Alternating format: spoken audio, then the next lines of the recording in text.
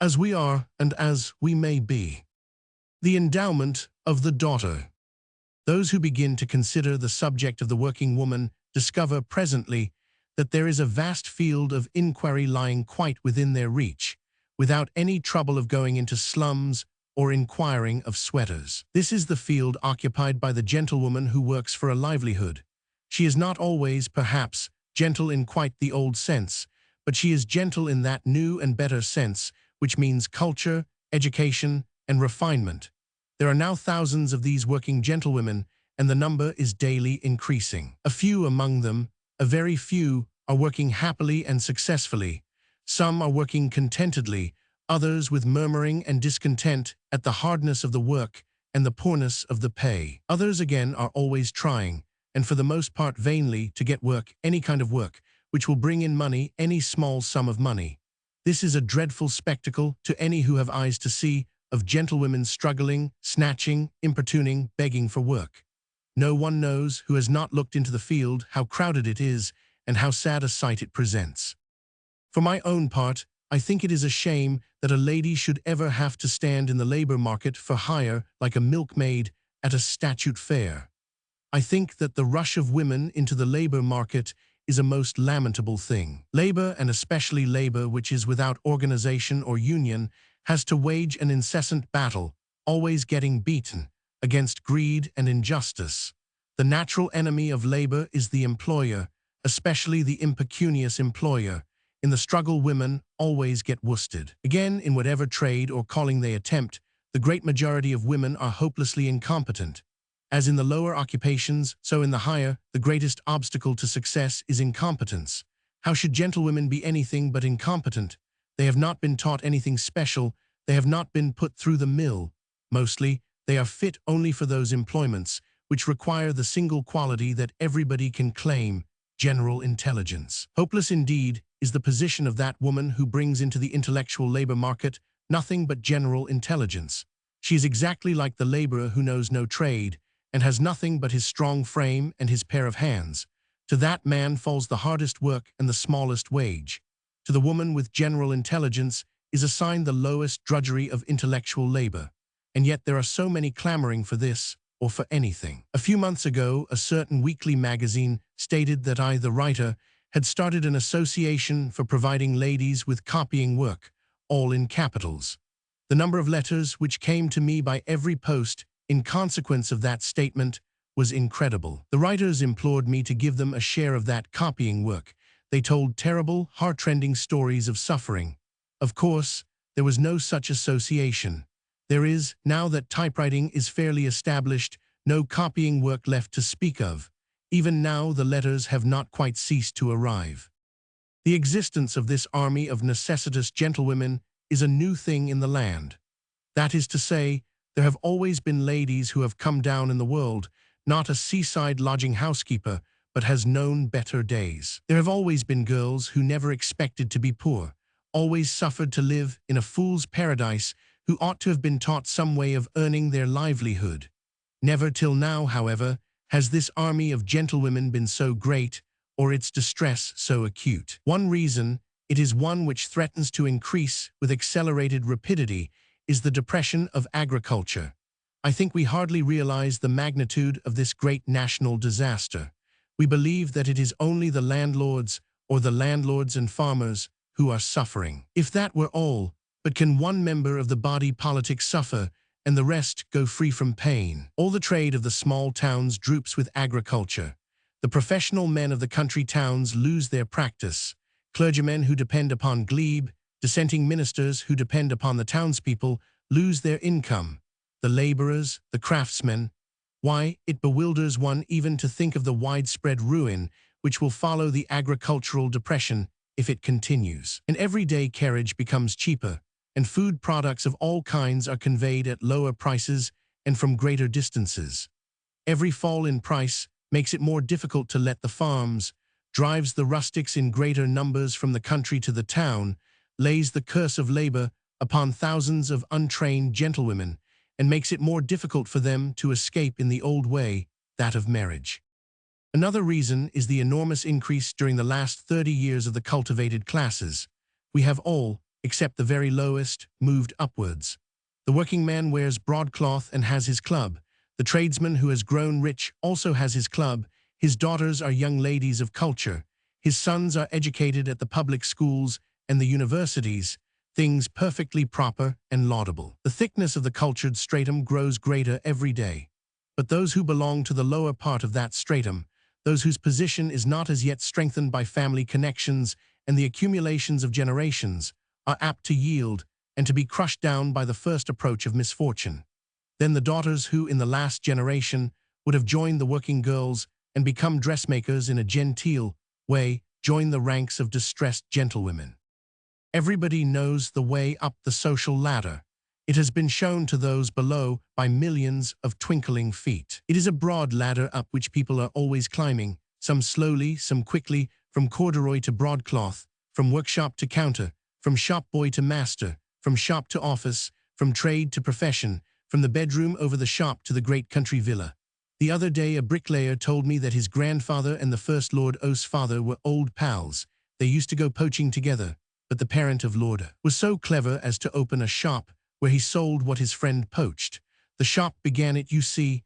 The way up is known to everybody, but there is another way which we seldom regard. It is the way down again.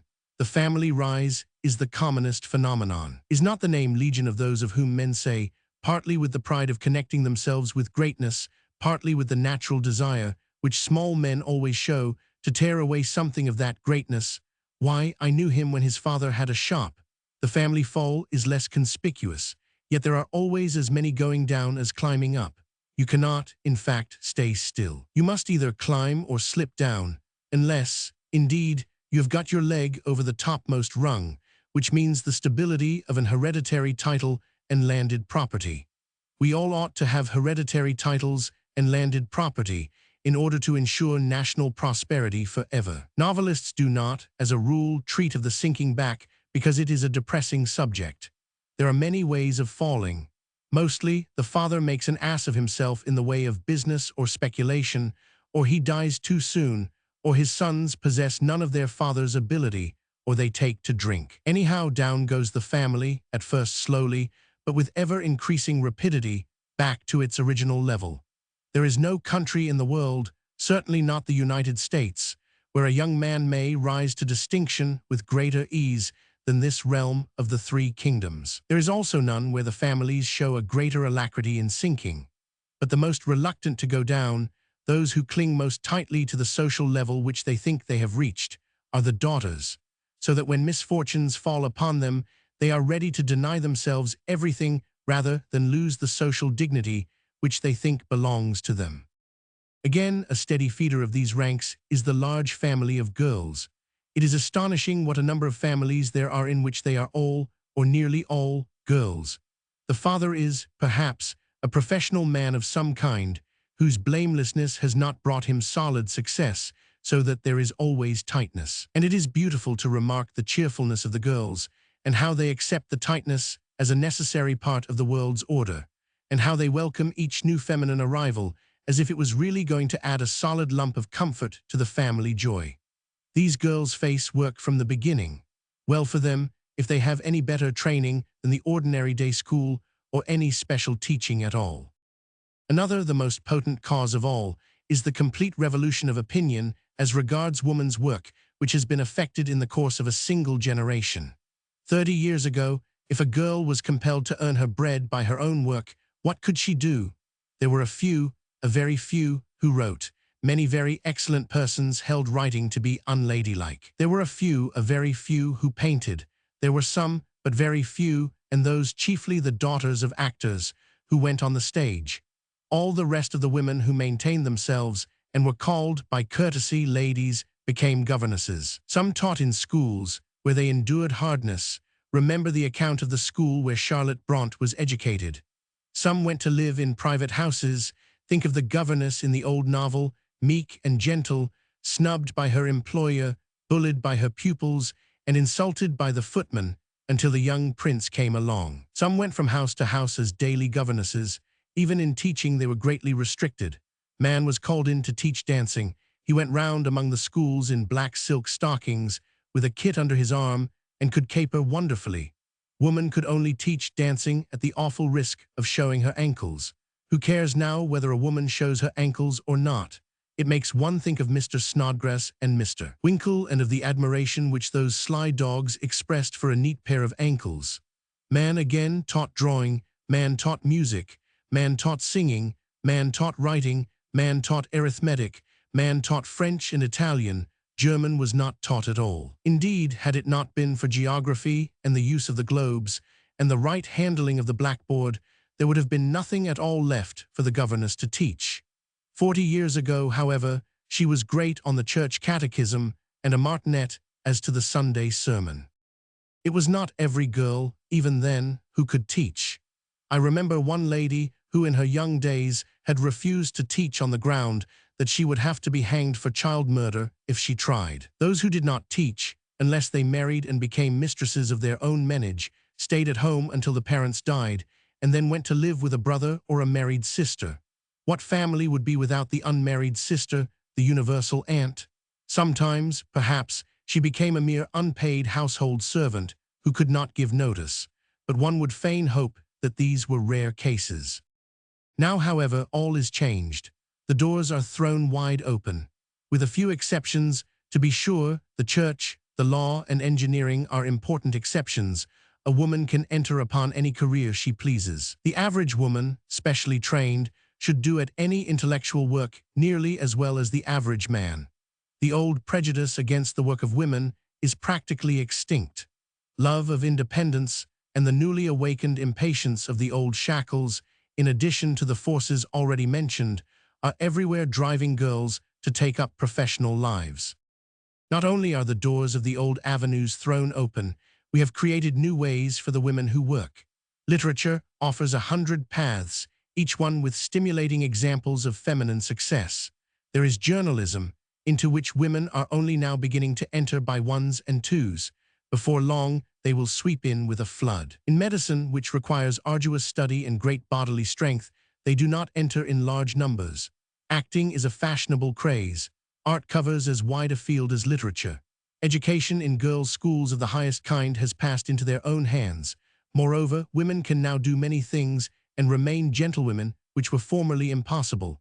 Some keep furniture shops, some are decorators, some are dressmakers, some make or sell embroidery. In all these professions, two things are wanting: natural aptitude and special training. Unfortunately, the competition is encumbered and crowded with those who have neither, or else both imperfectly, developed. The present state of things is somewhat as follows. The world contains a great open market, where the demand for first-class work of every kind is practically inexhaustible. In literature, everything really good commands instant attention, respect, and payment, but it must be really good. Publishers are always looking about for genius. Editors, even the much-abused editors, are always looking about for good and popular writers, but the world is critical. To become popular requires a combination of qualities, which includes special training, education, and natural aptitude. Art, again, in every possible branch, offers recognition and pay for good work, but it must be really good. The world is even more critical in art than in literature. In the theater, managers are always looking about for good plays, good actors, and good actresses. In scholarship, women who have taken university honors command good salaries and an honorable position if they can teach. In music, a really good composer, player, or singer is always received with joy and the usual solid marks of approval. In this great open market, there is no favoritism possible, because the public, which is scornful of failure, making no allowance, and receiving no excuses, is also generous and quick to recognize success. In this market, clever women have exactly the same chances as clever men. Their work commands the same price. George Eliot is as well paid as Thackeray, and the market is full of the most splendid prizes, both of praise and pudding. It is a most wonderful market. In all other markets, the stalls are full of good things which the vendors are anxious to sell, but cannot. In this market, nothing is offered, but it is snapped up greedily by the buyers. There are even, indeed, men who buy up the things before they reach the open market. In other markets, the cry of those who stand at the stalls is buy, buy, buy. In this market, it is the buyers who cry out continually, bring out more wares to sell. Only to think of this market, and of the thousands of gentlewomen outside, fills the heart with sadness. For outside there is quite another kind of market. Here there are long lines of stalls behind which stand the gentlewomen eagerly offering their wares. Alas, here is art in every shape, but it is not the art which we can buy. Here are painting and drawing, here are colored photographs, painted china, art embroideries, and fine work. Here are offered original songs and original music. Here are standing long lines of those who want to teach, and are most melancholy because they have no degree or diploma and know nothing. Here are standing those who wait to be hired, and who will do anything in which general intelligence will show the way. Lastly, there is a whole quarter, at least a quarter, of the market filled with stalls covered with manuscripts, and there are thousands of women offering these manuscripts. The publishers and the editors walk slowly along before the stalls and receive the manuscripts, which they look at and then lay down, though their writers weep and wail and wring their hands. Presently there comes along a man greatly resembling in the expression of his face the wild and savage wolf trying to smile. His habit is to take up a manuscript, and presently to express, with the aid of strange oaths and ejaculations, wonder and imagination. "Forgad, madam," he says, "'tis fine, 'twill take the town by storm. 'Tis an immortal piece, your own, madam, truly 'tis wonderful. Nay, madam, but I must have it. 'Twill cost you for the printing of it a paltry £60 or so, and for return, believe me, 'twill prove a new Potosi." This is the confidence trick under another form. The unfortunate woman begs and borrows the money, of which she will never again see one farthing, and if her book be produced, no one will ever buy a copy. The women at these stalls are always changing. They grow tired of waiting when no one will buy, they go away. A few may be traced. They become typewriters. They become cashiers in shops. They sit in the outer office of photographers and receive the visitors. They devil for literary men. They make extracts. They conduct researches and look up authorities. They address envelopes. Some, I suppose, go home again and contrive to live somehow with their relations. What becomes of the rest no man can tell. Only when men get together and talk of these things, it is whispered that there is no family, however prosperous, but has its unsuccessful members, no house, however great, which has not its hangers-on and followers, like the ribauderie of an army, helpless and penniless. Considering, therefore, the miseries, drudgeries, insults, and humiliations which await the necessitous gentlewoman in her quest for work and a living, and the fact that these ladies are increasing in number and likely to increase, I venture to call attention to certain preventive steps which may be applied, not for those who are now in this hell, but for those innocent children whose lot it may be to join the hapless band. The subject concerns all of us who have to work, all who have to provide for our families. It concerns every woman who has daughters. It concerns the girls themselves to such a degree that, if they knew or suspected the dangers before them, they would cry aloud for prevention, they would rebel, they would strike the fifth commandment out of the tables. So great, so terrible are the dangers before them. The absolute duty of teaching girls who may at some future time have to depend upon themselves some trade, calling, or profession seems a mere axiom, a thing which cannot be disputed or denied. Yet it has not even begun to be practiced. If any thought is taken at all of this contingency, general intelligence is still relied upon. There are, however, other ways of facing the future. In France, as everybody knows, no girl born of respectable parents is unprovided with a dot. There is no family, however poor, which does not strive and save in order to find their daughter some kind of dot. If she has no dot, she remains unmarried. The amount of the dot is determined by the social position of the parents.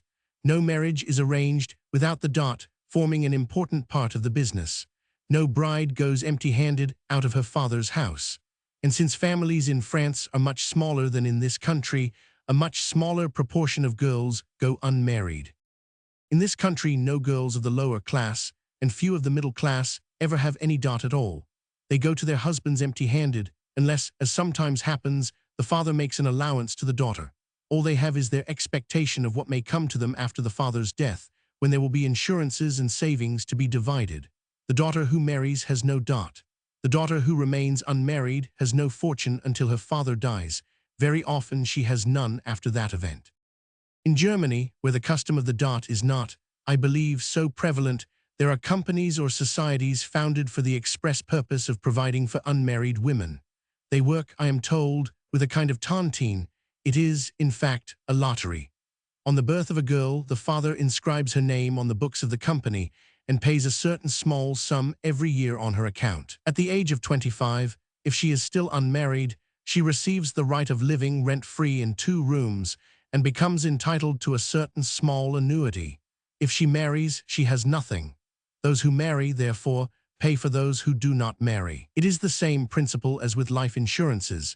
Those who live long pay for those who die young. If we assume, for instance, that 4 girls out of 5 marry, which seems a fair proportion, the 5th girl receives 5 times her own premium. Suppose that her father has paid £5 a year for her for 21 years, she would receive the amount, at compound interest, of £25 a year for 21 years, namely, about £1,000. Only consider what £1,000 may mean to a girl. It may be invested to produce £35 a year, that is to say, 13s, 6d, a week. Such an income, paltry as it seems, may be invaluable. It may supplement her scanty earnings. It may enable her to take a holiday. It may give her time to look about her. It may keep her out of the sweater's hands. It may help her to develop her powers and to step into the front rank. What gratitude would not the necessitous gentlewoman bestow upon any who would endow her with 13s, 6d, a week? Why, there are homes where she could live in comfort on 12s and have a solid ones, 6d, to spare. She would even be able to give alms to others not so rich. Take then £1,000, £35 a year, as a minimum. Take the case of a professional man who cannot save much, but who is resolved on endowing his daughters with an annuity of at least £35 a year. There are ways and means of doing this which are advertised freely and placed in everybody's hands, yet they seem to fail in impressing the public. One does not hear among one's professional friends of the endowment of girls, yet one does hear constantly that someone is dead and has left his daughters without a penny. First of all, the rules and regulations of the post office, which are published every quarter, provide what seems the most simple of these ways. I take one table only, that of the cost of an annuity deferred for 25 years. If the child is 5 years of age and under 6, an annuity of £1 beginning after 25 years can be purchased for a yearly premium of 12s, 7d, or for a payment of 12 £3s, 8d, the money to be returned in case of the child's death. An annuity of £35, therefore, would cost a yearly premium of £22 5d, or a lump sum of £426 8s, 4d. One or two of the insurance companies have also prepared tables for the endowment of children. I find, for instance, in the tables issued by the North British and Mercantile that an annual payment of £3.11s begun at infancy will insure the sum of £100 at 21 years of age, with the return of the premium should the child die, or that £35.10s paid annually will insure the sum of £1,000. There is also in these tables a method of payment by which, should the father die and the premiums be therefore discontinued, the money will be paid just the same. No doubt, if the practice were to spread, every insurance company would take up this kind of business. It is not every young married man who could afford to pay so large a sum of money as £426 in one lump. On the contrary, very few indeed could do so. But suppose, which is quite possible, that he were to purchase, with the first £12 he could save, a deferred annuity of £1 for his child, and so with the next £12, and so with the next, until he had placed her beyond the reach of actual destitution. And suppose, again, that his conscience was so much awakened to the duty of thus providing for her that amusement and pleasure would be postponed or curtailed until this duty was performed, just as amusement is not thought of until the rent and taxes and housekeeping are first defrayed. In that case, there would be few young married people, indeed, who would not speedily be able to purchase this small annuity of £35 a year. And with every successive payment, the sense of the value of the thing, its importance, its necessity, would grow more and more in the mind, and with every payment would increase the satisfaction of feeling that the child was removed from destitution by £1 a year more. It took a very long time to create in men's minds the duty of life insurance. That has now taken so firm a hold on people that, although the English bride brings no dot, the bridegroom is not permitted to marry her until he settles a life insurance upon her. When once the mother thoroughly understands that by the exercise of a little more self-denial her daughter can be rendered independent for life, that self-denial will certainly not be wanting. Think of the vast sums of money which are squandered by the middle classes of this country, even though they are more provident than the working classes. The money is not spent in any kind of riot, not at all. The middle classes are, on the whole, most decorous and sober. It is spent in living just a little more luxuriously than the many changes and chances of mortal life should permit. It is by lowering the standard of living that the money must be saved for the endowment of the daughters, and since the children cost less in infancy than when they grow older, it is then that the saving must be made. Everyone knows that there are thousands of young married people who can only by dint of the strictest economy make both ends meet. It is not for them that I speak. Another voice, far more powerful than mine, should thunder into their hearts the selfishness and the wickedness of bringing into the world children for whom they can make no provision whatever, and who are destined to be thrown into the battlefield of labor provided with no other weapons than the knowledge of reading and writing. It is bad enough for the boys, but as for the girls, they had better have been thrown as soon as born to the lions. I speak rather to those who are in better plight, who live comfortably upon the year's income, which is not too much, and who look forward to putting their boys in the way of an ambitious career and to marrying their daughters. But as for the endowment of the girls, they have not even begun to think about it. Their conscience has not been yet awakened, their fears not yet aroused. They look abroad and see their friends struck down by death or disaster, but they never think it may be their turn next. And yet the happiness to reflect, if death or disaster does come, that your girls are safe. One sees here, besides, a splendid opening for the rich uncle, the benevolent godfather, the affectionate grandfather, the kindly aunt, the successful brother. They will come bearing gifts, not the silver cup, if you please, but the deferred annuity. I bring you, my dear, in honor of your little Molly's birthday, an increase of £5 to her deferred annuity. This makes it up to £20, and the money box getting on, you say, to another £1. Capital, we shall have her £35 in no time now. What a noble field for the uncle. The endowment of the daughter is essentially a woman's question. The bride, or at least her mother for her, ought to consider that, though every family quiver varies in capacity with the income, her own lot may be to have a quiver full. Heaven forbid, as Montaigne said, that we should interfere with the feminine methods, but common prudence seems to dictate the duty of this forecast. Let, therefore, the demand for endowment come from the bride's mother. All that she would be justified in asking of a man whose means are as yet narrow would be such an endowment, gradually purchased, as would keep the girls from starvation. For my own part, I think that no woman should be forced to work at all, except at such things as please her. When a woman marries, for instance, she voluntarily engages herself to do a vast quantity of work. To look after the house and to bring up the children involves daily, unremitting labor and thought. If she has a vocation for any kind of work, as for art or letters or teaching, let her obey the call and find her happiness. Generally she has none. The average woman, I make this statement with complete confidence, hates compulsory work. She hates and loathes it. There are, it is true, some kinds of work which must be done by women. Well, there will always be enough for those occupations among women who prefer work to idleness. There is another very serious consideration. There is only so much work, a limited quantity, in the world, so many hands for whom occupation can be found, and the number of hands wanted does not very greatly exceed that of the male hands ready for it.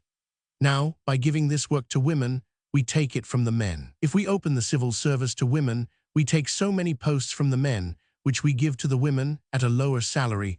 If they become cashiers, accountants, clerks, they take these places from the men at a lower salary. Always they take lower pay and turn the men out. Well, the men must either go elsewhere or they must take the lower pay. In either case, the happiest lot of all, that of marriage, is rendered more difficult because the men are made poorer. The position of the toiler becomes harder because he gets worse pay. then man's sense of responsibility for the women of his family is destroyed. Nay, in some cases the men actually live, and live contentedly, upon the labor of their wives. But when all is said about women, and their rights and wrongs, and their work and place, and their equality and their superiority, we fall back at last upon nature. There is still, and will always remain with us, the sense in man that it is his duty to work for his wife, and the sense in woman that nothing is better for her than to receive the fruits of her husband's labor. Let us endow the daughters, those who are not clever, in order to save them from the struggles of the incompetent and the hopelessness of the dependent, those who are clever so as to give them time for work and training. The breadwinner may die, his powers may cease, he may lose his clients, his reputation, his popularity, his business. In 1,000 forms misfortune and poverty may fall upon him. Think of the happiness with which he would then contemplate that endowment of a deferred annuity, and the endowment will not prevent or interfere with any work the girls may wish to do. It will even help them in their work. My brothers, let our girls work if they wish. Perhaps they will be happier if they work. Let them work at whatever kind of work they may desire, but not, oh not, because they must. 1888. From 13 to 17. In the history of every measure designed for the amelioration of the people, there may be observed 4 distinct and clearly marked stages. First, there is the original project, fresh from the brain of the dreamer, glowing with the colors of his imagination, a figure fair and strong as the newly born Athene. By its single-handed power mankind are to be regenerated, and the millennium is to be at once taken in hand. There are no difficulties which it will not at once clear away. There are no obstacles which will not vanish at its approach, as the morning mist is burned up by the newly risen sun. The dreamer creates a school, and presently among his disciples there arises one who is practical enough to reduce the dream to a possible and working scheme. The advocates of the cause are still, however, a good way from getting the scheme established. The battle with the opposition follows, in which one has to contend, first with those who cannot be touched by any generous aims, always a pretty large body, next with those who are afraid of the people, and lastly with those who have private interests of their own to defend. The triumph which presently arrives by no means concludes the history of the agitation, because there is certain to follow at no distant day the discovery that the measure has somehow failed to achieve those glorious results which were so freely promised. It has, in fact, gone to swell the pages of that chronicle, not yet written, which may be called the history of the well-intentioned. The emancipation of the West Indian slaves, for instance, has not been accompanied by the burning desire for progress, industrial, artistic, or educational, which was confidently anticipated. Quite the contrary. Yet, which is a point which continually recurs in the history of the well-intentioned, one would not, if it were possible, go back to the former conditions. It is better that the Negro should lie idle and sleep in the sun all his days than that he should work under the overseer's lash. For the free man there is always hope, for the slave there is none. Again, the first apostles of cooperation expected nothing less than that their ideas would be universally, immediately, and ardently adopted. That was a good many years ago. The method of cooperation still offers the most wonderful vision of universal welfare, easily attainable on the simple condition of honesty ever put before humanity. Yet we see how little has been achieved and how numerous have been the failures. Again, though the advantages of temperance are continually preached to working men, beer remains the national beverage. Yet even those of us who would rather see the working classes sober and self-restrained than water drinkers by act of parliament or solemn pledge, acknowledge how good it is that the preaching of temperance was begun. Again, we have got most of those points for which the Chartists once so passionately struggled.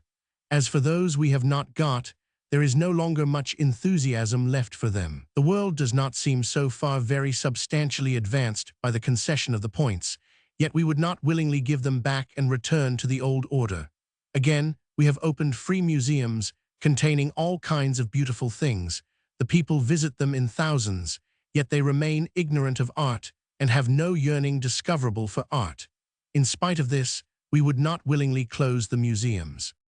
The dreamer, in fact, leaves altogether out of his reckoning certain factors of humanity which his first practical advocate only partially takes into account.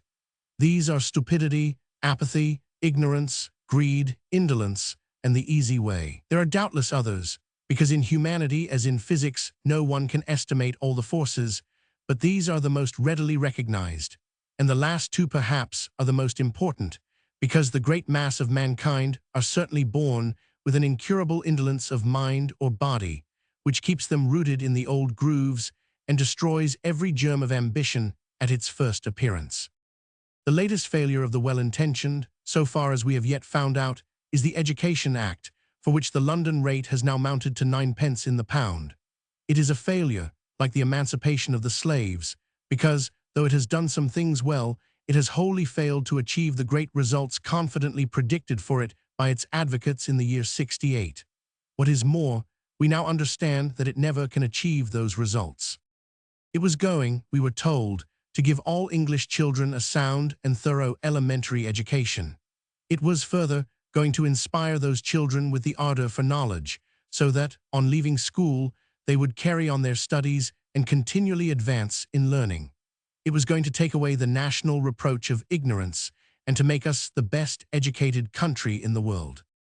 As for what it has done and is doing, the children are taught to read, write, cipher, and spell, this accomplishment being wholly useless to them and its mastery a sheer waste of time. They are also taught a little singing and a few other things, and in general terms the board schools do, I suppose, impart as good an education to the children as the time at their disposal will allow. They command the services of a great body of well-trained, disciplined, and zealous teachers, against whose intelligence and conscientious work nothing can be alleged. And yet, with the very best intentions of board and teachers, the practical result has been, as is now maintained, that but a very small percentage of all the children who go through the schools are educated at all. This is an extremely disagreeable discovery. It is, however, as will presently be seen, a result which might have been expected. Those who looked for so splendid an outcome of this magnificent educational machinery, this enormous expenditure, forgot to take into account 2 or 3 very important factors. They were, first, those we have already indicated, stupidity, apathy, and indolence, and next, the exigencies and conditions of labor. These shall be presently explained. Meantime, the discovery once made, and once plainly stated, seems to have been frankly acknowledged and recognized by all who are interested in educational questions. It has been made the subject of a great meeting at the Mansion House, which was addressed by men of every class. And it has, further, which is a very valuable and encouraging circumstance, been seriously taken up by the trades unions and the working men. As for the situation, it is briefly as follows. The children leave the board schools, for the most part at the age of 13, when they have passed the standard which exempts them from further attendance, or if they are half-timers, they remain until they are 14. At this ripe age, when the education of the richer class is only just beginning, these children have to leave school and begin work. Whatever kind of work this may be, it is certain to involve a day's labor of 10 hours. It might be thought, at one time it was fully expected, that the children would by this age have received such an impetus and imbibed so great a love for reading that they would of their own accord continue to read and study on the lines laid down, and eagerly make use of such facilities as might be provided for them. In the history of the well-intentioned, we shall find that we are always crediting the working classes with virtues which no other class can boast. In this case, we credited the children of working men with a clear insight into their own best interests, with resolution and patience, with industry, with the power of resisting temptation, and with the strength to forgo present enjoyment. This is a good deal to expect of them, but apply the same situation to a boy of the middle class. He is taken from school at 16 and sent to a merchant's office or a shop. Here he works from 9 till 6, or perhaps later. How many of these lads, when their day's work is over, what proportion of the whole, make any attempt at all to carry on their education or to learn anything new? For instance, there are 2 things, the acquisition of which doubles the marketable value of a clerk. One is a knowledge of shorthand, and the other is the power of reading and writing a foreign language.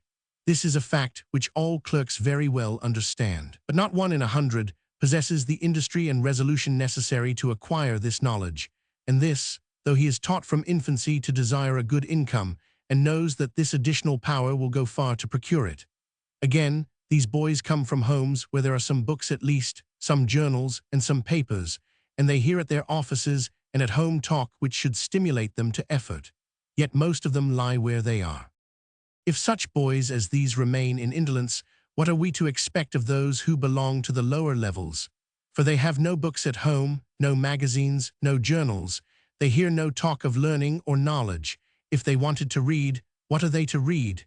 And where are they to find books? Free libraries are few and far between. In all London, for instance, I can find but 5 or 6. They are those at the Guildhall, Bethnal Green, Westminster, Camden Town, Notting Hill, and Knightsbridge. Put a red dot upon each of these sites on the map of London, and consider how very small can be the influence of these libraries over the whole of this great city. Boys and girls at 13 have no inclination to read newspapers. There remains, therefore, nothing but the penny novelette for those who have any desire to read at all.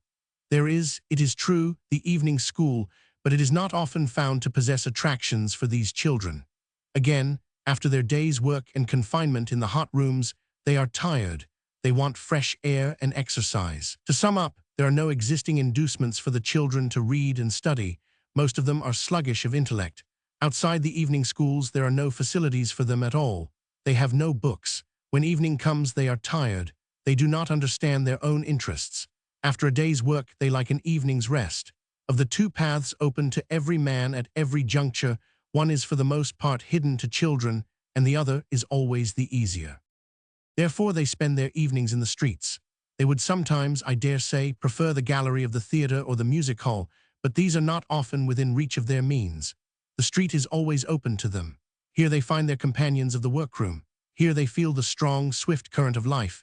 Here something is always happening. Here there are always new pleasures. Here they can talk and play, unrestrained, left wholly to themselves, taking for pattern those who are a little older than themselves. As for their favorite amusements and their pleasures, they grow yearly coarser. As for their conversation, it grows continually viler, until Zola himself would be ashamed to reproduce the talk of these young people. The love which these children have for the street is wonderful. No boulevard in the world, I am sure, is more loved by its frequenters than the Whitechapel Road, unless it be the High Street, Islington. Especially is this the case with the girls. There is a certain working girls' club with which I am acquainted whose members, when they leave the club at 10, go back every night to the streets and walk about till midnight. They would rather give up their club than the street. As for the moral aspect of this roaming about the streets, that may for a moment be neglected. Consider the situation from an educational point of view. How long, do you think, does it take to forget almost all that the boys and girls learned at school? The garden, says one who knows, which by daily culture has been brought into such an admirable and promising condition, is given over to utter neglect. The money, the time, the labor bestowed upon it are lost. In the first 2 years after leaving school, it is said that they have forgotten everything.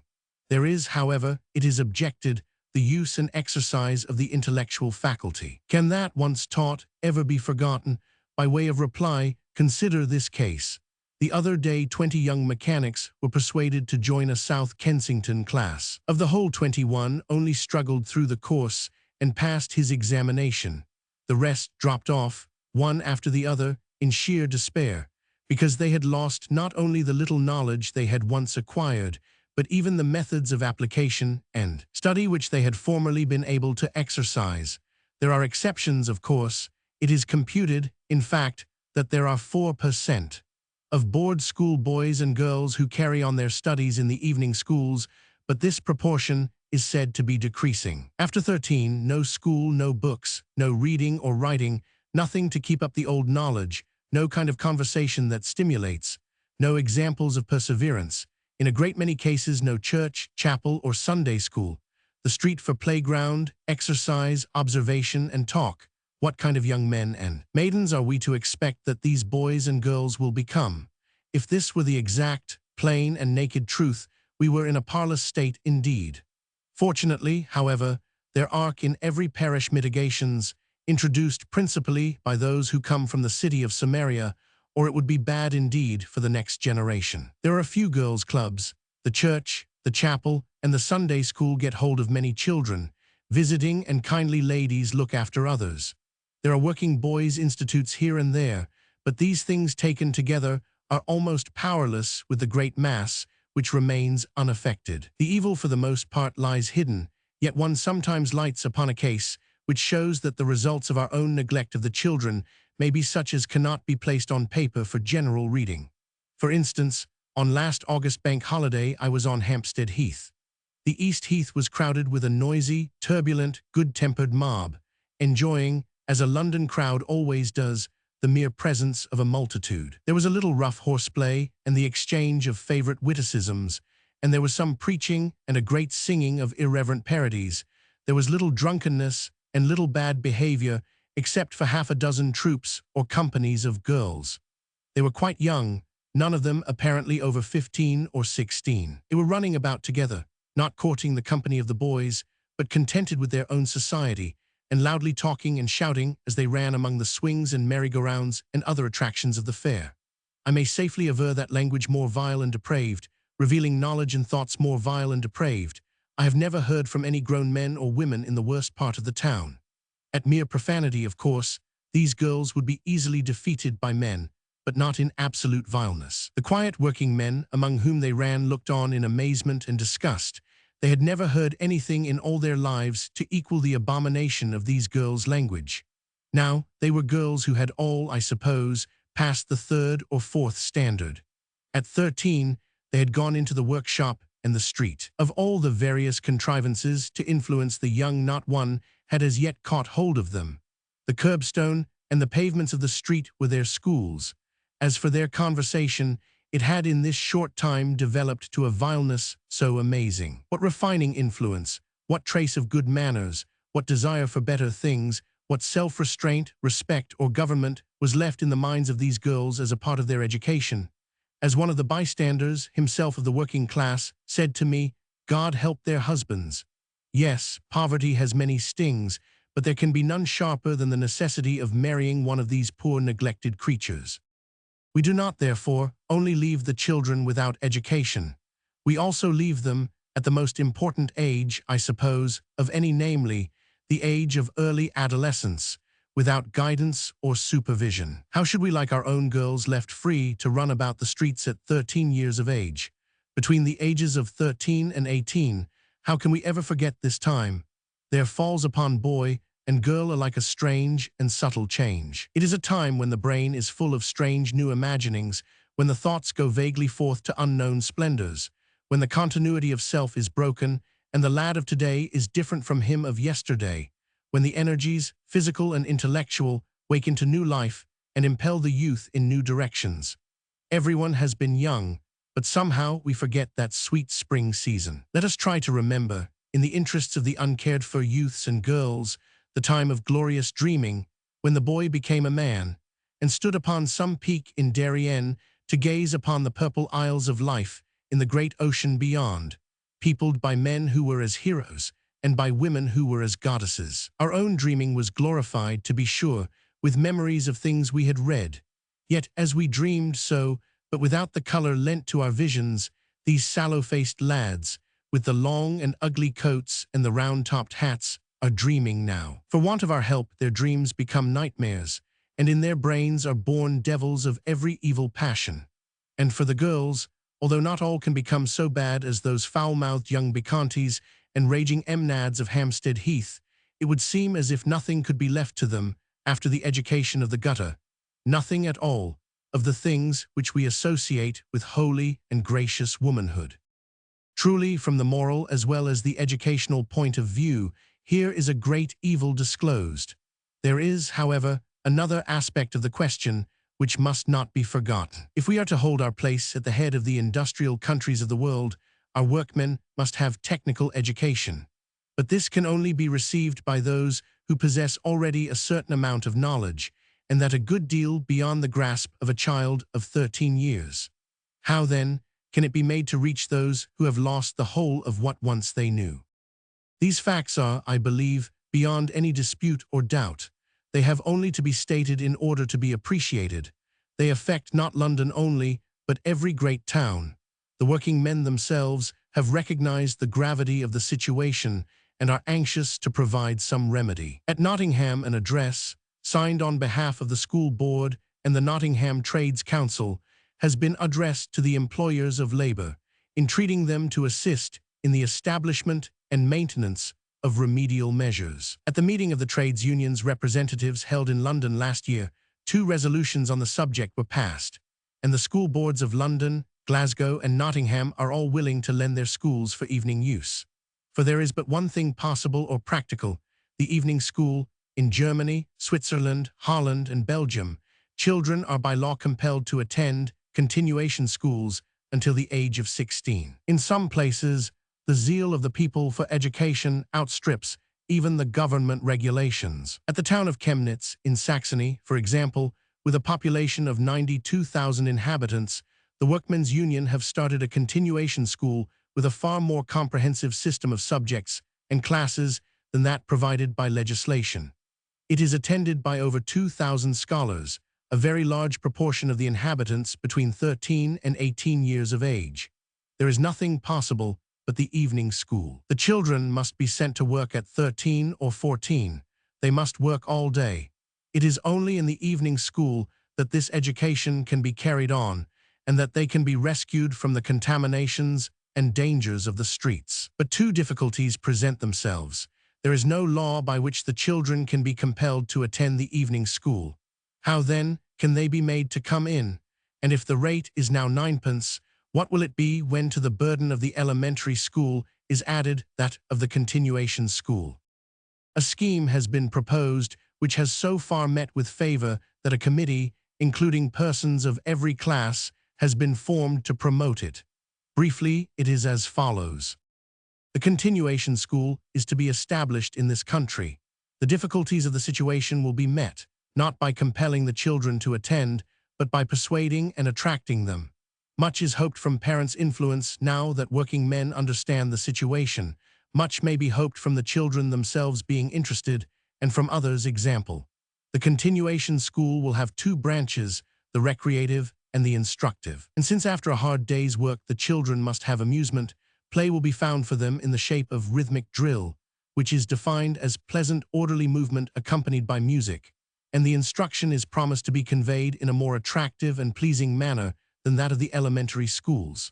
The latter announcement is at first discouraging, because effective teaching must require intellectual exercise and application, which may not always prove attractive. As regards the former, it seems as if the projectors were really going at last to recognize dancing as one of the most delightful, healthful, and innocent amusements possible. I am quite sure that if we can only make up our minds to give the young people plenty of dancing, they will gratefully, in exchange, attend any number of science classes. Next, there will be singing, a great deal of singing, of course, in parts, which will still further lead to that orderly association of young men and maidens which is so desirable a thing and so wholesome for the human soul. There will also be classes in drawing and design, the very commencement of technical instruction and the necessary foundation of skilled handicraft. There will be for boys classes in some elementary science bearing on their trade. For girls there will be lessons in domestic economy and elementary cooking. And for both boys and girls there will be classes in those minor arts which are just now coming to the front, such as modeling, woodcarving, repousse work, and so forth. In fact, if the children can only be persuaded to come in, or can be hailed in from the streets, there is no end at all to the things which may be taught them. As regards the management of these schools, it seems as if we could hardly do better than follow the example of Nottingham. Here they have already 5 evening schools, and 7 working men are appointed managers for each school. The work is thus made essentially democratic. These managers have begun by calling upon clergymen, Sunday school teachers, employers of labor, leaders of trades unions, and one supposes, pers de famille generally, to use their influence in making children attend these schools. The management of such schools by the people is a feature of the greatest interest and importance. As regards the girls' schools, it is suggested that lady managers should be appointed for each school. Alas, it is not yet thought possible or desirable that working women should be appointed. Then follows the question of expense. It cannot be supposed that the ratepayer is going to look on with indifference to so great an additional burden as this stupendous work threatens to lay upon him. But let him rest easy. It is not proposed to add 1 penny to the rates. The schools are to cost nothing. a fact which will add greatly to their popularity and assist their establishment. It is proposed to pay the necessary expenses of board school teachers' work. There will be nothing to pay for the use of the buildings, by the government grant for drawing, and for one other specific class subject. Next, a small additional grant will be asked for singing, and one for modeling, carving, or design. The standards must be divided in the evening schools, and there must be necessarily a more elastic method of examination adopted for the evening than for the day schools, one which will be more observant of intelligence than careful of memory concerning facts. Still, when all the aid that can be expected is got from the government grants, the schools will not be self-supporting. Here, then, comes in the really novel part of the project. The rest must be supplied by voluntary work. The trained staff of the school board teachers will instruct the classes in those subjects required or sanctioned by the department for which grants are made.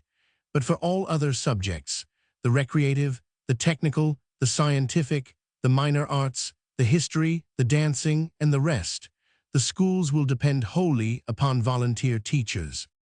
We must not disguise the audacity of the scheme. There are, I believe, in London alone 120 schools, for which 2,400 volunteers will be required. They must not be mere amateurs or kindly, benevolent people who will lightly or in a fit of enthusiasm undertake the work, and after a month or so throw it over in weariness of the drudgery. They must be honest workers, who will give thought and take trouble over the work they have in hand, who will keep to their time, stick to their engagement, study the art of teaching, and be amenable to order and discipline. Are there so many as 2,400 such teachers to be found in London, without counting the many thousands wanted for the rest of the country? It seems a good-sized army of volunteers to raise. Let us, however, consider. First, there is the hopeful fact that the Sunday School Union numbers 12,000 teachers, all voluntary and unpaid, in London alone.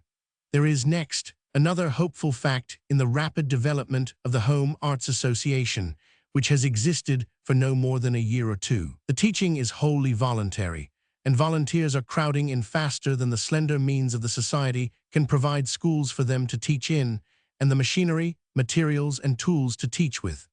Even with these facts before us, the projector and dreamer of the scheme may appear a bold man when he asks for 2,400 men and women to help him, not in a religious, but a purely secular scheme. Yet it may not appear to many people purely secular when they remember that he asks for this large army of unselfish men and women, so unselfish as to give some of their time, thought, and activity for nothing, not even praise, but only out of love for the children, from a population of 4 millions, all of whom have been taught, and most believe, that self-sacrifice is the most divine thing that man can offer.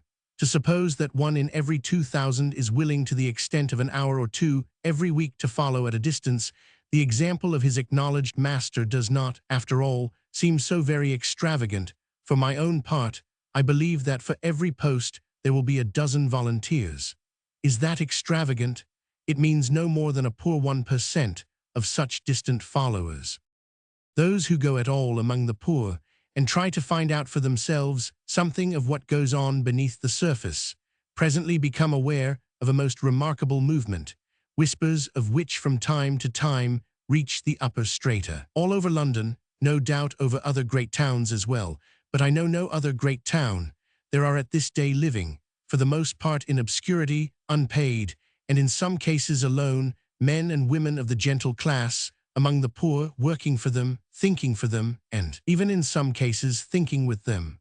One such case, I know, where a gentlewoman has spent the greater part of her life among the industrial poor of the East End, so that she has come to think as they think, to look on things from their point of view, though not to talk as they talk. Some of these men are vicars, curates, nonconformist ministers, Roman Catholic clergymen. Some of the women are Roman Catholic sisters and nuns. Others are sham nuns, Anglicans, who seem to find that an ugly dress keeps them more steadily to their work. Others are deaconesses or Bible women, some again, and it is to these that one turns with the greatest hope. They may or may not be actuated by religious motives, are bound by no vows, nor tied to any church. When 20 years ago Edward Denison went to live in Philpot Lane, he was quite alone in his voluntary work. He had no companion to try that experiment with him. Now he would be one of many. At Toynbee Hall are gathered together a company of young and generous hearts who give their best without grudge or stint to their poorer brethren. There are rich men who have retired from the haunts of the wealthy and voluntarily chosen to place their homes among the poor. There are men who work all day at business and in the evening devote themselves to the care of working boys. There are women, under no vows, who read in hospitals, preside at cheap dinners, take care of girls' clubs, collect rents, and in 1,000 ways bring light and kindness into dark places. The clergy of the established church, who may be regarded as almoners and missionaries of civilization rather than of religion, seeing how few of the poor attend their services, can generally command voluntary help when they ask for it. Voluntary work in generous enterprise is no longer, happily, so rare that men regard it with surprise, yet it belongs essentially to this century and almost to this generation. Since the Reformation, the work of English charity presents three distinct aspects. First came the foundation of almshouses and the endowment of doles.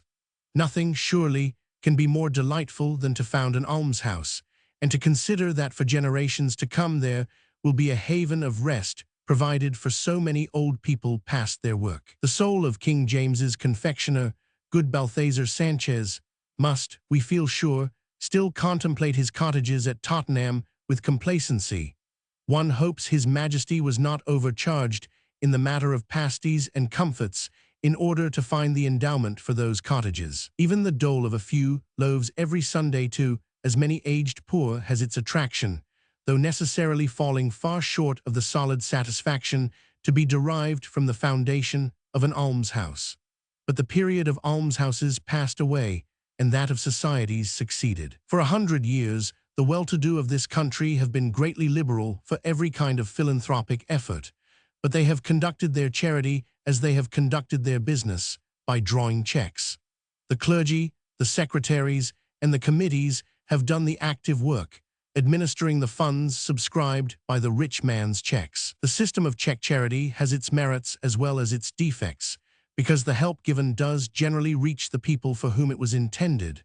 Compared, however, with the real thing, which is essentially personal, it may be likened unto the good old method, which gave the rich man so glorious an advantage of getting into heaven by paying for masses. Its principal defect is that it keeps apart the rich and poor, creates and widens the breach between classes, causing those who have the money to consider that it is theirs by divine right, and those who have it not to forget that the origin of wealth is thrift and patience and energy, and that the way to wealth is always open for all who dare to enter and to practice these virtues. It has been reserved for this century, almost for this generation, to discover that the highest form of charity is personal effort and self-sacrifice. It has also been reserved for this time to show that what was only possible in former times for those who were under vows, so that in old days they man or woman who was moved by the enthusiasm of humanity put on robe or veil and swore celibacy and obedience, can really be practiced quite as well without religious vows, peculiar dress, articles of religion, papal allegiance, or anything of the kind. The doubter, the agnostic, the atheist, may as truly sacrifice himself and give up his life for humanity as the most saintly of the faithful. There was an enthusiast 15 years ago who cheerfully endured prison and exile, poverty and persecution, for what seemed to him the one thing in the world desirable and necessary to mankind. I believe he was an atheist. Then came a time when, for a brief moment, the dream was realized, and immediately afterwards it crumbled to the dust. When all was lost, the poor old man arose, and bareheaded, his white hair flying behind him in the breeze, this martyr to humanity mounted a barricade, and stood there until the bullets brought him death. This is the enthusiasm which may be intensified, disciplined, and ennobled by religion, but it is independent of religion. It is a personal quality, like the power of feeling music or writing poetry. When it is encouraged and developed, it produces men and women who can only find their true happiness in renouncing all personal ambitions and giving up all hopes of distinction. They have hitherto sought the opportunity of satisfying this instinctive yearning in the church and in the convent. They have now found a readier, if not a happier way, with more liberty of action and fewer chains of rule and custom, outside the church as lay helpers. It seems to me, perhaps because I am old enough to have fallen under the influence of Morris's teaching, that a large part of this voluntary spirit is due to the writings of that great teacher and his followers. Certainly the College for Working Men and Women was founded by men of his school, and has grown and now flourishes exceedingly, and is a monument of voluntary effort sustained, passing from hand to hand, continually growing, and always bringing together more and more closely those who teach and those who are taught. Check charity may harden the heart of him who gives, and pauperize him who takes. That charity which is personal can neither harden nor pauperize. Considering these things, therefore, the impulse to personal effort which has fallen upon us, the greatness of the work that is to be done, the simplicity of the means to be employed, and the cooperation of the better kind of working men themselves, I cannot but think that the promoters of this scheme have only to hold up their hands in order to collect as many voluntary teachers as they wish to have. There is a selfish side to this scheme which ought not to be entirely overlooked. It is this: the wealth of Great Britain is not, as some seem to suppose, a gold mine into which we can dig at pleasure, nor is it a mine of coal or iron into which we can dig as the demand arises. Our wealth is nothing but the prosperity of the country, and this depends wholly on the industry, the patience, and the skill of the working man. Everything we possess is locked up, somehow or other, in industrial enterprise, or depends upon the success of industrial enterprise. Our railways, our ships, our shares of every kind, even the interest of our national debt, depend upon the maintenance of our trade. The dividends, even of gas and water companies, depend upon the successful carrying on of trade and manufactures. We may readily conceive of a time when, our manufactures ruined by superior foreign intelligence and skill, our railways earning no profit, our carrying trade lost, our agriculture destroyed by foreign imports, our farms without farmers, our houses without tenants.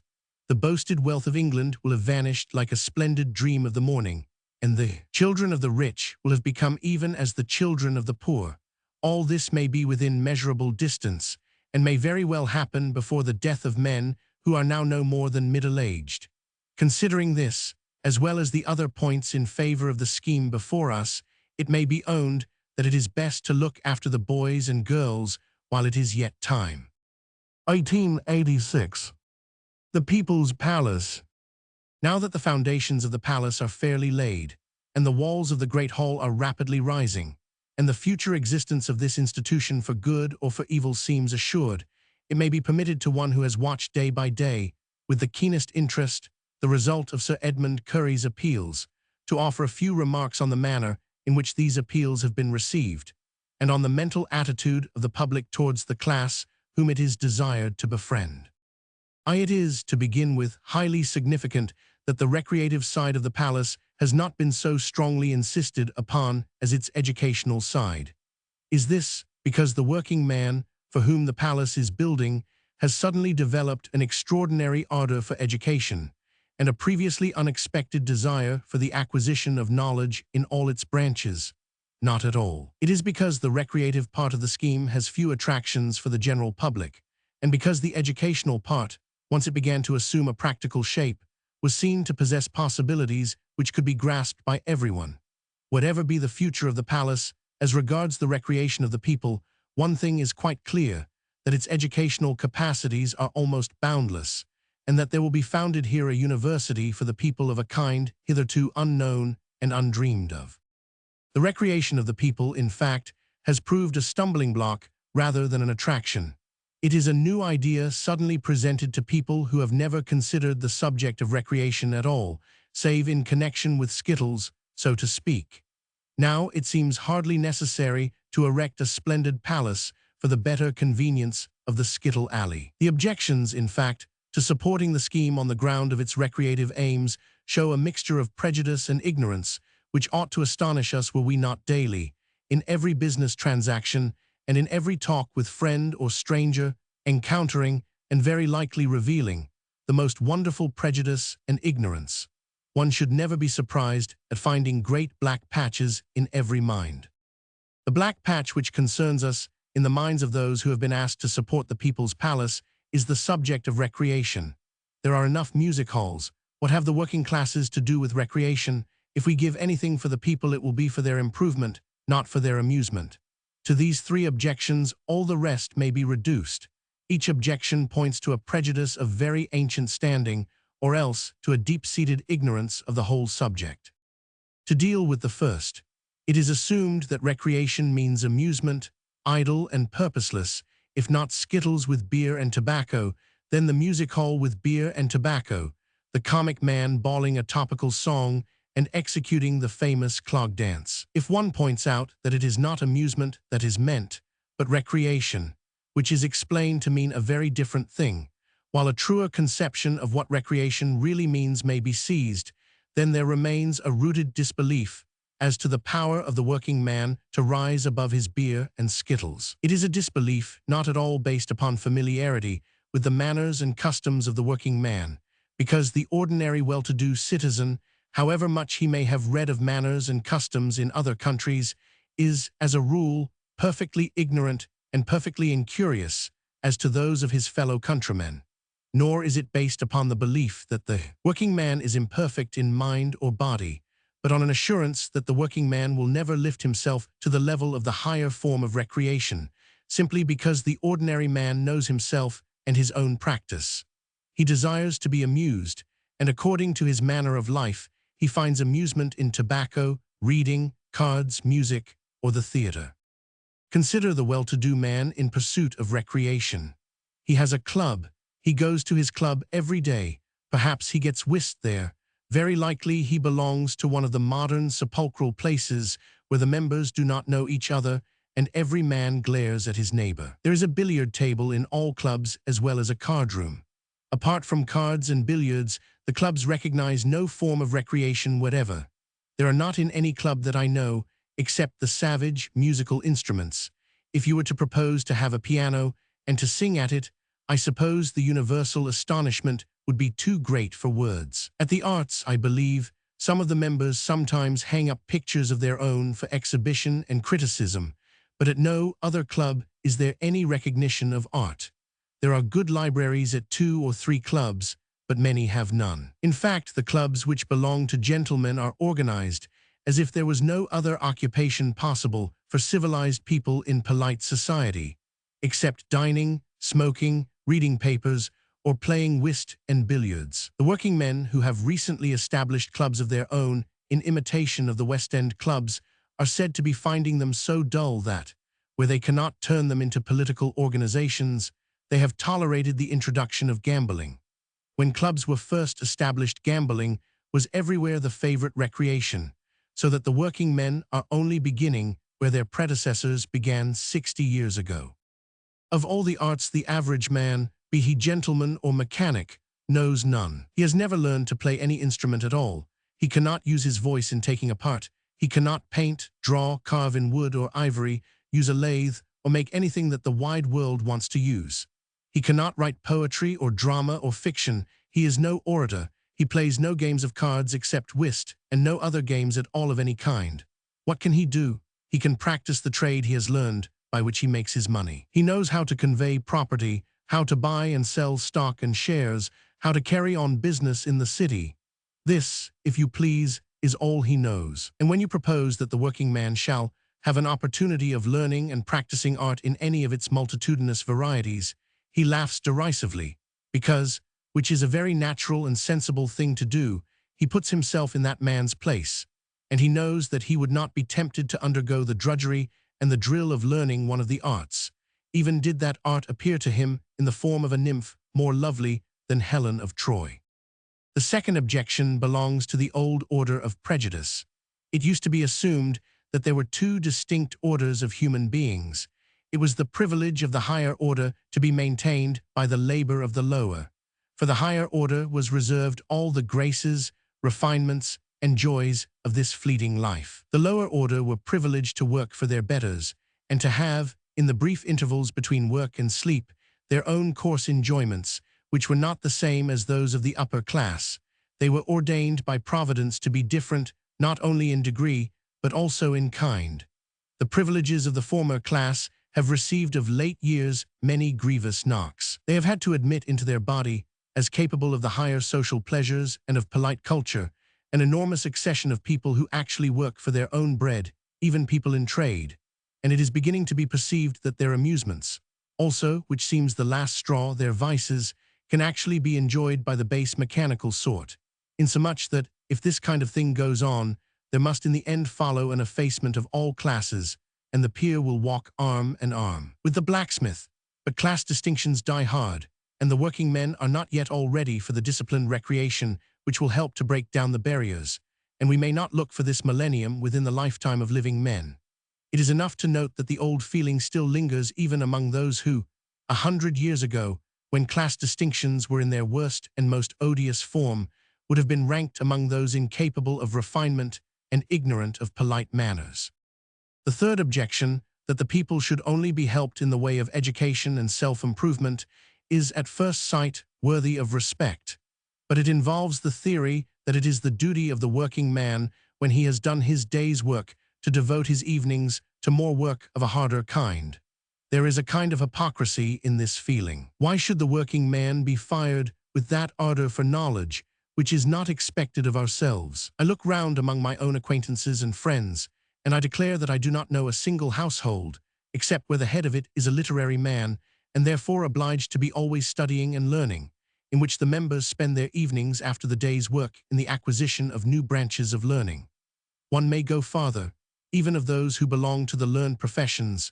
Few indeed there are who carry on their studies beyond the point where their knowledge has a marketable value. The doctor learns his craft as thoroughly as he can, and after he has passed, reads no more than is just necessary to keep his eyes open to new lights.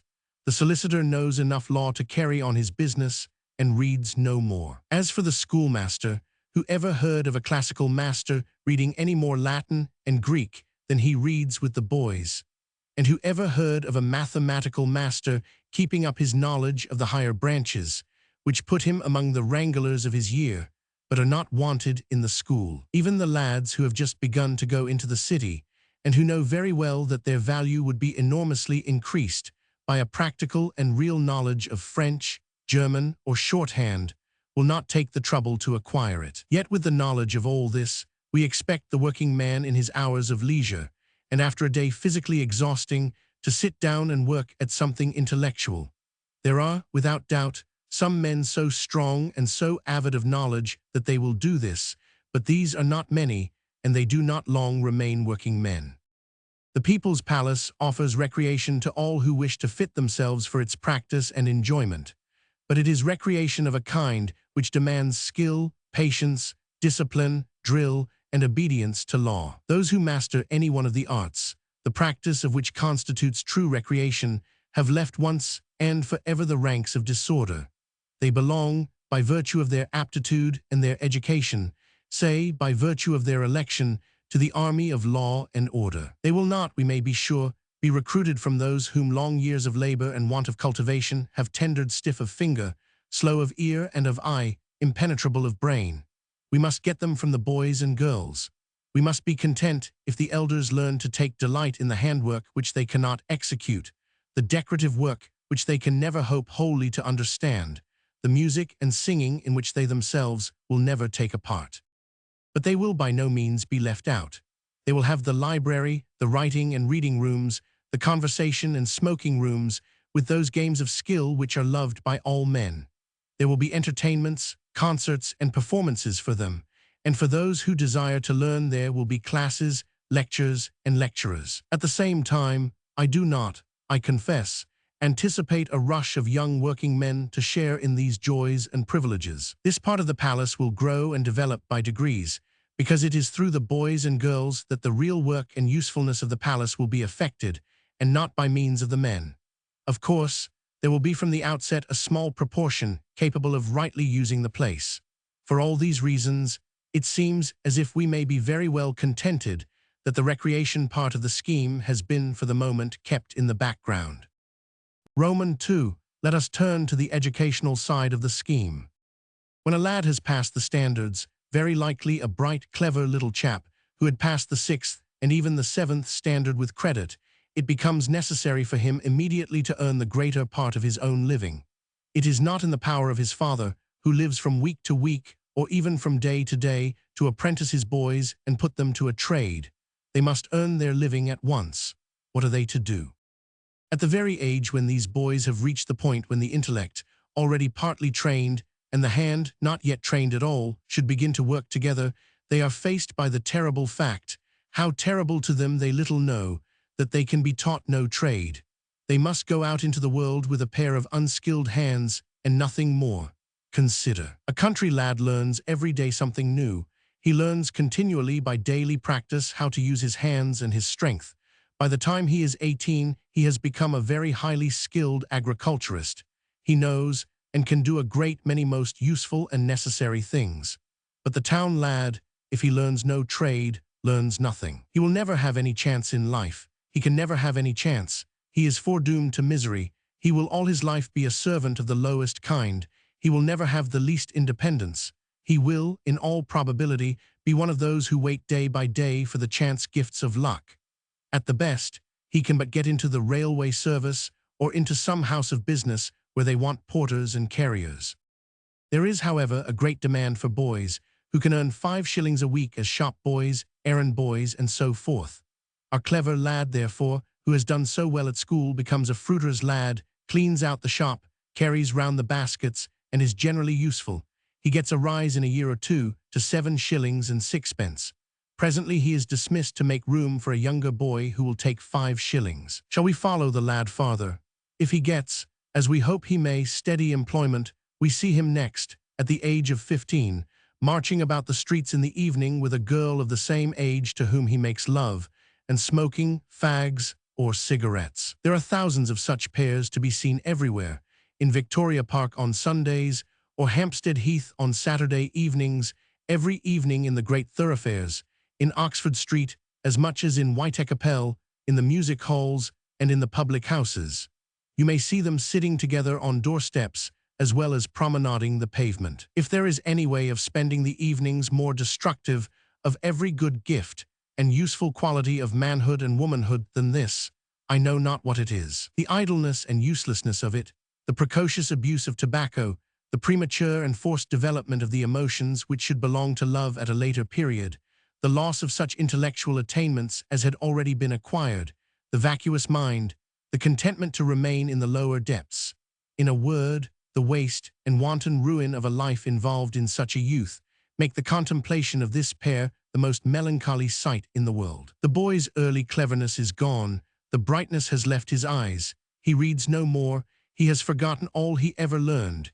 He thinks only now of keeping his birth, if he has one, or of getting another if he has lost his last. But there is worse to follow, for at 18 he will marry the little slip of a girl, and by the time she is 25, there will be half a dozen children born in poverty and privation for a similar life of poverty and privation, and the hapless parents will have endured all that there is to be endured from the evils of hunger, cold, starving children, and want of work. This couple were thrown together because they were left to themselves and uncared for. They marry because they have nothing else to think about. They remain in misery because the husband knows no trade, and because of mere hands, unskilled and ignorant, there are already more than enough. The palace is going to take that boy out of the streets.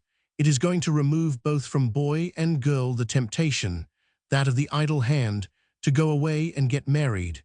It will fill that lad's mind with thoughts and make those hands deft and crafty. In other words, the palace will open a great technical school for all the trades as well as for all the arts. It is reckoned that 3 years' training in the evenings will give a boy a trade. Once master of a trade, his future is assured, because somewhere in the world there is always a want of tradesmen of every kind. There may be too many shoemakers in London while they are wanted in Queensland. Cabinet makers and carpenters may be overcrowded here, but there are all the English-speaking countries in the world to choose from. There can be no doubt that the schools will be crowded. The success of the schools at the old Polytechnic, where there are 8,000 boys, of the Whittington Club, of the Finsbury Technical Schools, leave no doubt possible that the East End Palace schools will be crammed with eager learners. The palace is in the very heart and centre of East London, with its 2 millions, mostly working men, Trams, trains, and omnibuses make it accessible from every part of this vast city, from Bromley, Bow and Stratford, from Poplar, Stepney and Ratcliffe, from Bethnal Green and Spitalfields. Yet but 2 or 3 years, and there will be 20,000 boys and more flocking to those gates, which shut out the earthly hell of ignorance, dependence, and poverty, and open the doors to the earthly paradise of skilled hands and drilled eye, of plenty and the dignity of manhood. Why, if it were only to stop these early marriages, if only for the sake of the poor child-mother and the unborn children doomed, if they see the light, to lifelong misery, one would shower upon the palace all the money that is asked to complete it. Think with every stone that is laid in its place, with every hour of work that each mason bestows upon its walls, there is another couple rescued, one more lad made into a man, one more girl suffered to grow into a woman before she becomes a mother, one more humble household furnished with the means of a livelihood, one more unborn family rescued from the curse of hopeless poverty. The remaining portions of the scheme, with its provision for women as well as men, its entertainments, its university extension lectures, reading rooms, and schools of art in all its branches, can only be fully realized when the first generation of these boys has passed through the technical schools, and they have learned to look upon the palace as their own, to consider its halls and cloisters the most delightful place in the world, and what the palace may then become, what a perennial fountain it may prove of all that makes for the purification and elevation of life, one would fain endeavor to depict, but may not, for fear of the charge of extravagance. Roman 3. There is one other point which those who have read the correspondence and comments upon the proposed institution in the papers have noted with amusement rather than with astonishment. It is a point which comes out in everything that has been written on the scheme, except by the actual founders. It is the profound distrust with which the more wealthy classes regard the working men, not the poor so-called, but the working men. They do not seem even to have begun trusting them. They speak and think of them as if they were children in leading strings, as if they were certain to accept with gratitude whatever gifts may be bestowed upon them, even when they are safeguarded and carefully regulated, as for mischievous boys, as if the working men were constantly looking for guidance to the class which has the money. It is true that the working men are always looking for guidance, just like the rest of us. Lord, send a leader. It is the cry of all mankind in all ages, but that the working men regard the people who live in villas and are genteel as possessing more wisdom than themselves is by no means certain. This feeling was, of course, most deeply marked when the great drink question arose, as it was bound to arise. We have heard how meetings were called, and resolutions passed by worthy people against the admission of intoxicating drinks into the palace. At one of the meetings, they had the audacity to pass a resolution that East London will never be satisfied until intoxicating drink of any kind is prohibited in the palace. East London, with its thousands of public houses, dear me, then if East London passed such a resolution, its hypocrisy surpasses the hypocrisy of the scribes and Pharisees.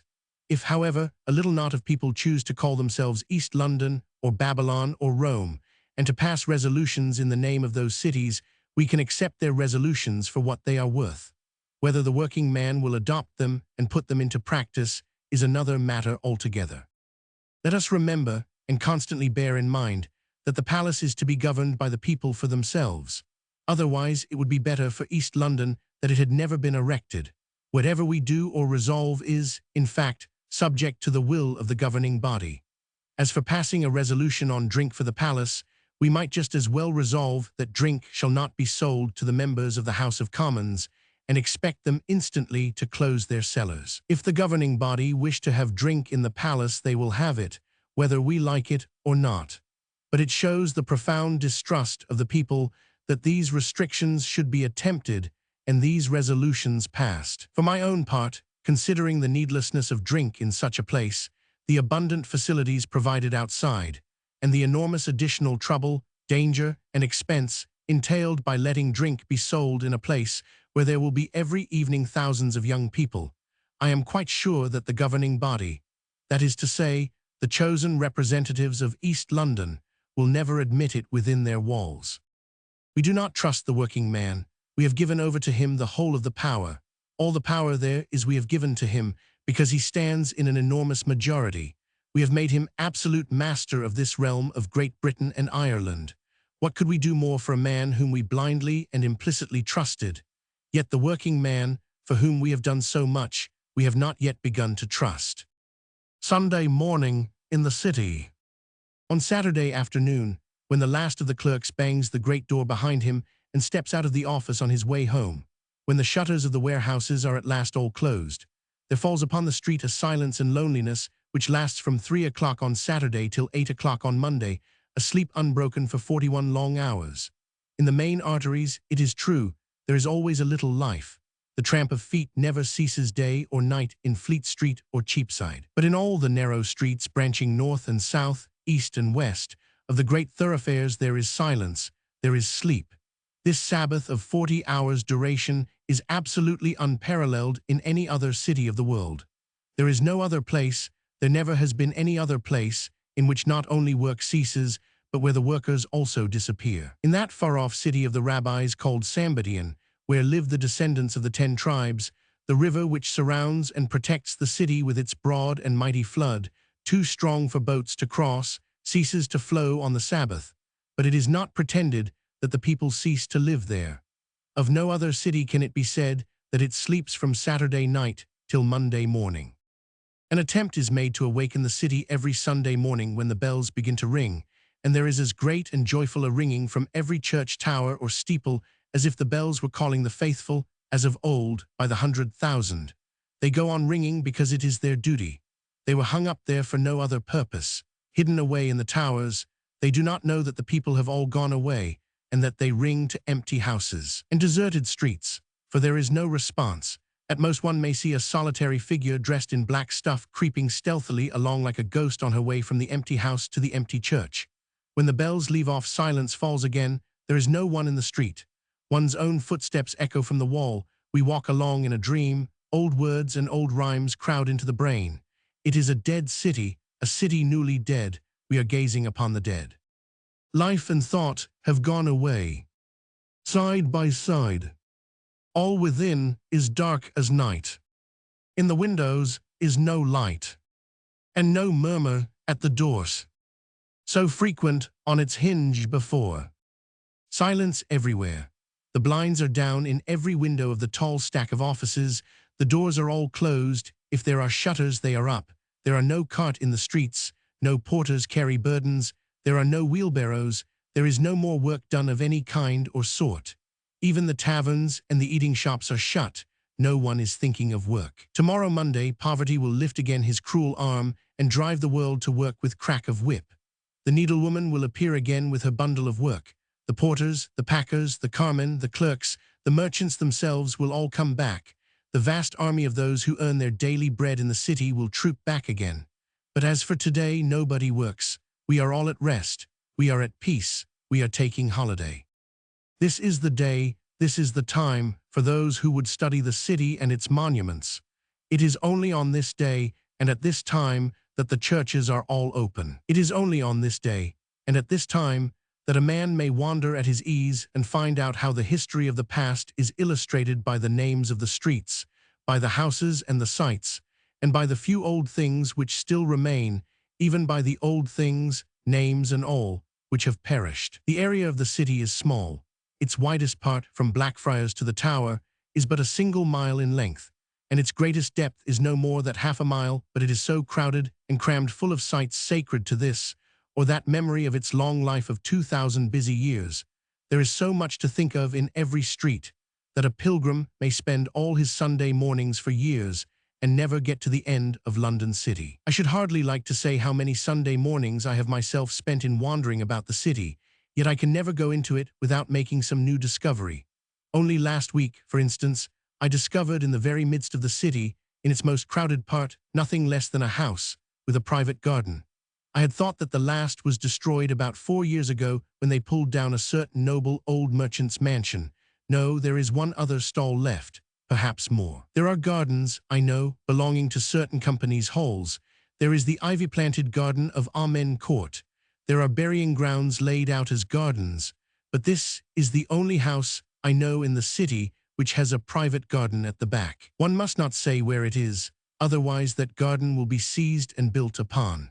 This the owner evidently fears, for he has surrounded it by a high wall, so that no one shall be able to seize it, no rich man shall covet it, and offer to buy it, and build great warehouses upon it, and the underground railway shall not dig it out and swallow it up. In such journeyings and wanderings one must not go with an empty mind, otherwise there will be neither pleasure nor profit. The traveler, says Emerson, brings away from his travels precisely what he took there. Not his mind but his climate, says Horace, does he change who travels beyond the seas. In other words, if a man who knows nothing of archaeology goes to see a collection of flint implements, or a person ignorant of art goes to see a picture gallery, he comes away as ignorant as he went, because flint implements by themselves, or pictures by themselves, teach nothing. They can teach nothing. So if a man who knows nothing of history should stand before Guildhall on the quietest Sunday in the whole year, he will see nothing but a building, he will hear nothing but the fluttering wings of the pigeons. And if he wanders in the streets, he will see nothing but tall and ugly houses, all with their blinds pulled down. Before he goes on a pilgrimage in the city, he must first prepare his mind by reading history. This is not difficult to find. If he is in earnest, he will get the Great Survey of London, by Strype and Stowe, published in the year 1720 in 2-folio volumes. If this is too much for him, there are Peter Cunningham, Timms, Thornbury, Walford, Hare, Lofty, and a dozen others, all of whom have a good deal to tell him, though there is little to tell, save a tale of destruction after Strype and Stowe. Thus, before he begins, he should learn something of Roman London, Saxon London, Norman London, of London medieval, London under the Tudors, London of the Stuarts, and London of the Georges. He should learn how the municipality arose, gaining one liberty after another, and letting go of none, but all the more jealously guarding each as a sacred inheritance, how the trade of the city grew more and more, how the companies were formed, one after the other, for the protection of trade interests. Then he should learn how the sovereign and great nobles have always kept themselves in close connection with the city, even in the proudest times of the barons, even in the days when the nobles were supposed to have most despised the burgesses and the men of trade. He should learn, besides, how the city itself, its houses and its streets, grew and covered up the space within the wall and spread itself without. He should learn the meaning of the names, why one street is called College Hill and another Jury and another Minories. Armed with such knowledge as this, every new ramble will bring home to him more and more vividly the history of the past. He will never be solitary, even at noon on Sunday morning, even in Suffolk Street or Pudding Lane, because all the streets will be thronged with figures of the dead, silent ghosts haunting the scenes where they lived and loved and died, and felt the fierce joys of venture, of risk, and enterprise. But let no man ramble aimlessly. It is pleasant, I own, to wander from street to street, idly remembering what has happened here. But it is more profitable to map out a walk beforehand, to read up all that can be ascertained about it before sallying forth, and to carry a notebook to set down the things that may be observed or discovered.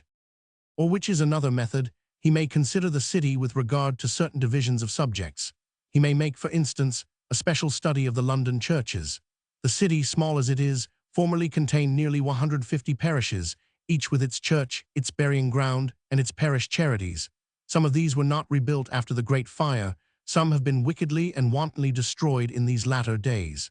A few yet survive, which were not burned down in that great calamity. These are St. Helen and St. Ethelburga, St. Catherine Cree, the last expiring effort of Gothic, consecrated by Archbishop Laud, All Hallows, Barking, and St. Giles.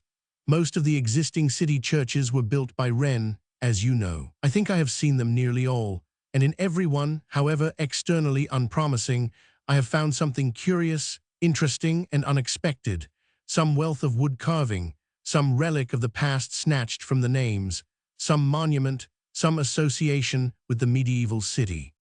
Of course, it is well to visit these churches on the Saturday afternoon or Monday morning, when they are swept before and after the service. But as one is never quite certain of finding them open, it is, perhaps, best to take them after service on the Sunday. If you show a real interest in the church, you will find the pew opener or verger pleased to let you see everything, not only the monuments and the carvings in the church, but also the treasures of the vestry, in which are preserved many interesting things: old maps, portraits, old deeds and gifts, old charities, now all clean swept away by the Charity Commission, ancient Bibles and prayer books, muniment chests, embroidered palls, old registers with signatures historical. All these things are found in the vestry of the city church. Then there are the churchyards. We are familiar with the little oblong area open to the street, surrounded by tall warehouses, one tomb left in the middle, and 3 headstones ranged against the wall, patches of green mold to represent grass, and a litter of scraps of paper and orange peel. This is fondly believed to be the churchyard of some old church burned down or rebuilt. There are dozens of these in the city. It is sometimes difficult to find out the name of the church to which they once belonged. Every time a building is erected adjacent to them, they become smaller, and when they happen to lie behind the houses, they were shut in and forgotten, covered over and built upon when nobody was looking, and so their very memory perished. It is curious to look for them. For instance, there is a certain great burying ground laid down in Strype's map of the year 1720. It is there represented as so large that to cover it up would be a big thing. No single man would dare to appropriate all at once so huge a slice of land. I went therefore in search of this particular churchyard, and I found a very curious thing. On one side of the ground stands a great printing office. As the gate was open, I walked in. At the back of the printing office is a flagged court or yard. In the court the boys, it was the dinner hour, were leaping and running. Not one of them knows now that he is running and jumping over the bones of his ancestors. It is clean forgotten that here was a great churchyard. Another great burying ground long since built over lay at the back of Botolph's Lane in Thames Street. That is built over and forgotten. There is another where lies the dust of the marvelous boy Chatterton. I am due that of the thousands who every day seek this spot, not one can tell or remember that it was once a burying ground. On this spot, the paupers of the parish of St. Andrews, Holborn, were buried, Chatterton, that poor young pauper, with them. And it is now a market, Farringdon Market, close to Farringdon Street, opposite the site of the old Fleet Prison, whence came so many of the bodies which now lie beneath these flags. Or a pilgrim may consider the city with special reference to the great houses which formerly stood within its walls. There were palaces in the city. King Athelstan had one, King Richard Roman II, lived for a time in the city, Richard Roman III, lived here, Henry V had a house here. Of the great nobles, the Beaumonts, Scropes, Arundels, Bigods all had houses. The names of Worcester House, Buckingham House, Hereford House suggest the great lords who formerly lived here. And the names of Crosby Hall, Basing Hall, Gresham House, College Hill recall the merchants who built themselves palaces and entertained kings. Again, there are the city companies and their halls. Very few visitors ever make the round of the halls, yet they are most curious and contain treasures great and various. It is not always easy to see these treasures, but the conscientious pilgrim, who, by the way, must not seek entrance into these halls on the Sunday morning, will persevere until he has managed to see them all. As for the sights of the city, the things which Baedeker enumerates, and which foreign and country visitors run to see, the Tower, the Monument, the Guildhall, the Mansion House, the Royal Exchange, the Mint, St. Paul's, and the rest, I say nothing, because the pilgrim does not waste his Sunday morning over things to be seen as well on any other day. But there are some things to be seen every day which are best approached on Sunday, by reason of the peace which prevails and a certain solemnity in the air. I would, for instance, choose to visit the Charter House on a Sunday morning. I would sit with the pensioners in their quiet chapel, and I would stroll about the peaceful courts of that holy place, venerable not only for its history, but for the broken and ruined. Lives often ruined only in purse, but rich in honor and in noble record, of the 50 bedesmen or pensioners who rest there in the evening of their days. And quite apart from its associations, I know no more beautiful place in the city or anywhere else than the ancient Charter House. Again, we may wander in the city and remember the great men who have made certain streets forever famous. Thus, to stand in Bread Street is to think of Milton. Here he was born, here he was baptized, here for a time he lived. Or we may visit Blackfriars and remember the Elizabethan dramatists. Here Shakespeare had a house. It was among the ruins of old Blackfriars Abbey, part of the foundations of which were found when some years ago they made an extension of the Times printing office. Broad Street recalls the memory of Gresham, while that of Whittington lingers along Thames Street and College Hill and clings to St. Michael's Church. In that parish he lived and died. Here he founded the College of the Holy Spirit, which still exists in the Highgate almshouses. On its site, the boys of Mercer's School now study and play.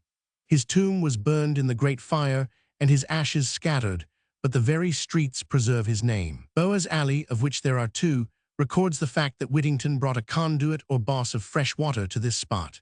It was he who paved Guildhall, he who built a hall for the Grey Friars, now the Blue Coat School, he who rebuilt Newgate. Of all the merchants who have adorned the great city, not one whose memory is so widely spread and whose example has so long survived his death. When country boys think of the city of London, they still think of Whittington. Perhaps you are afraid that the preparation, the reading, for such a walk about the city would be dull. I have never found it so. I do not think that anyone who has the least love for, or knowledge of, old things would find such reading dull. There are, to be sure, some unhappy creatures who love nothing but what is new and esteem everything for what it will fetch. These are the people who are always trying to pull down the city churches. They are at this very moment pulling down another, the poor old church of St. Mary Magdalene. The tower is down, the roof is off, the windows are all broken. In a week or two the church will be razed to the ground, and in a year or two its very memory will have perished. Why, we vainly ask, do they pull it down? What harm has the old church done? To be sure, its congregation numbered less than a dozen, but then we must not estimate an old church by a modern congregation. There has been a church here from time immemorial. It is mentioned in the year 1120. It was therefore certainly a Saxon church. Edward the Confessor probably worshipped here, perhaps King Alfred himself. One of its rectors was John Carpenter, executor of Whittington and founder of the City of London School. Another was Bahram, author of the Ingoldsby Legends. The loss of St. Mary Magdalene is one more link with the past absolutely destroyed, never to be replaced. These destroyers, for instance, are the kind of people who pulled down Sion College.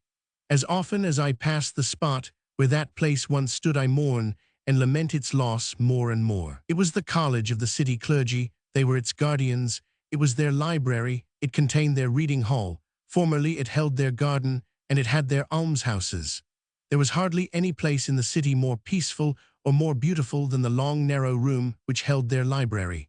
It was a very ancient site, formerly the site of Elsing's Hospital, the oldest hospital in the whole city. Everything about it was venerable, and yet the city clergy themselves, its official guardians, sold it for what it would fetch, and stuck up the horrid thing on the embankment which they call Sion College.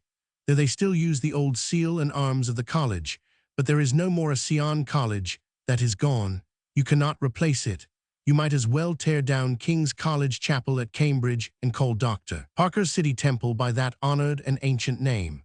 Well, for such people as the majority of the city clergy who can do such things, there can be no voice or utterance at all from ancient stones.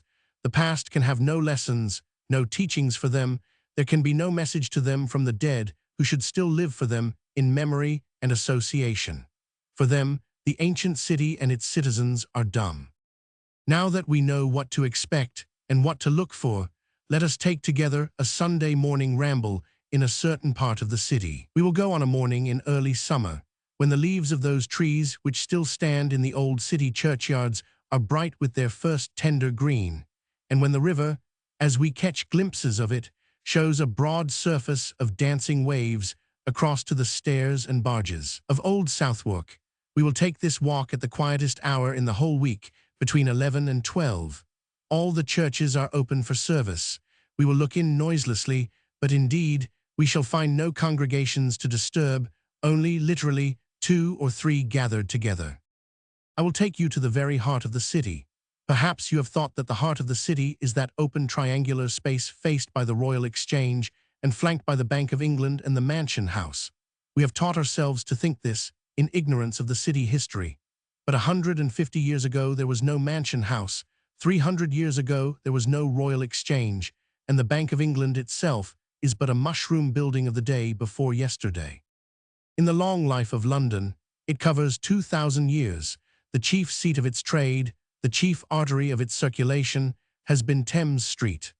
Along here for 1,700 years were carried on the chief events in the drama which we call the history of London. Its past origin, its growth and expansion are indicated along this line. Here the city merchants of old, Whittingtons, Fitzwarrens, Sevenoaks, Greshams, thronged to do their business. To these wharves came the vessels laden from Antwerp, Hamburg, Riga, Bordeaux, Lisbon, Venice, Genoa, and far-off Smyrna and the Levant. This line stretches across the whole breadth of the city. It indicates the former extent of the city. What was behind it, originally, was the mass of houses built to accommodate those who could no longer find room on the riverside. It is now a narrow, dark, and dirty street. Its south side is covered with quays and wharves. Narrow lanes lead to ancient river stairs. Its north side is lined with warehouses. The streets which run out of it are also dark and narrow lanes with offices on either side. It is no longer one of the great arteries of the city. Those who come here use it not for a thoroughfare, but for a place of business. When their business is done, they go away. The churches, of which there were once so many, are more deserted here than in any other part of the city. Let me give you a very little, of its history. 2,000 years ago, or thereabouts, the city of London was first begun. At that time, the Thames Valley, where now stands Greater London, was a vast morass, sometimes flooded at high tide, everywhere low and swampy, studded with islands or bits of ground rising a few feet above the level. Such was Thorney Island, on which Westminster Abbey was built. Such was the original site of Chelsea and Battersea. On the south side, the swamp and low ground continued, until the ground began to rise for the first low Surrey hills, at what is now called Clapham Rise. On the north side, the swamp was bordered by a well-defined cliff from 10 to 30 or 40 feet high, which followed a curve, approaching the river edge from the east till it reached where is now Tower Hill, where it nearly touched the water, and the spot now called Dowgate, a continuation of Walbrook Street, where the river actually washed its base and where it presented two little hillocks side by side, with the brook, Walbrook, running into the river between. This was a natural site for a town, two hills, a tidal river in front, a freshwater stream between. Here was a spot adapted both for fortification and for communication with the outer world. Here, then, the town began to be built. How the trade began I cannot tell you, but it did begin, and grew very rapidly. Now, as it grew, it became necessary for the people to stretch out and expand. There was no longer any room on the two hillocks. They, therefore, built a strong wall to keep out the river and put up houses, quays, and storehouses above and along this wall, portions of which have been found quite recently. The river once kept out. Although the cliff receded again, the marsh became dry land, but in fact the cliff receded a very little way, and the slopes of the streets north of Thames Street show exactly how far it went back. Many hundreds of years later precisely, the same course was adopted for the rescue of Wapping from the marsh in which it stood. They built a strong river wall, and Wapping grew up on and behind that wall, just exactly as London itself had done long before. The citizens of London had, from a very early time, their two ports of Billingsgate and Queenhithe, both of them still ports. They had also their communication with the south by means of a ferry, which ran from the place now called the Old Swan Stairs to a port or dock on the Surrey side, still existing, afterwards called St. Mary of the Ferry, or St. Mary over Wise. The city became rapidly populous and full of trade and wealth. Vast numbers of ships came yearly, bringing merchandise and taking away what the country had to export.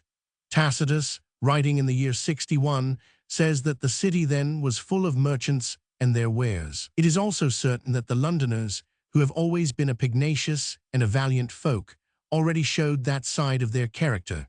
For we learn that, shortly before the landing of Julius Caesar, they had a great battle in the Middlesex forest with the people of Verulam, now St. Albans. The Verulamites had reason to repent of their rashness in coming out to meet the Londoners, for they were routed with great slaughter and never ventured on another trial of strength. As for the site of the battle, it has been pretty clearly demonstrated by Professor Hales that it took place close to Parliament Hill, at Hampstead, and the barrow on the newly acquired part of the heath probably marks the burial place of the forgotten heroes who perished on that field.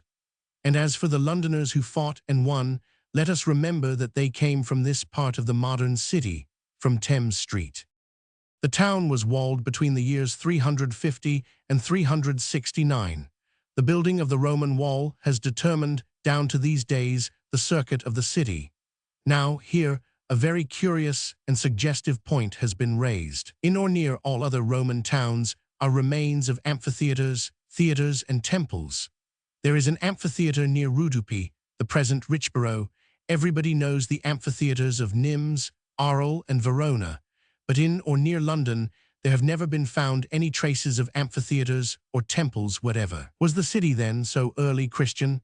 Observe again that the earliest churches were dedicated not to British saints or to the saints and martyrs of the 2nd or 3rd centuries, the centuries of persecution, but to the apostles themselves, to St. Peter, St. Paul, St. James, St. Stephen, St. Mary, St. Philip. These facts, it is thought, seem to indicate that very early in the history of the city its people were Christians.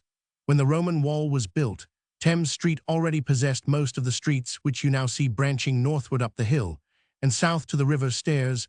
The space beyond was occupied by villas and gardens, and the life of the merchants and Roman officers who lived in them was as luxurious as wealth and civilization could make it. You now understand why I have called Thames Street the heart of the city.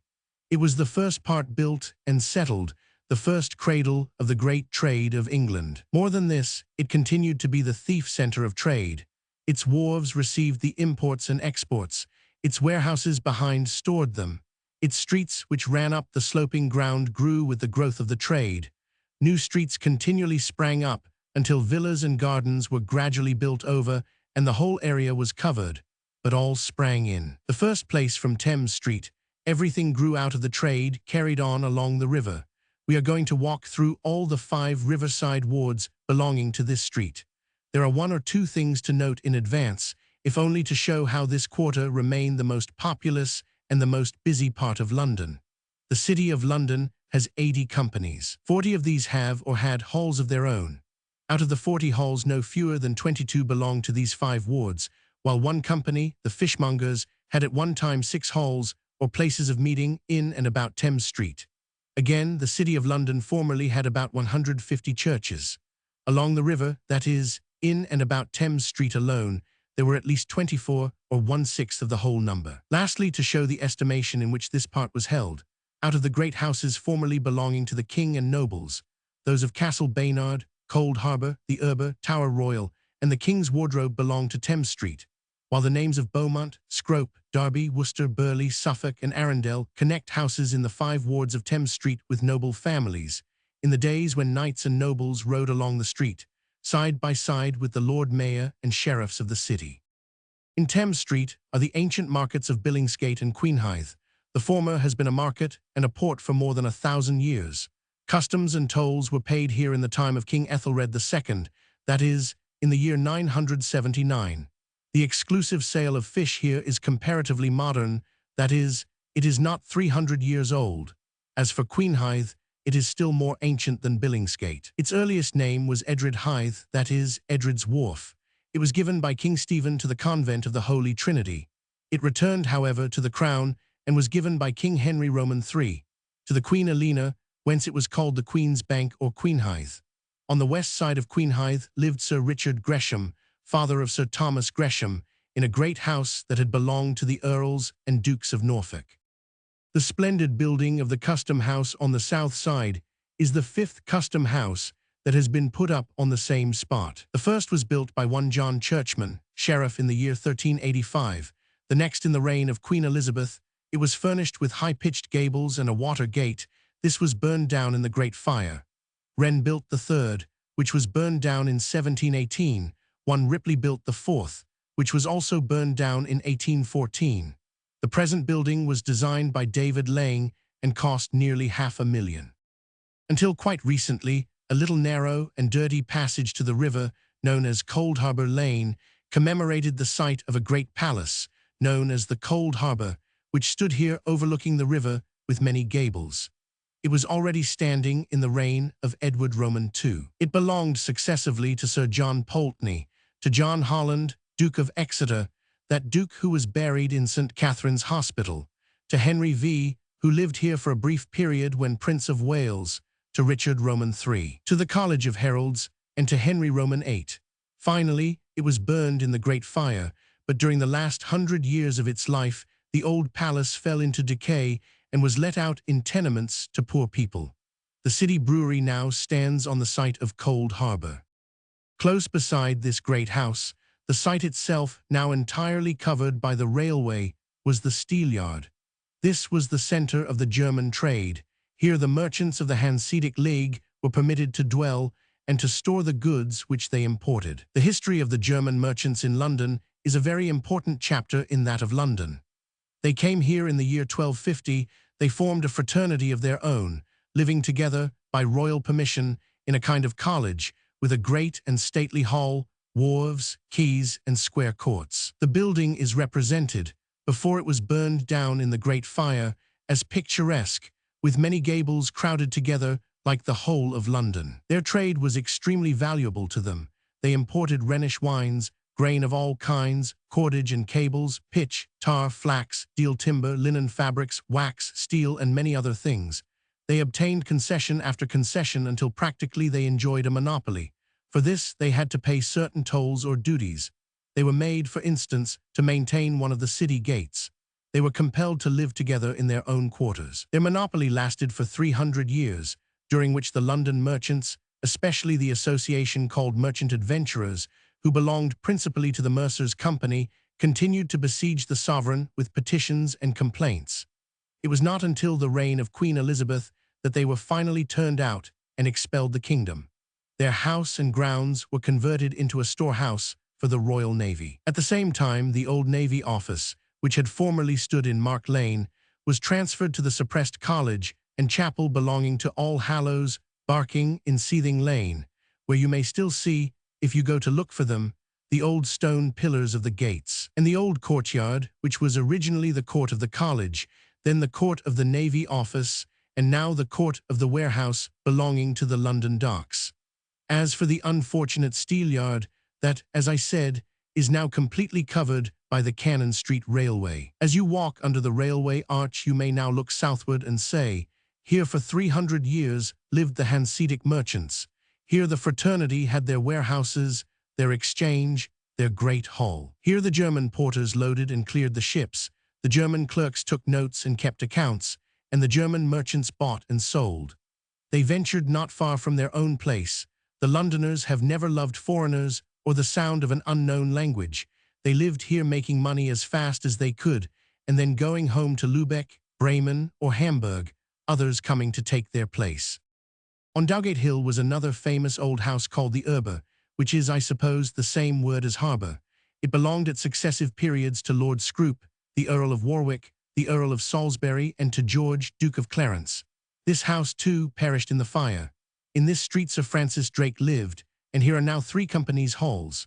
Close by, on Lawrence Pulteney Hill, lived Dr. William Harvey, who discovered the circulation of the blood. In Suffolk Lane, the Earls of Suffolk had a great house, and here, before they moved to Charter House, stood the Merchant Taylors' School. 3 companies had their halls on the riverside, the Watermen's at the bottom of Cold Harbor Lane, the Dyers at the bottom of Angel Alley, and the Vintners, which still stands close to Southwark Bridge. Nearly at the end of the street was Baynard's Castle. You may still see the name on the gate of a wharf, and it also gives its name to the ward. This was the western fortress of the city, just as the Tower was the eastern, but with this difference that Castle Baynard belonged to the city during the troubled time when the Crown and the city were constantly in conflict. The Tower, on the other hand, always belonged to the Crown. Baynard's Castle belonged, in fact, to the Fitzwalters, hereditary barons of the city. One of their functions was at the outbreak of a war to appear at the west door of St. Paul's armed and mounted, with 20 attendants, there to receive from the Lord Mayor the banner of the city, a horse worth £20, and £20 in money. Finally, the castle became, I do not know how, Crown property. It was burned to the ground, but rebuilt by Humphrey, Duke of Gloucester. Within this castle, the Duke of Buckingham offered the crown to Richard Roman III, and here the Privy Council proclaimed Queen Mary. The castle afterwards fell into the hands of the Earls of Shrewsbury. It was destroyed in the Great Fire. It consisted of 2 courts. The south front of the buildings faced the river. The north front, with the principal entrance, was in Thames Street. In more ancient times, there stood a tower west of Baynard's Castle called Montfichet, but of this building very few memorials remain. Again, there is said to have been a palace on Adel Hill, built by Athelstan. The Wardrobe was another great house acquired by King Edward Roman III. Close to the church still called St. Andrew's by the Wardrobe, the memory of this house is still kept up by that very interesting little square, which looks exactly like a place in a southern French town called Wardrobe Place. One of the court offices was that of Master of the Wardrobe. In old days he resided in this house and actually did take care of the king's clothes. The Queen's wardrobe, on the other hand, was kept in the other royal house, called Tower Royal, the house still surviving in the street so called. This was formerly King Stephen's palace. In the year 1331, it was granted by the king to his Queen Philippa for her wardrobe. It was then called La Real, without the addition of the word tower, and the meaning and origin of the name are unknown. The palace stood in the parish of St. Thomas Apostle, the church of which was not rebuilt after the fire, but the name of the church survives in a small fragment of the street so called. There were therefore, in this small bit of London, at least 4 royal palaces, besides the great houses of the nobles that I have enumerated. Half the city companies had their halls here, and even to this day there are standing here and there 1 or 2 of the solid houses built by the merchants in the narrow streets north of Thames Street for their private residences. As late as the beginning of the present century, the house now called the Shades, close to the Swan Stairs, London Bridge, was built for his own town house by Lord Mayor Garrett, who laid the foundation stone of London Bridge. Of the old merchants' houses, rich with carved woodwork, built with black timber round courts and gardens, not one now remains in the city. But there are 1 or 2 remaining in the old inns of Southwark and the old Bell Inn Holborn, yet the last great house built in the city, the Mansion House, was itself originally built round a court. You may, if you try, reconstruct Thames Street as it was before the fire. Its breadth was exactly the same as at present. 8 stately churches stood, each with its own burial ground, along the street. The Palace of Baynard reared its gables on the right as you entered the street from the west. Lower down, on the same side, stood the great house of Cold Harbour, also gabled. The low-gabled warehouses stood round Queenhithe and Billingsgate. The Custom House was thronged with those who came to pay their tolls and clear their dues. The broad court of the Steelyard, covered with boxes, bales, and casks, some exposed, some under sheds, stretched southward behind its 3 great gates. On the riverside stood its stately hall. The halls of the companies, great and noble houses, proclaimed the wealth and power of the merchants. On the north side stood the merchants' houses built round their gardens. In those days they had no country houses, and they wanted none. They could carry their falcons out into the fields, which began on the other side of the city wall, or across the river in the low-lying lands of Bermondsey and Redriff. The street was already crammed and thronged with porters, carts, and wheelbarrows. It was full of noise. There were sailors and merchants from foreign parts. Already the Levantan was here, lithe and supple, black of eye, ready of tongue, quick with his dagger, and the Italian, passionate and eager, and the Spaniard, the Fleming, the Frenchman, and the Dutchman. All nations were here as now, but they were then kept on board their ships or in their own quarters by night. The great merchants walked up and down, conversing, heedless of the noise, to which their ears were so accustomed as to be deaf to them. The merchants had reason to be grave. Always there were wars and rumors of wars. Always some pirate from French shores was attacking their ships. Their latest venture was too often overdue. The ship had to run the gauntlet of the Algerian galleys, and no one could tell what might have happened. There was plague at Antwerp. It might be lurking in the bales lying on the quay before them. There was civil war brewing. Fortune is fickle. He who was rich yesterday may be a beggar tomorrow. Merchants in those days did well to be grave.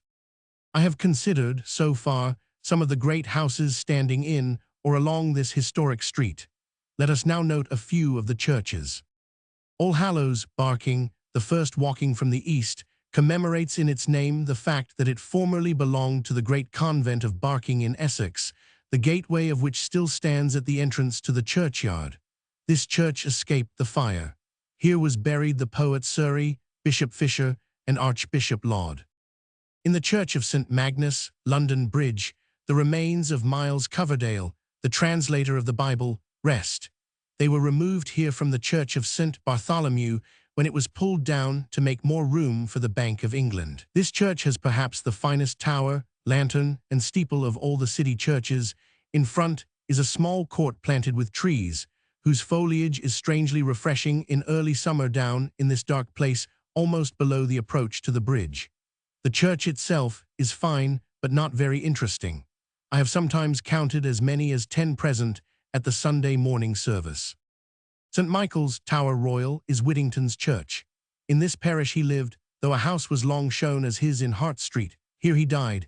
In this church he was buried. Behind this church stood his College of the Holy Spirit with its bedesmen and its ecclesiastical staff. If we pass the church and look in at the gateway on the north, we shall notice unmistakable signs of an ancient collegiate foundation in the disposition of the modern houses. Here is now the Mercer's School. In the church there is no adequate monument to the memory of London's greatest merchant, the man who did so much for the city which made him so rich, who royally entertained the king and queen in his own house, and at the close of the banquet burned before their eyes the royal bond for £60,000, worth in modern money at least £600,000. I never think of Whittington without remembering a certain verse in the book of Proverbs: "Blessed is he who is diligent in his business, for he shall stand before kings." St. Nicholas Cole Abbey is within a kind of gilded drawing-room. There is gilt everywhere, gilt and wood carving, and on Sunday morning, thanks to the strange taste of the vicar, who likes to dress himself up in scarlet and green, and to have a boy making a smell with a swinging pot, there are sometimes more than the customary 10 for a congregation. Of St. Mary Somerset only the tower remains. Why they pulled down this church, why they pulled down St. Michael's Queenhithe, or St. Nicholas Arlave, or St. Mary Magdalene, all in this part of London, passeth man's understanding. If you want to find out what these churches were like, you may consult the book by Britton and Lequeux on London churches. They are represented in a collection of steel engravings drawn after the fashion of 80 years ago, so as to bring out the strong points with great softening of unpleasant details. Many of the churches were not rebuilt after the fire. This shows that by the year 1666, this part of London was already beginning to be occupied more by warehouses than by private dwellings. Among them were St. Andrew Hubbard, St. Bennet Sherryhog, St. Leonard Eastcheap All Hallows the Less, Holy Trinity, St. Martin Vintry, St. Lawrence Pulteney, St. Botolph Billingsgate, St. Thomas Apostle, St. Mary Mounthought, St. Peter's, St. Gregory's by St. Paul and St. Anne's. Blackfriars, 13 in all. At St. Benet's Church, where Fielding was married, you may now hear the service in the Welsh language, just as in Wellclose Square you may hear it in Swedish. In Endell Street, Holborn, you may hear it in French, and in Palestine Place, Hackney, you may hear it in Hebrew. Certain spaces on old maps of London are coloured green to show where stood certain churchyards. In Thames Street, the churchyard of All Hallows the Less still stands. In Queen Street, that of St. Thomas Apostle. In Lawrence Pulteney Hill, that of St. Lawrence Pulteney, a very large and well-kept churchyard. St. Dunstan's, All Hallows, Barking, St. Stephen's, Walbrook all keep their churchyards still. That of St. Anne's, Blackfriars, stands retired behind the houses. But those of St. Nicholas Cole Abbey, St. Mary Somerset, St. Botolph's, and St. Mary Magdalene, formerly large and crowded churchyards, still kept sacred in the year 1720, and indeed, until further interments were forbidden in the year 1845, are now quite built over and forgotten. What has become of the churchyards of St. Michael Royal, St. Michael Queenhithe, St. Bennet, St. George, St. Leonard Eastcheap, and St. James's Garlickhithe?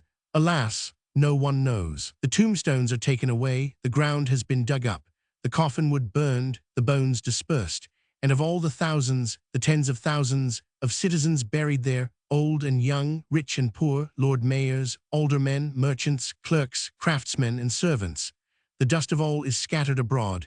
The names of all are as much forgotten as if they never lived. But they have lived, and if you seek their monument, look around. It is in the greatness, the wealth, the dignity of the modern city that these ancient citizens live again. Life is a long united chain with links that cannot be separated. The story of humanity is unbroken. It will go on continuous and continued until the Creator's great purpose is fulfilled and the drama of man complete.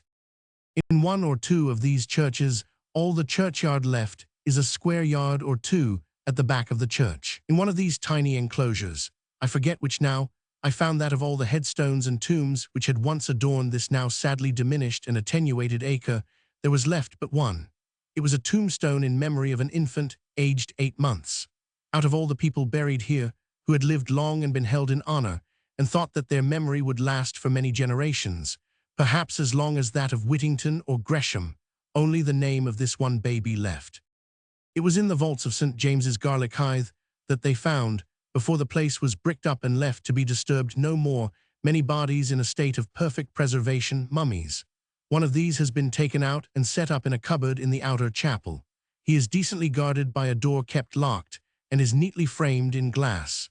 You can see him by special application to the pew opener, who holds a candle and points out his beauties. Perhaps in all the city churches, there is no other object quite so curious as this old nameless mummy. He was once, it may be, Lord Mayor.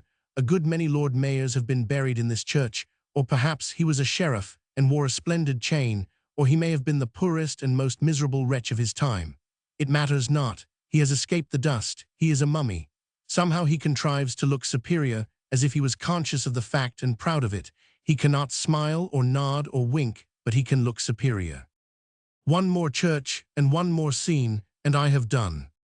There is a church on the south side of Thames Street, close to the site of the Steelyard, i.e., almost under the railway arches which lead to Cannon Street.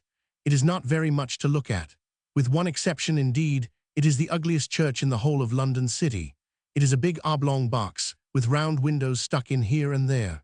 Wren designed it, I believe, one evening after dinner, when he had taken a glass or two more than his customary allowance of port or mountain. It is the church of All Hallows the Great combined with All Hallows the Less. Before the fire, it was a very beautiful church, with a cloister running round its churchyard on the south, and to the east looking out upon the lane that led to Cold Harbour House. This is the church to which the Hanseatic merchants for 300 years came for worship. Very near the church, on the river bank, stood the Waterman's Hall. To this church, therefore, came the prentices of the watermen every Sunday. The great fire carried it away, with Steelyard, cloister, church, Waterman's Hall, Cold Harbour House, and everything. Then Wren, as I said, took a pencil and ruler one evening, and showed how a square box could be constructed on the site. Now let no man judge by externals. If you can get into the church, you will be rewarded by the sight of an 18th-century church left exactly as it was in those days of grave and sober merchants, and of city ceremonies and church services attended in state. On the north side, against the middle of the wall, is planted what we now most irreverently call a 3-decker. But we must not laugh, because of all 3-deckers, this is the most splendid. There is nothing in the city more beautiful than the wood carving which makes pulpit, sounding board, reading desk, and clerk's desk in this church precious and wonderful. The old pews, which, I rejoice to say, have never been removed, are many of them richly and beautifully carved.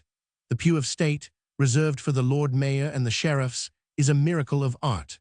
Across the very middle of the church is a screen in carved wood, the most wonderful screen you ever saw, presented as a sign of gratitude to their old church by the Hanseatic merchants. The east end is decorated by a wooden table, richly carved, and the reredos is designed by the great Christopher himself, no doubt for partial expiation of his sin in making the church externally so hideous. It consists of a marble panel on which are engraved the 10 Commandments. On the left hand stands Aaron in full pontificals as set forth in the book of Leviticus or that of Numbers. On the right hand, in more humble guise, stands Moses, facing the people, in his hand a rod of gold. With this he points to the commandments, which contain among them the whole rule of life. The pews are not arranged to face the east, but are gathered round the pulpit in the north, the most desirable being those nearest the pulpit. In the outside pews, close to the east end, sat the watermen's prentices. These young villains, who were afterwards doubtless for the most part hanged, spent their time during the service in carving their initials, with rude pictures of ships, houses, and boats, with dates on the sloping desks before them. There they still remain, because the pews are unchanged, with the dates 1720, 1730, 1740, and so on. From father to son they kept up this sacrilegious practice, hidden in the depths of the high pews. There is, behind the church, a vestry with wainscoting and more carved wood, and with portraits of bygone rectors, plans of the parish, and notes on the old parish charities, which exist no longer. Through the vestry window one looks out upon a little garden. It is the churchyard. One sees how the old cloister ran. Formerly it was full of tombs, and he who paced the cloister could meditate on death. Now it is an open and cheerful place, all the old tombs cleared away, which is loss, not gain, and in the month of May it is bright with flowers. At first sight it seems as if it was so completely hidden away that it could gladden no man's eyes. That is not so. In the city brewery there are certain windows which overlook this garden. These are the windows of the rooms where dwells a chief officer, master brewer, master taster, master chemist, I know not, of the city brewery, last of the many breweries which once stood along the river bank. He, almost the only resident of the parish, can look out, solitary and quiet, of the cool of an evening in early summer, and rejoice in the beauty of this little garden blossoming, all for his eyes alone, in a desert. As one looks about this church, the present fades away and the past comes back. I see, once more, the rector, what time George Roman II was king, in full wig and black gown poring over his learned discourse. Below him sleeps his clerk. In the Lord Mayor's pew, robed in garments and chain of state, sleep my Lord Mayor and the worshipful the sheriffs. Their footmen, all in blue and green and gold, are in the aisle. The rich merchant of the parish clad in black velvet, with silk stockings, silver buckles to their shoes, ruffles of the richest and rarest lace at their throats, and neckties of the same hanging down before their long silk waistcoats, sleep in their pews. It is a sleepy time for the church service, beside their wives and children. The wives are grand in hoop and powder and painted face. We know what is meant by rank in the days of King George Roman II. In this our parish church we who are or have been wardens of our company, aldermen who have passed the chair, or aldermen who have yet to pass it, know what is due to our position, and we bear ourselves accordingly. Our inferiors, the clerks and the shopkeepers, the servants and the prentices, we treat, it is true, with kindliness, but with condescension and with authority. On those rare occasions when a peer comes to our civic banquets, we show him that we know what is due to his rank. As for our life, it is centered in this parish. Here are our houses, here we live, here we carry on our business, and here we die. Our poor are our servants when they are young and strong, and they are our bedesmen when they grow old. Do not, I entreat you, believe in the fiction that the church neglected the poor during the last century. The poor in the city parishes were not neglected. The boys were thoroughly taught and conscientiously flogged. Thieves were sent away to be hanged. Bad characters were turned out, the old were maintained, the sick were looked after, the parish organization was complete, and the parish charities were many and generous. Outside the city precincts, if you please, where there were few churches and great parishes, always increasing in population, the poor were neglected, but in the city, never. But listen, the rector has done. He finishes his sermon with an admirable and appropriate quotation in Greek, which I hope the congregation understands. He pronounces the prayer of dismissal. The organ rolls, the clerk wakes up, the Lord Mayor and the sheriffs walk forth and get into their coaches. The footmen climb up behind, the merchants and their families go out next, while all the people stand in respect to their masters and betters and those set in authority over them. Then come out the people themselves, and last of all, the prentice boys come clattering down the aisle. Let us awake. It is Sunday morning again, but the merchants are gone. The 18th century is gone, the church is empty, the parish is deserted, the streets are silent. Ne'er saw I, never felt, a calm so deep. The river glideth at his own sweet will. Dear God, the very houses seem asleep, and all that mighty heart to lying still. A riverside parish. There are several riverside parishes east of London Bridge, not counting the ancient towns of Diptford and Greenwich, which formerly lay beyond London and could not be reckoned as suburbs. The history of all these parishes, till the present century, is the same. Once southeast and west of London, there stretched a broad marsh covered with water at every springtide. Here and there rose islets overgrown with brambles, the haunt of wild fowl innumerable. In course of time, the city having grown and stretching out long arms along the bank, people began to build a broad and strong river wall to keep out the floods. This river wall, which still remains, was gradually extended until it reached the mouth of the river and ran quite round the low coast of Essex. To the marshes succeeded a vast level, low-lying, fertile region affording good pasture, excellent dairy farms, and gardens of fruit and vegetables. The only inhabitants of this district were the farmers and the farmhands. So things continued for 1,000 years, while the ships went up the river with wind and tide, and down the river with wind and tide, and were moored below the bridge, and discharged their cargoes into lighters, which landed them on the quays of London port, between the Tower and the bridge. As for the people who did the work of the port, the loading and the unloading, those whom now we call the stevedores, coalers, dockers, lightermen, and watermen, they lived in the narrow lanes and crowded courts above and about Thames Street. When the trade of London port increased, these courts became more crowded, some of them overflowed, and a colony outside the walls was established in St. Catherine's precinct beyond the Tower. Next to St. Catherine's lay the fields called by Stow, Wapping in the Wose, or Wash, where there were broken places in the wall, and the water poured in so that it was as much a marsh as when there was no dike at all. Then the commissioners of sewers thought it would be a good plan to encourage people to build along the wall, so that they would be personally interested in its preservation. Thus arose the hamlet of Wapping, which, till far into the 18th century, consisted of little more than a single long street, with a few cross lanes, inhabited by sailor folk. At this time, toward the end of the 16th century, began that great and wonderful development of London trade which has continued without any cessation of growth. Gresham began it. He taught the citizens how to unite for the common weal. He gave them a bourse. He transferred the foreign trade of Antwerp to the Thames. Then the service of the river grew apace. Where one lighter had sufficed, there were now wanted 10. Wapping in the Wose became crowded Wapping. The long street stretched farther and farther along the river beyond Shad's Well, beyond Ratcliffe Cross, where the Red Cliff came down nearly to the river bank, beyond the Limehouse, beyond the Poplar Grove. The whole of that great city of 1,000,000 souls, now called East London, consisted, until the end of the last century, of Whitechapel and Bethnal Green, still preserving something of the old rusticity, of Mile End, Stepney and Bow and West Ham, hamlets set among fields and market gardens, and of that long fringe of riverside streets and houses. In these rural hamlets great merchants had their country houses. The place was fertile, the air was wholesome, nowhere could one see finer flowers or finer plants. The merchant captains, both those at sea and those retired, had houses with garden bowers and masts at Mile End Old Town. Captain Cook left his wife and children there when he went sailing round the world.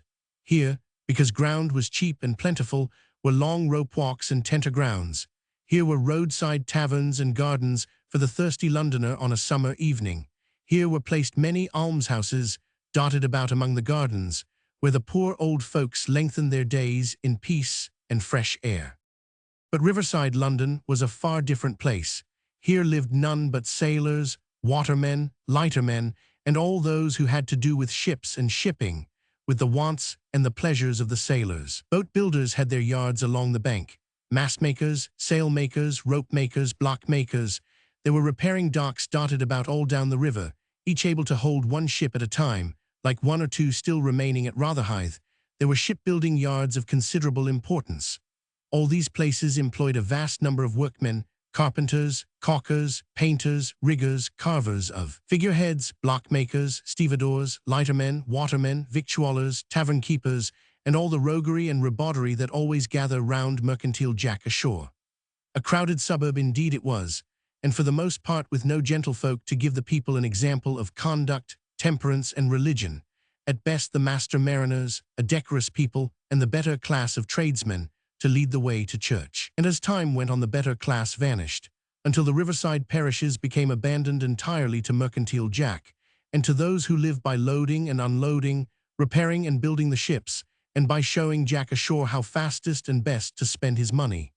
There were churches, Wapping, St. George in the east, Shadwell and Limehouse. They are there to this day, but Jack and his friends enter not their portals. Moreover, when they were built, the function of the clergyman was to perform with dignity and reverence the services of the church. If people chose not to come, and the law of attendance could not be enforced, so much the worse for them. Though Jack kept out of church, there was some religious life in the place, as is shown not only by the presence of the church, but also by that of the chapel. Now, wherever there is a chapel, it indicates thought, independence, and a sensible elevation above the reckless, senseless rabble. Some kinds of nonconformity also indicate a first step toward education and culture.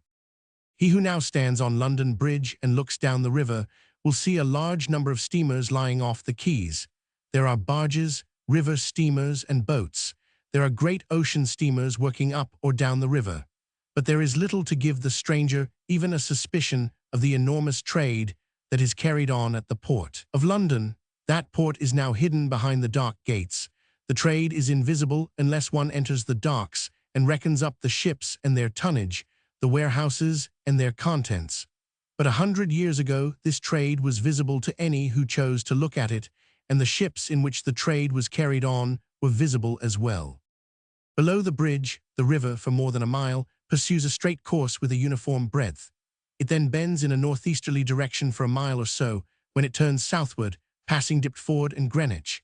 Now 100 years ago, for 2 miles and more below the bridge, the ships lay moored side by side in double lines, with a narrow channel between. There were no docks. All the loading and the unloading had to be done by means of barges and lighters in the stream. One can hardly realize this vast concourse of boats and barges and ships, the thousands of men at work, the passage to and fro of the barges laden to the water's edge, or returning empty to the ship's side, the yo-heave-o of the sailors hoisting up the casks and bales and cases, the shouting, the turmoil, the quarreling, the fighting, the tumult upon the river, now so peaceful. But when we talk of a riverside parish, we must remember this great concourse, because it was the cause of practices from which we suffer to the present day. Of these things we may be perfectly certain. First, that without the presence among a people of some higher life, some nobler standard than that of the senses, this people will sink rapidly and surely. Next, that no class of persons, whether in the better or the worser rank, can ever be trusted to be a law unto themselves, for which reason we may continue to be grateful to our ancestors who caused to be written in large letters of gold, for all the world to see once a week, "Thus saith the Lord, thou shalt not steal," and the rest, the lack of which reminder sometimes causes in nonconformist circles, it is whispered, a deplorable separation of faith and works. The third maxim, axiom, or self-evident proposition is that when people can steal without fear of consequences, they will steal. All through the last century, and indeed far into this, the only influence brought to bear upon the common people was that of authority. The master ruled his servants, he watched over them. When they were young, he had them catechized and taught the sentiments proper to their station. He also flogged them soundly. When they grew up, he gave them wages and work. He made them go to church regularly. He rewarded them for industry by fraternal care. He sent them to the almshouse when they were old. At church, the sermons were not for the servants, but for the masters. Yet the former were reminded every week of the 10 Commandments, which were not only written out large for all to see, but were read out for their instruction every Sunday morning. The decay of authority is one of the distinguishing features of the present century. But in riverside London, there were no masters, and there was no authority for the great mass of the people. Sailor ashore had no master. The men who worked on the lighters and on the ships had no master except for the day. The ignoble horde of those who supplied the coarse pleasures of the sailors had no masters. They were not made to do anything but what they pleased. The church was not for them. Their children were not sent to school. Their only masters were the fear of the gallows, constantly before their eyes at execution dock and on the shores of the Isle of Dogs, and their profound respect for the cat o' nine tails. They knew no morality. They had no other restraint. They altogether slid, ran, fell, leaped, danced, and rolled swiftly and easily adown the primrose path. They fell into a savagery the like of which has never been known among English folk since the days of their conversion to the Christian faith. It is only by searching and poking among unknown pamphlets and forgotten books that one finds out the actual depths of the English savagery of the last century. And it is not too much to say that for drunkenness, brutality, and ignorance, the Englishman of the baser kind touched about the lowest depth ever reached by civilized man during the last century. What he was in riverside London has been disclosed by Colquhoun, the police magistrate. Here he was not only a drunkard, a brawler, a torturer of dumb beasts, a wife-beater, a profligate. He was also, with his fellows, engaged every day and all day long in a vast, systematic, organized depredation. The people of the riverside were all, to a man, river pirates. By day and by night they stole from the ships. There were often as many as 1,000 vessels lying in the river. There were many hundreds of boats, barges, and lighters engaged upon their cargoes. They practiced their robberies in 1,000 ingenious ways. They weighed the anchors and stole them. They cut adrift lighters when they were loaded, and when they had floated down the river, they pillaged what they could carry and left the rest to sink or swim. They waited till night, and then rowed off to half-laden lighters and helped themselves. Sometimes they went on board the ships as stevedores and tossed bales overboard to a confederate in a boat below. Or they were coopers who carried under their aprons bags which they filled with sugar from the casks, or they took with them bladders for stealing the rum. Some waded about in the mud at low tide to catch anything that was thrown to them from the ships.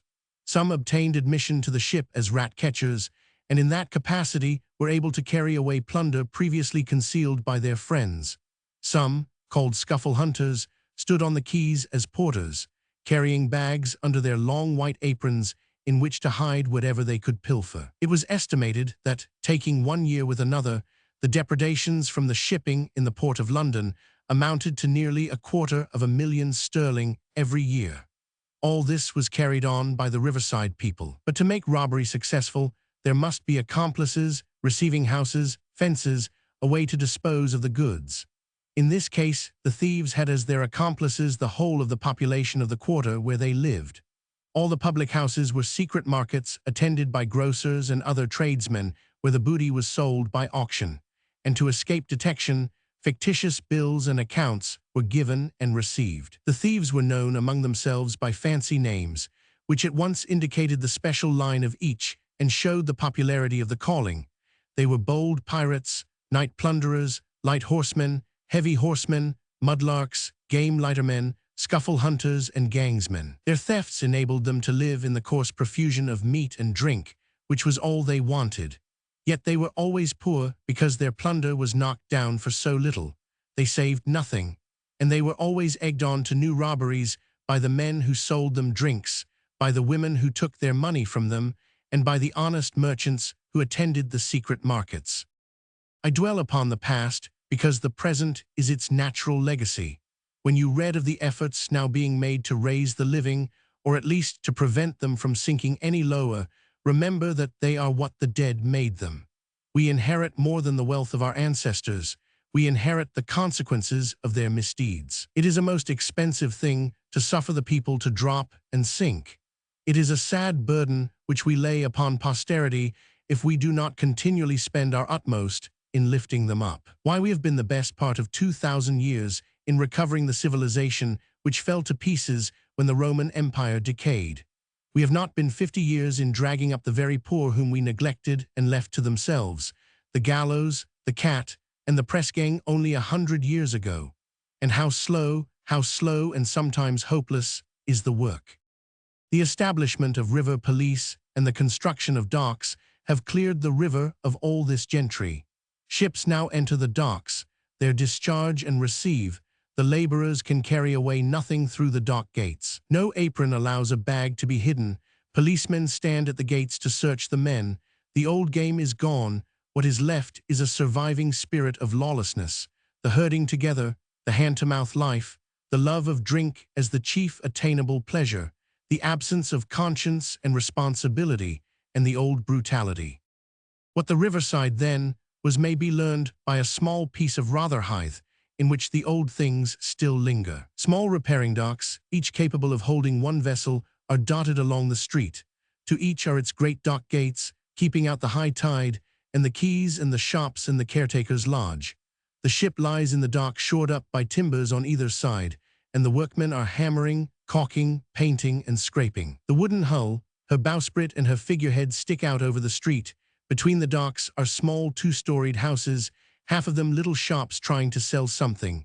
The public house is frequent, but the humours of Ratcliffe Highway are absent.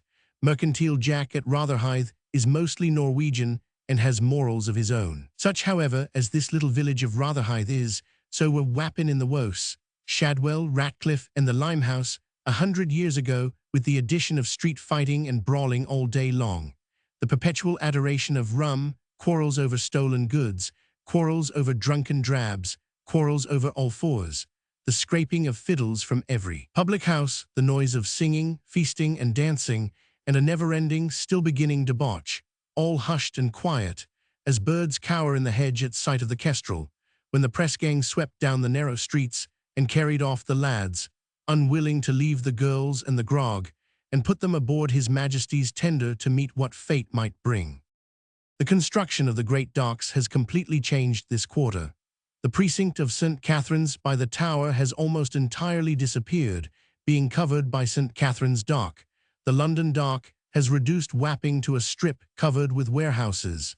But the church remains, so frankly proclaiming itself of the 18th century, with its great churchyard. The new dock basin, Limehouse Basin, and the West India Docks have sliced huge cantles out of Shadwell, Limehouse, and Poplar. The little private docks and boat-building yards have disappeared. Here and there the dock remains, with its river gates gone, an ancient barge reposing in its black mud. Here and there may be found a great building which was formerly a warehouse when shipbuilding was still carried on. That branch of industry was abandoned after 1868, when the shipwrights struck. Their action transferred the shipbuilding of the country to the Clyde and threw out of work thousands of men who had been earning large wages in the yards. Before this unlucky event, Riverside London had been rough and squalid, but there were in it plenty of people earning good wages, skilled artisans, good craftsmen. Since then, it has been next door to starving. The effect of the shipwrights' strike may be illustrated in the history of one couple.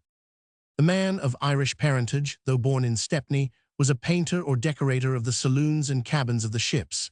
He was a highly skilled workman of taste and dexterity. He could not only paint, but he could carve. He made about £3 a week and lived in comfort.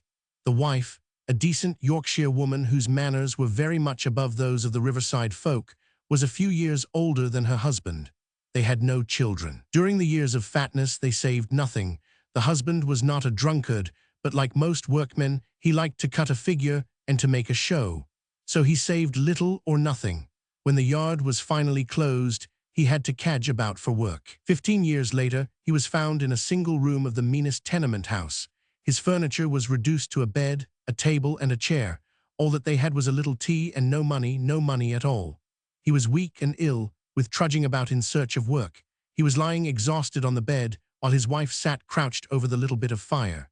This was how they had lived for 15 years, the whole time on the verge of starvation. Well, they were taken away. They were persuaded to leave their quarters and to try Anther Place, where odd jobs were found for the man and where the woman made friends in private families for whom she did a little sewing. But it was too late for the man. His privations had destroyed his sleight of hand, though he knew it not. The fine workman was gone. He took painter's paralysis, and very often when work was offered his hand would drop before he could begin it. Then the long years of tramping about had made him restless. From time to time he was fain to borrow a few shillings and to go on the tramp again, pretending that he was in search of work. He would stay away for a fortnight, marching about from place to place, heartily enjoying the change and the social evening at the public houses where he put up. For though no drunkard, he loved to sit in a warm bar and to talk over the splendors of the past. Then he died. No one, now looking at the neat old lady in the clean white cap and apron who sits all day in the nursery crooning over her work, would believe that she has gone through this ordeal by famine and served her 15 years' term of starvation for the sins of others. The parish of St. James's, Ratcliffe, is the least known of Riverside, London. There is nothing about this parish in the guidebooks. Nobody goes to see it. Why should they? There is nothing to see, yet it is not without its romantic touches. Once there was here a cross, the Ratcliffe Cross, but nobody knows what it was, when it was erected, why it was erected, or when it was pulled down. The oldest inhabitant now at Ratcliffe remembers that there was a cross here. The name survived until the other day, attached to a little street, but that is now gone.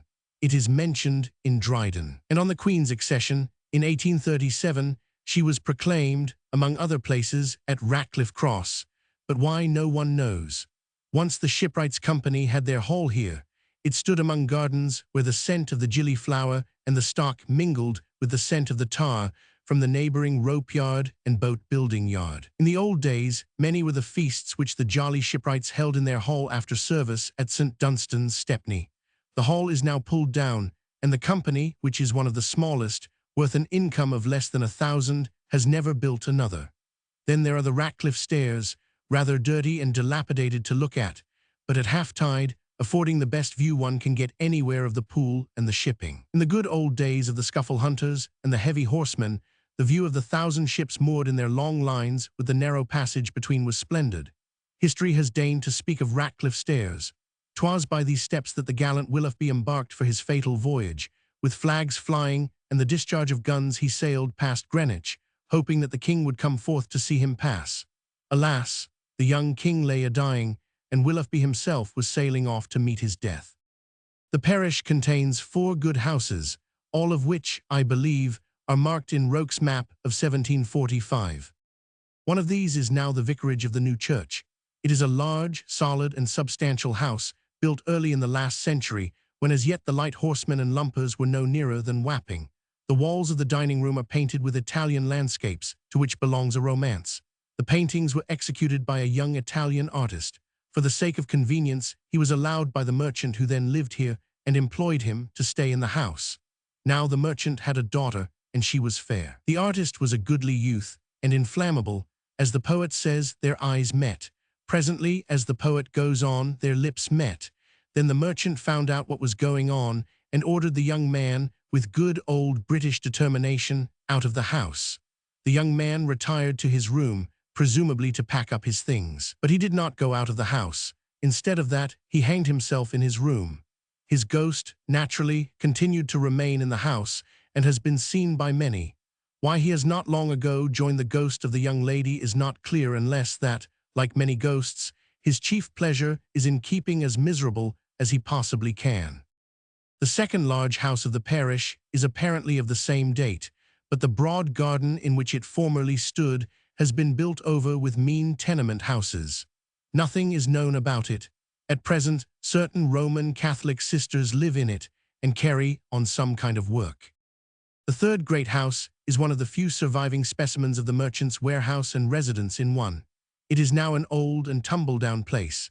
Its ancient history I know not. What rich and costly bales were hoisted into this warehouse, what goods lay here waiting to be carried down the stairs, and so on board ship in the pool, what fortunes were made and lost here one knows not. Its ancient history is gone and lost, but it has a modern history. Here a certain man began, in a small way, a work which has grown to be great. Here he spent and was spent. Here he gave his life for the work, which was for the children of the poor. He was a young physician.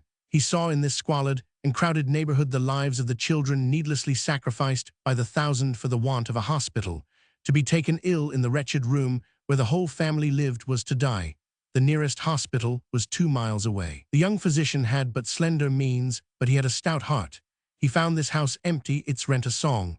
He took it, put in 6 beds, constituted himself the physician and his wife the nurse, and opened the children's hospital.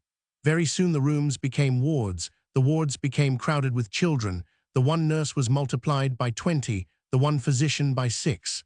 Very soon, too, the physician lay upon his deathbed, killed by the work. But the children's hospital was founded, and now it stands not far off, a stately building with one of its wards, the Heckford ward, named after the physician who gave his own life to save the children. When the house ceased to be a hospital, it was taken by a Mr. Dawson, who was the first to start here a club for the very rough lads. He, too, gave his life for the cause, for the illness which killed him was due to overwork and neglect. Devotion and death are therefore associated with this old house.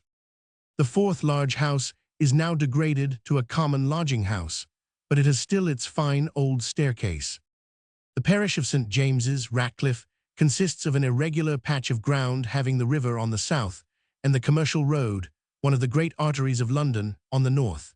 It contains about 7,000 people, of whom some 3,000 are Irish Catholics. It includes a number of small, mean, and squalid streets. There is not anywhere in the great city a collection of streets smaller or meaner. The people live in tenement houses, very often one family for every room. In one street, for instance, of 50 houses, there are 130 families. The men are nearly all dock laborers, the descendants of the scuffle hunters, whose traditions still survive, perhaps, in an unconquerable hatred of government. The women and girls are shirt makers, tailoresses, jam makers, biscuit makers, matchmakers, and rope makers. In this parish, the only gentlefolk are the clergy and the ladies working in the parish for the church. There are no substantial shopkeepers, no private residents, no lawyer, no doctor, no professional people of any kind. There are 36 public houses, or 1 to every 100 adults, so that if each spends on an average only 2 shillings a week, the weekly takings of each are £10.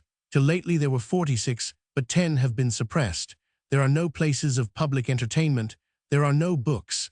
There are hardly any papers except some of those Irish papers whose continued sufferance gives the lie to their own everlasting charges of English tyranny. Most significant of all, there are no dissenting chapels, with one remarkable exception. 15 chapels in the 3 parishes of Ratcliffe, Shadwell, and St. George's have been closed during the last 20 years. Does this mean conversion to the Anglican Church? Not exactly. It means, first, that the people have become too poor to maintain a chapel, and next, that they have become too poor to think of religion. So long as an Englishman's head is above the grinding misery, he exercises, as he should, a free and independent choice of creeds, thereby vindicating and assorting his liberties. Here there is no chapel, therefore no one thinks. They lie like sheep. Of death and its possibilities no one heeds. They live from day to day. When they are young, they believe they will be always young. When they are old, so far as they know, they have been always old. The people being such as they are, so poor, so hopeless, so ignorant, what is done for them? How are they helped upward? How are they driven, pushed, shoved, pulled, to prevent them from sinking still lower? For they are not at the lowest depths. They are not criminals. Up to their lights they are honest. That poor fellow who stands with his hands ready, all he has got in the wide world, only his hands, no trade, no craft, no skill, will give you a good day's work if you engage him. He will not steal things. He will drink more than he should with the money you give him. He will knock his wife down if she angers him, but he is not a criminal. That step has yet to be taken. He will not take it, but his children may, and unless they are prevented, they certainly will. For the London-born child very soon learns the meaning of the easy way and the primrose path. We have to do with the people ignorant, drunken, helpless, always at the point of destitution, their whole thoughts as much concentrated upon the difficulty of the daily bread as ever were those of their ancestor who roamed about the Middlesex forest and hunted the bear with a club and shot the wild goose with a flint-headed arrow. First there is the church work, that is to say, the various agencies and machinery directed by the vicar.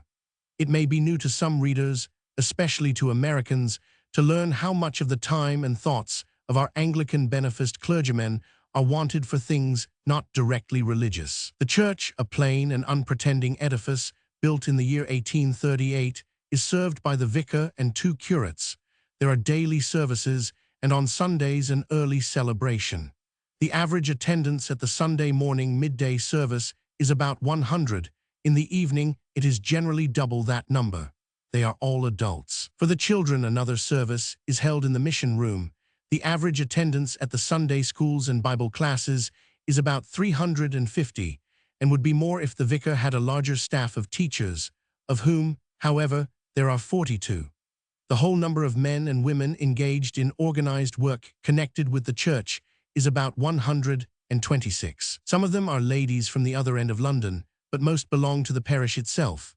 In the choir, for instance, are found a barber, a postman, a caretaker, and 1 or 2 small shopkeepers, all living in the parish. When we remember that Ratcliffe is not what is called a show parish, that the newspapers never talk about it, and that rich people never hear of it, this indicates a very considerable support to church work. In addition to the church proper, there is the mission chapel, where other services are held. One day in the week, there is a sale of clothes at very low prices. They are sold rather than given, because if the women have paid a few pence for them, they are less willing to pawn them than if they had received them for nothing. In the mission chapel are held classes for young girls and services for children. The churchyard, like so many of the London churchyards, has been converted into a recreation ground, where there are trees and flower beds and benches for old and young. Outside the church, but yet connected with it, there is first the girls' club. The girls of Ratcliffe are all working girls, as might be expected, a rough and wild company, as untrained as colts, yet open to kindly and considerate treatment. Their first yearning is for finery. Give them a high hat with a flaring ostrich feather, a plush jacket, and a fringe, and they are happy. There are 75 of these girls. They use their club every evening, and they have various classes, though it cannot be said that they are desirous of learning anything. Needlework, especially, they dislike. They dance, sing, have musical drill, and read a little. 5 ladies who work for the church and for the club live in the clubhouse, and other ladies come to lend assistance. When we consider what the homes and the companions of these girls are, what kind of men will be their husbands, and that they are to become mothers of the next generation, it seems as if one could not possibly attempt a more useful achievement than their civilization. Above all, this club stands in the way of the greatest curse of East London, the boy and girl marriage. For the elder women, there are mothers' meetings, at which 200 attend every week, and there are branches of the societies for nursing and helping married women. For general purposes, there is a parish sick and distress fund, a fund for giving dinners to poor children. There is a frequent distribution of fruit, vegetables, and flowers sent up by people from the country. And for the children, there is a large room which they can use as a playroom from 4 o'clock till 7:30. Here they are at least warm. Were it not for this room, they would have to run about the cold streets. Here they have games and pictures and toys. In connection with the work for the girls, help is given by the Metropolitan Association for Befriending Young Servants, which takes charge of a good many of the girls. For the men, there is one of the institutions called a Teetotum Club, which has a grand cafe open to everybody all day long. The members manage the club themselves. They have a concert once a week, a dramatic performance once a week, a gymnastic display once a week. On Sunday they have a lecture or an address, with a discussion after it, and they have smaller clubs attached for football, cricket, rowing, and swimming. For the younger lads, there is another club of 160 members. They also have their gymnasium, their football, cricket, and swimming clubs, their classes for carpentry, wood carving, singing, and shorthand, their savings bank, their sick club, and their library. Only the better class of lads belong to this club. But there is a lower set, those who lounge about the streets at night and take to gambling and betting. For these boys, the children's playroom is opened in the evening. Here they read, talk, box, and play bagatelle, draughts, and dominoes. These lads are as rough as can be found, yet on the whole they give very little trouble. Another important institution is the country holiday. This is accomplished by saving. It means, while it lasts, an expenditure of 5 shillings a week. Sometimes the lads are taken to the seaside and live in a barn. Sometimes the girls are sent to a village and placed about in cottages. A great number of the girls and lads go off every year a-hopping in Kent. Add to these the temperance societies, and we seem to complete the organized work of the church. It must, however, be remembered that this work is not confined to those who attend the services or are Anglican in name. The clergy and the ladies who help them go about the whole parish from house to house. They know all the people in every house, to whatever creed they belong. Their visits are looked for as a kind of right. They are not insulted even by the roughest. They are trusted by all. As they go along the streets, the children run after them and hang upon their dress. If a strange man is walking with one of these ladies, they catch at his hands and pull at his coat-tails. We judge of a man, you see, by his companions. All this machinery seems costly. It is, of course, far beyond the slender resources of the parish. It demands, however, no more than £850 a year, of which £310 is found by different societies, and the sum of £540 has to be raised somehow. There are, it has been stated, no more than 7,000 people in this parish, of whom nearly half belong to the Church of Rome. It would therefore almost seem as if every man, woman, and child in the place must be brought under the influence of all this work. In a sense, all the people do feel the influence of the church, whether they are Anglicans or not. The parish system, as you have seen, provides everything. For the men, clubs; for the women, nursing in sickness, friendly counsel, always help in trouble. The girls are brought together and kept out of mischief, and encouraged in self-respect by ladies who understand what they want and how they look at things. The grown lads are taken from the streets, and with the younger boys are taught arts and crafts, and are trained in manly exercises just as if they were boys of Eton and Harrow. The church services, which used to be everything, are now only a part of the parish work. The clergy are at once servants of the altar, preachers, teachers, almoners, leaders in all kinds of societies and clubs, and providers of amusements and recreation. The people look on, hold out their hands, receive, at first indifferently, but presently one by one, awaken to a new sense. As they receive, they cannot choose but to discover that these ladies have given up their luxurious homes and the life of ease in order to work among them. They also discover that these young gentlemen who run the dubs, teach the boys gymnastics, boxing, drawing, carving, and the rest, give up for this all their evenings, the flower of the day in the flower of life. What for? What do they get for it? Not in this parish only, but in every parish the same kind of thing goes on and spreads daily. This, observe, is the last step, but one of charity. For the progress of charity is as follows. First, there is the pitiful dole to the beggar, then the bequest to monk and monastery, then the founding of the almshouse and the parish charity, then the Easter and the Christmas offerings, then the gift to the almoner, then the check to society, next, latest and best, personal service among the poor. This is both flower and fruit of charity. One thing only remains, and before long this thing also shall come to pass as well. Those who live in the dens and witness these things done daily must be stocks and stones if they were not moved by them. They are not stocks and stones, they are actually, though slowly, moved by them.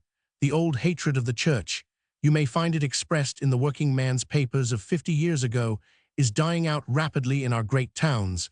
The brawling is better, even the drinking is diminishing. And there is another, perhaps an unexpected, result. Not only are the poor turning to the church which befriends them, the church which they used to deride, but the clergy are turning to the poor. There are many for whom the condition of the people is above all other earthly considerations. If that great conflict, long predicted, of capital and labor ever takes place, it is safe to prophesy that the church will not desert the poor. Apart from the church, what machinery is at work? First, because there are so many Catholics in the place, one must think of them. It is, however, difficult to ascertain the Catholic agencies at work among these people. The people are told that they must go to Mass. Roman Catholic sisters give dinners to children. There is the Roman League of the Cross, a temperance association. I think that the Catholics are in great measure left to the charities of the Anglicans, so long as these do not try to convert the Romans. The Salvation Army people attempt nothing, absolutely nothing in this parish. There are at present neither Baptist, nor Wesleyan, nor independent chapels in the place. A few years ago, on the appearance of the book called The Bitter Cry of Outcast London, an attempt was made by the last-named body. They found an old chapel belonging to the Congregationalists, with an endowment of £80 a year, which they turned into a mission hall, and carried on with spirit for 2 years mission work in the place.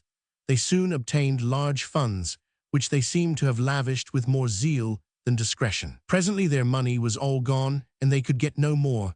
Then the chapel was turned into a night shelter. Next it was burned to the ground. It is now rebuilt, and is again a night shelter. There is, however, an historic monument in the parish with which remains a survival of former activity. It is a Quaker meeting house which dates back to 1667. It stands within its walls, quiet and decorous. There are the chapel, the anteroom, and the burial ground. The congregations still meet, reduced to 50. They still hold their Sunday school, and not far off one of the fraternity carries on a creche which takes care of 70 or 80 babies and is blessed every day by as many mothers. Considering all these agencies, how they are at work day after day, never resting, never ceasing, never relaxing their hold, always compelling the people more and more within the circle of their influence. How they incline the hearts of the children to better things and show them how to win these better things. One wonders that the whole parish is not already clad in white robes and sitting with harp and crown. On the other hand, walking down London Street, Ratcliffe, looking at the foul houses, hearing the foul language, seeing the poor women with black eyes, watching the multitudinous children in the mud, one wonders whether even these agencies are enough to stem the tide and to prevent this mass of people from falling lower and lower still into the hell of savagery. This parish is one of the poorest in London. It is one of the least known. It is one of the least visited. Explorers of slums seldom come here. It is not fashionably miserable. Yet all these fine things are done here, and as in this parish, so in every other. It is continually stated as a mere commonplace. One may see the thing advanced everywhere, in thoughtful papers, in leading articles, that the Church of Rome alone can produce its self-sacrificing martyrs, its lives of pure devotion. Then what of these parish workers of the Church of England? What of that young physician who worked himself to death for the children? What of the young men, not one here and there, but in dozens, who give up all that young men mostly love for the sake of laborious nights among rough and rude lads? What of the gentlewomen who pass long years, give up their youth, their beauty, and their strength, among girls and women whose language is at first like a blow to them? What of the clergy themselves, always, all day long, living in the midst of the very poor, hardly paid, always giving out of their poverty, forgotten in their obscurity, far from any chance of promotion, too hard-worked to read or study, dropped out of all the old scholarly circles? Nay, my brothers, we cannot allow to the Church of Rome all the unselfish men and women. Father Damien is one of us as well. I have met him. I know him by sight. He lives and has long lived in Riverside, London. St. Catherine's by the Tower.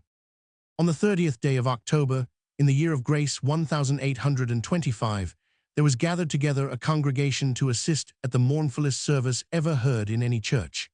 The place was the precinct of St. Catherine's.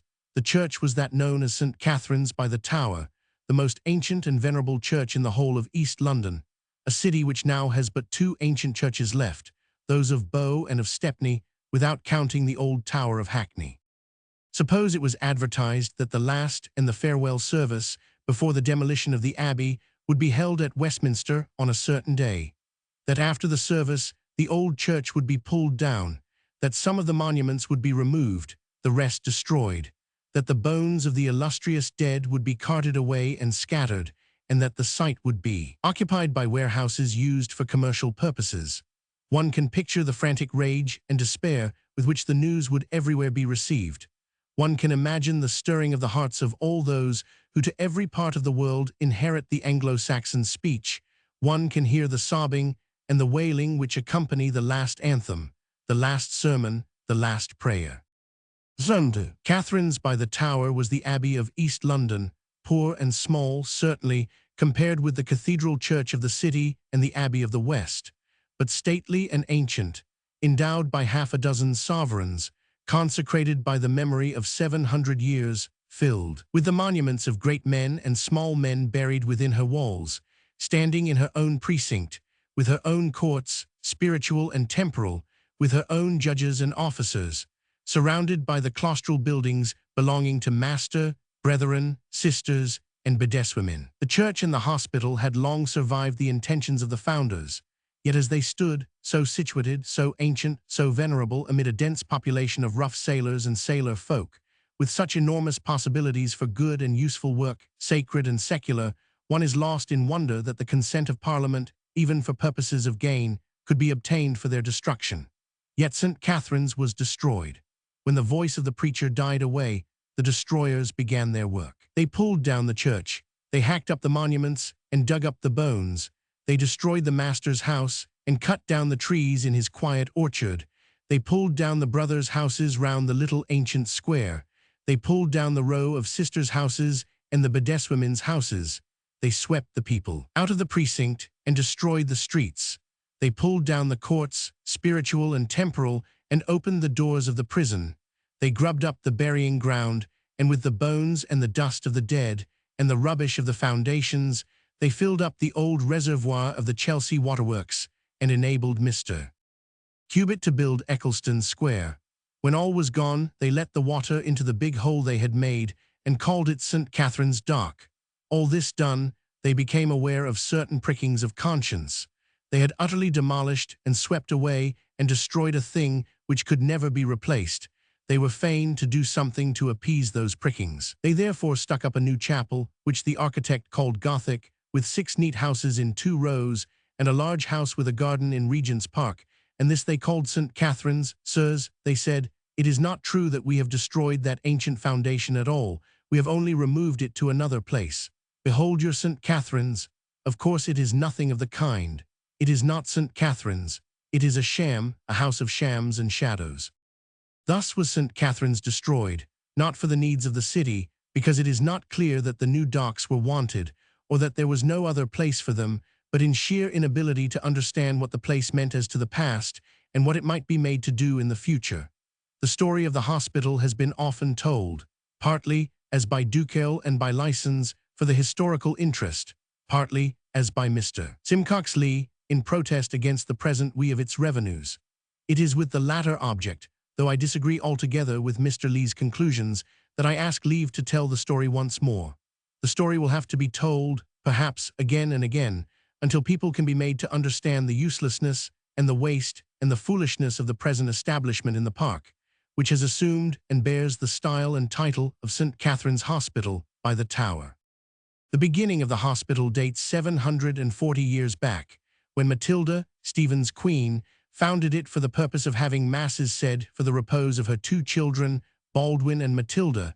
She ordered that the hospital should consist of a master, brothers, sisters, and certain poor persons, probably the same as in the later foundation. She appointed the prior and canons of Holy Trinity to have perpetual custody of the hospital, and she reserved to herself and all succeeding queens of England the nomination of the master. Her grant was approved by the king, the Archbishop of Canterbury, and the Pope. Shortly afterwards, William of Ypres bestowed the land of Edredeshed, afterwards called Queenhithe, on the Priory of Holy Trinity, subject to an annual payment of £20 to the Hospital of Catherine's by the Tower. This was the original foundation. It was not a charity, it was a religious house with a definite duty to pray for the souls of two children. It had no other charitable objects than belong to any religious foundation, viz. the giving of alms to the poor, nor was it intended as a church for the people.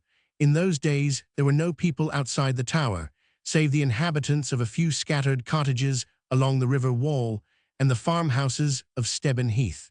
It was simply founded for the benefit of two little princes' souls.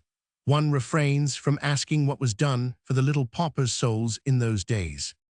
The prior and canons of Holy Trinity without Aldgate continued to exercise some authority over the hospital, but apparently the subject only interests the ecclesiastical historian, against the protests and grumblings of the St. Catherine's Society. It was, however, formally handed over to them 140 years later by Henry III.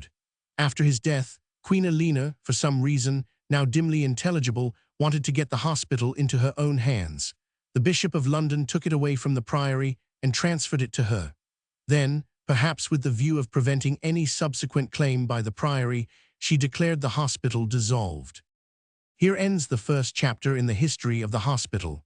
The foundation for the souls of the two princes existed no longer, the children, no doubt, having been long since sung out of purgatory.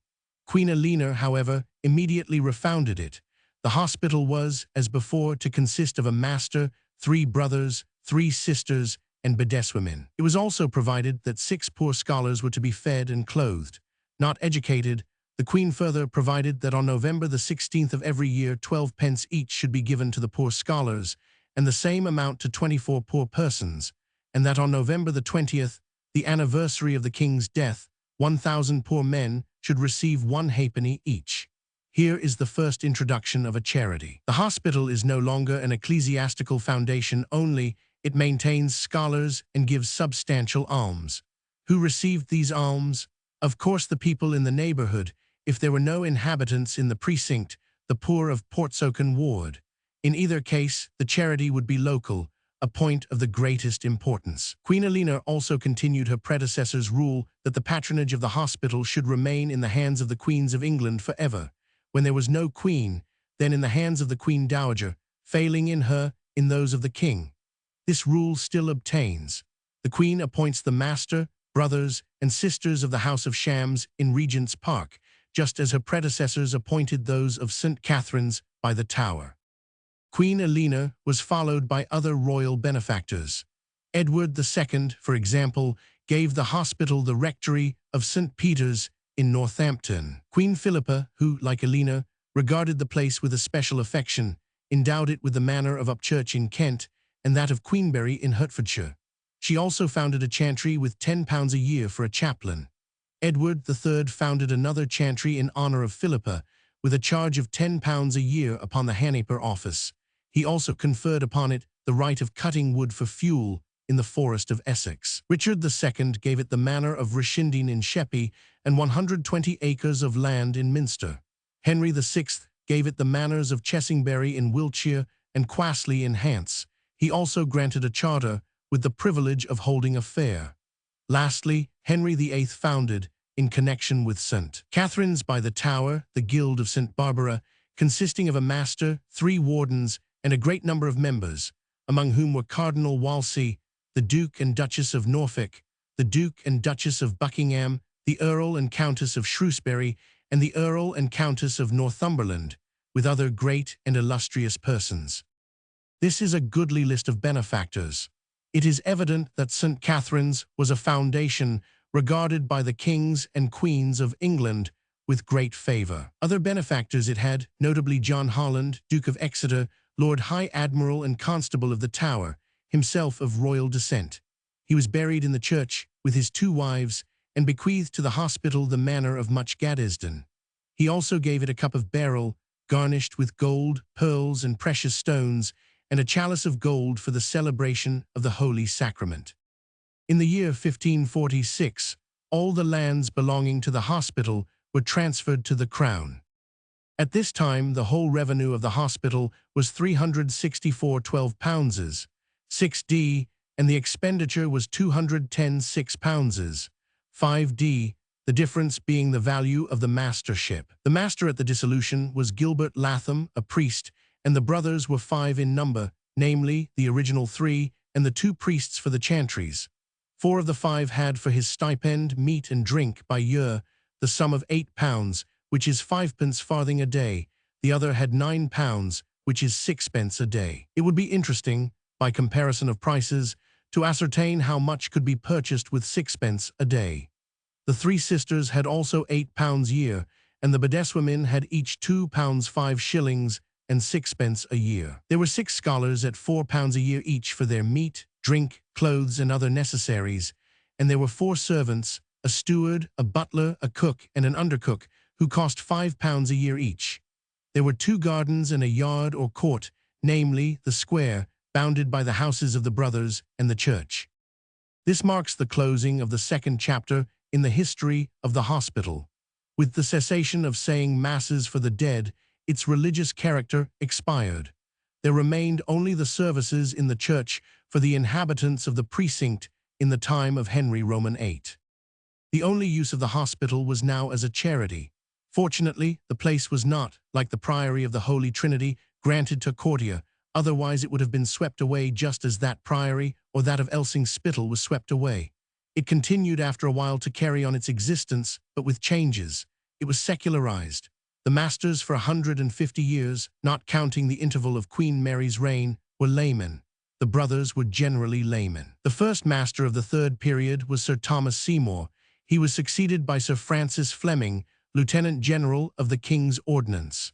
Fleming was deprived by Queen Mary, who appointed one Francis Mallet, a priest, in his place. Queen Elizabeth dispossessed Mallet and appointed Thomas Wilson, a layman and a doctor at laws.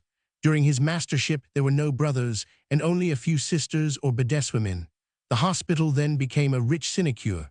Among the masters were Sir Julius Caesar, Master of the Rolls, Sir Robert Acton, Dr. Cox, 3 Montague brothers, Walter, Henry, and George, Lord Brouncker, the Earl of Feversham, Sir Henry Newton, Judge of the High Court of Admiralty, the Hun, George Berkeley, and Sir James Butler. The brothers had been re-established. Their names are enumerated by Duquesne. 1 or 2 of them were clerks in orders, but all the rest were laymen. They still received the old stipend of £8 a year, with a small house. As for the rest of the greatly increased income, it went to the master after the manner common to all the old charities. During the latter half of the 16th and the whole of the 17th century, St. Catherine's by the Tower consisted of a beautiful old church, standing with its buildings clustered round it, a master's house, rich in carved and ancient woodwork, with its gardens and orchards, its houses for the brothers, sisters, and bedeswomen, each of whom continued to receive the same salary as that ordained by Queen Elena. Service was held in the church for the inhabitants of the precinct, but the hospital was wholly secular. The master devoured by far the greater part of the revenue, and the almspeople, brothers, sisters, and bedeswomen, had no duties to perform of any kind. In the year 1698 the third chapter in the life of the hospital, was closed.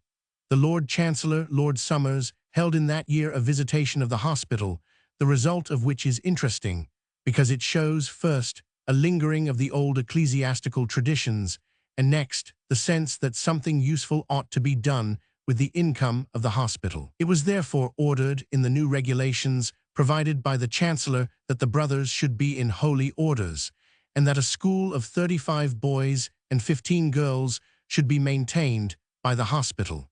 It does not appear that any duties were expected of the brothers. Like the fellows of colleges at Oxford and Cambridge, they were all to be in priests' orders, and for exactly the same reason, because at the original foundations of the colleges, as well as of the hospital, the fellows were all priests. As for the master, he remained a layman. This new order of things, therefore, raised the position of the brothers and gave a new dignity to the hospital. Further, the school as well as the bedeswomen defined its position as a charity. It still fell far, very far short of what it might have done, but it was not between the years 1698 and 1825 quite so useless as it had been. A plan of the precinct, with drawings of the church, within and without, and of the monuments in the church, may be found in license. The obscurity of the hospital and the neglect into which it fell during the last century are shown by the small attention paid to it in the books on London of the last century and the early years of the present century. Thus, in Harrison's History of London, though nearly every church in the city and its immediate suburbs is figured, St. Catherine's is not drawn. In Strype, edition 1720, there is no drawing of St. Catherine's. In Dodsley's London, 1761, it is described but not figured, and Wilkinson, in his Londoner Illustrata, passes it over entirely. The hospital buildings consisted of a square, of which the north side was occupied by the master's house, with a large garden behind, and the master's orchard between his garden and the river. On the east and west sides were the brothers' houses, and on the south side of the square was the church and the chapter house. On the east of the church was the burying ground. South of the church was the sisters' close, with the houses occupied by the sisters and the bedeswomen. The old brothers' houses were taken down and rebuilt about the year 1755, and the master's house, an ancient building full of carved timberwork, had also been taken down, so that in the year 1825, when the hospital was finally destroyed, the only venerable building standing in the precinct was the church itself. To look at the drawings of this old church, and to think of the loving care with which it would have been treated had it been allowed to stand till this day, and then to consider the Gothic edifice in Regent's Park, is indeed saddening. The church consisted of the nave and chancel with 2 aisles, built by Bishop Beckington, formerly the master. The east window, 30 feet high and 25 feet wide, had once been most beautiful when its windows were stained. The tracery was still fine. A St. Catherine's wheel occupied the highest part, and beneath it was a rose, but none of the windows had preserved their painted glass, so that the general effect of the interior must have been cold. The carved wood of the stalls and the great pulpit, presented by Sir Julius Caesar, may still be seen in the Regent's Park Chapel, where are also some of the monuments. Of these, the church was full. The finest now in Regent's Park was that of John Holland, Duke of Exeter, and his 2 wives. There was one of the Hun, George Montague, master of the hospital, who died in the year 1681, and there was the monument with kneeling figures of one Cutting and his wife, with his coat of arms. The seats of the stalls are curiously carved, as is so often found, with grotesque figures, human birds, monkeys, lions, boys riding hogs, angels playing bagpipes, beasts with human heads, pelicans feeding their young, and the devil with hoof and horns carrying off a brace of souls. There was more than the customary wealth epitaphs. Thus, on the tablet to the memory of the daughter of one of the brothers was written, "Thus we by want, more than by having, learn the worth of things in which we claim concern." On that of William Cutting, a benefactor to Gonville and Caius, Cambridge, is written, "Not dead, if good deeds could keep men alive, nor all dead, since good deeds do men revive. Gonville and Caius his good deeds may a record, and will no doubt him praise therefore afford. On the tablet of Charles Stamford, clergyman, mil modis morimer mortias, nasima uno. Sunt hominum, morbi milli sed unisalis. And to the memory of Robert Beadles, Freemason, one of His Majesty's gunners of the Tower, who died in the year 1683. He now rests quiet in his grave secure, where still the noise of guns he can endure. His martial soul is doubtless now at rest, who in his lifetime was so oft oppressed with care and fears and strange cross acts of late, but now is happy and in glorious state. The blustering storm of life with him is o'er, and he is landed on that happy shore, where 'tis that he can hope and fear no more. There they lay buried, the good people of St. Catherine's precinct. They were of all trades, but chiefly belonged to those who go down to the sea in ships. On the list of names are those of half a dozen captains, one of them captain of HMS Monmouth, who died in the year 1706, aged 31 years. There are the names of lieutenants. There are those of sailmakers and gunners. There is a sergeant of admiralty, a moneyer of the Tower, a weaver, a citizen and stationer, a Dutchman who fell overboard and was drowned, a surveyor and collector. All the trades and callings that would gather together in this little riverside district, separated and cut off from the rest of London. Among the people who lived here were the descendants of them who came away with the English on the taking of Calais, Gisnes, and Hames. They settled in a street called Hames and Gisnes Lane, corrupted into hangman's gains. A census taken in the reign of Queen Elizabeth showed that of those resident in the precinct, 328 were Dutch, 8 were Danes, 5 were Pollanders, 69 were French, all hatmakers, 2 Spanish, 1 Italian, and 12 Scotch. Verstegen, the antiquary, was born here, and here lived Raymond Lully. During the last century, the precinct came to be inhabited almost entirely by sailors, belonging to every nation and every religion under the sun. This was the place which it was permitted to certain promoters of a dark company to destroy utterly. A place with a history of 700 years, which might, had its ecclesiastical character been preserved and developed, have been converted into a cathedral for East London, or, if its secular character had been maintained, might have become a noble centre of all kinds of useful work for the great chaotic city of East London. They suffered it to be destroyed. It has been destroyed for 60 years. As for calling the place in Regent's Park St. Catherine's Hospital, that, I repeat, is absurd. There is no longer a St. Catherine's Hospital. As well call the garish new building on the embankment Sion College. That is not, indeed, Sion College. The London clergy, who, of all people, might have been expected to guard the monuments of the past, have sold Sion College for what it would fetch. The site of the Cripplegate Nunnery, of Elsing Spittal for blind men, of Sion College or Clergy House has been destroyed by its own trustees. The sweet old place, the peacefulest spot in the whole city with its long low library, its bedesman's rooms and its quiet reading room, is gone. You might just as well destroy Trinity College, Cambridge, and then stick up a modern wing to Somerset House and call that Trinity. In the same way St. Catherine's by the Tower was destroyed 60 years ago. Let me repeat that the hospital suffered 4 changes. First, it was founded by Queen Matilda for the repose of her children's souls.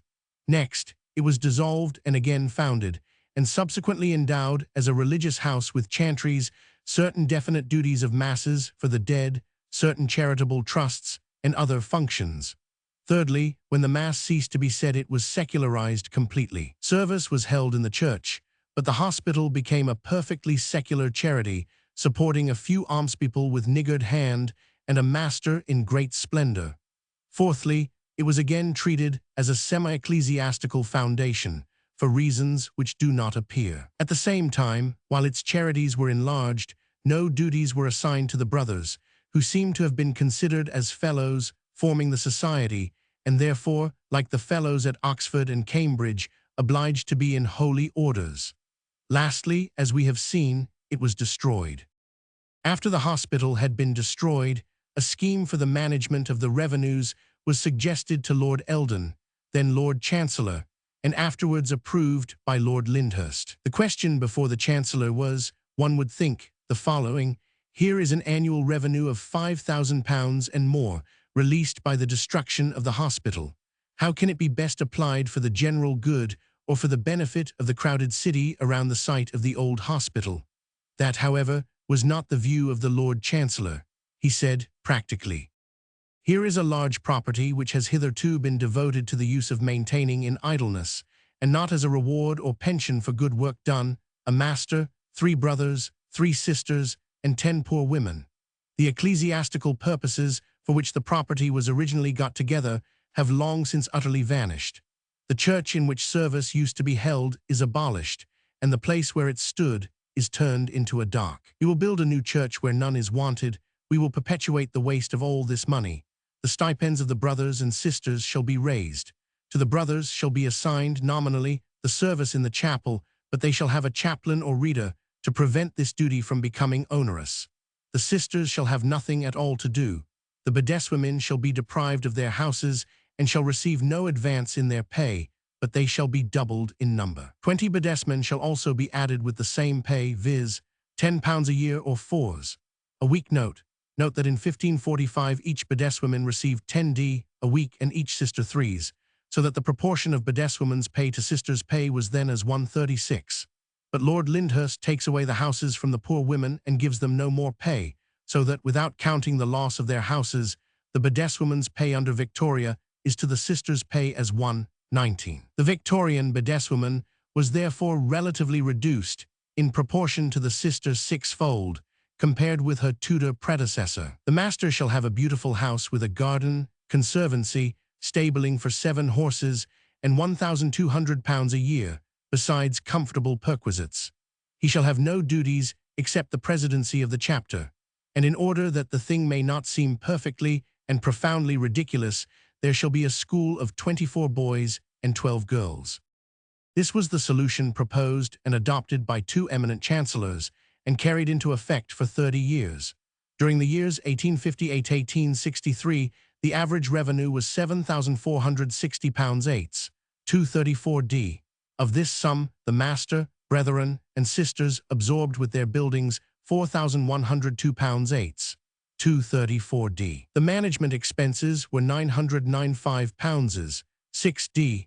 The chapel cost £211 11d. Sundries amounted to £141 6s 1034d. And the useful portion of the expenditure was represented by the sum of £554 9s £7 12d. Absolute uselessness, for the chapel was by no means wanted, is represented by £6,904, and usefulness by £554, a proportion of very nearly 12-12:1.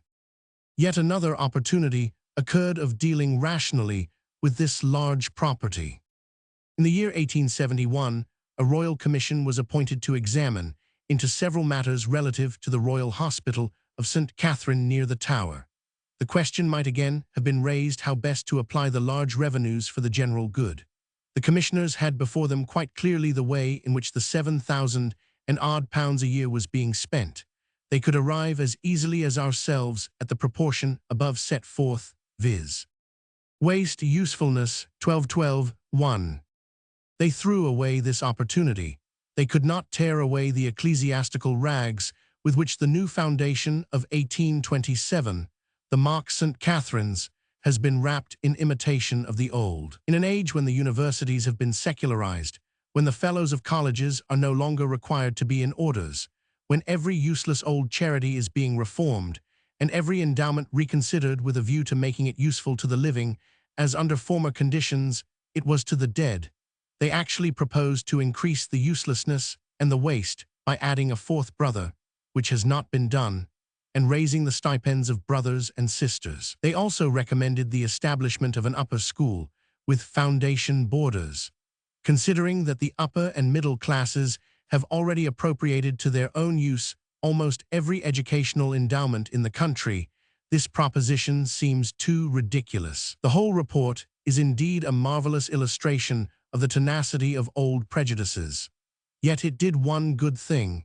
It recommended that the accounts of the hospital should be submitted every year to the charity commissioners, thus distinctly recognizing the fact that the new foundation is not an ecclesiastical institution, but a charity. The report mentions several propositions which had been laid before the commissioners during their inquiry for the application of the revenues. The committee of the Adult Orphan Institution thought that they should like to administer the funds. The rector of St. George's in the East thought that he should very much like to use them for the purpose of converting that parish into a collegiate church, under a dean and canons, who, with a sisterhood, might devote themselves to the spiritual benefit, etc. Others suggested that a missionary collegiate church should be established as a center of missionary work for the east of London, with model schools, refuges, reformatories, etc., conducted by the clergy. Others, again, pleaded for the use of the money in aid of the crowded parishes near the precinct. The commissioners were of a different opinion. The hospital, they said, never had a local character. This is the most startling statement that ever issued from the mouth of a Lord Chancellor. Not a local character, then for whom were the services of the church held? Where were the bedeswomen found? Where the poor scholars? Where did the church stand? Who got the doles? Not a local character. We might as well contend, for example, that Rochester Cathedral and Close and School have no local character, that Portsmouth Dockyard has no local character, that Westminster School has no local character. St. Catherine's Hospital belonged to its precinct, where it had stood for some 100 years. As well pretend that the tower itself has no local character. The local character of St. Catherine's grew year by year. The founder thought only to make a bridge for her children from purgatory to heaven by the harmonious voices of the Master, the brothers, and the sisters, but purpose widens. Presently purgatory disappears, and the whole ecclesiastical part of the foundation, except service in the church, vanishes with it. There remain, however, the revenues, and these belong, if any revenues could, to the locality. In the year 1863, the proportion of waste to profit was as 12-12. 1. Has this proportion in the quarter of a century which has elapsed increased, or has it decreased? From time to time, as we have seen, the question forces itself upon men's minds, whether this revenue could not be administered to better advantage. Lord Somers encounters the difficulty in the year 1698, Lord Lyndhurst in 1829, Lord Hatherley in 1871. I suppose that even a Lord Chancellor does not claim infallible wisdom. Therefore, I venture to insist upon the facts that the Reformation destroyed the religious house of St. Catherine, that the changes made by Lord Somers only made the old hospital useless, and that the Royal Commission of the year 1871 confirmed, in the new foundation, the later uselessness of the old. The House of Shams and Shadows in Regent's Park is not the old St. Catherine's at all. That is dead and done with. It is a fungus which sprang up yesterday, which is not wholesome for human food, and uses up, for no good purpose, the soil in which it grows. Yet because one would not be charged with unfairness, what does the Rev. Simcox Lee, in his History of St. Catherine's Hospital, Longmans, 1878, say? St. Catherine's Hospital is an ecclesiastical corporation, returned as a promotion spiritual in the reign of Henry Roman VIII, and so acknowledged by law in the reign of Charles I. It takes its place as a collegiate church with Westminster and Windsor. The clerical head of its chapter, the master of the hospital, will be entitled, unless Her Majesty shall see fit otherwise to direct, to the style of Very Reverend and the rank of Dean. The brothers have the status and dignity of canons residentiary, and through the sisters of the chapter, the parallel dignity of canonesses is preserved, under another style, to the English Church of our day. The collegiate chapter holds its entire revenues subject to certain eleemosynary trusts embodied in its original constitution, the ecclesiastical and the charitable charges belonging alike to all the estates, instead of being assigned separately to different portions of them. All these principles of the Constitution of St. Catherine's must be kept in view in any scheme which it may be proposed to submit, or in any suggestions which may be offered through the press, for the consideration of the Lord Chancellor in reference to the advice which he may submit to the Queen. St. Catherine's Hospital is no more a charity than Westminster Abbey is a charity, and to describe it as such, after the true facts of the case are known, will leave any writer or speaker open to the charge of discourtesy, directly offered to a capitular body whose personal constitution is worthy of its high and ancient corporate ecclesiastical dignity, and indirectly through the members of the chapter to the Queen. It will thus be seen that those of us who think that the place is a charity and therefore call it one, including Lord Eldon and Lord Lyndhurst, the report of the Charity Commissioners in 1866 and Lord Hatherley in 1871, are open to the charge of discourtesy. Well, let us remain open to that charge. It does not kill. If it is not a charity, what is it? A place for getting the souls of rich men out of purgatory, but the souls of rich men no longer in this country have the privilege of being bought out of purgatory. Then what is it? A place where 7 well-born ladies and gentlemen are provided with excellent houses and comfortable incomes, for doing what? Nothing. Let us, if we must, offer a compromise. Let the master, brothers and sisters, now forming the Society of New St. Catherine's, remain in Regent's Park. We will not disturb them. Let them enjoy their salaries so long as they live. At their deaths, let those who love shams and pretenses appoint other brothers and sisters who will have all the dignity of the position without the houses or the salaries. We may even go so far as to provide a chaplain for the service of the chapel, if the good people of the terraces would like those services to continue.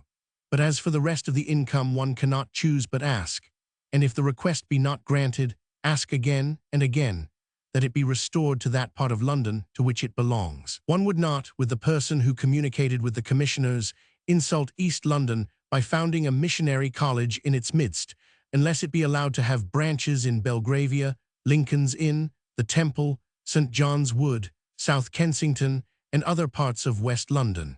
We will certainly not ask permission to turn St. George's in the East into a collegiate church with a dean and canons and a sisterhood. But one must ask that the pretense and show of keeping up this ugly and useless modern place as the ancient and venerable hospital be abandoned as soon as possible. That old hospital is dead and destroyed. Its ecclesiastical existence had been dead long before. Its lands and houses and funds remain to be used for the benefit of the living. £10,000 a year. This is a goodly estate. Think what £10,000 a year might do, well administered.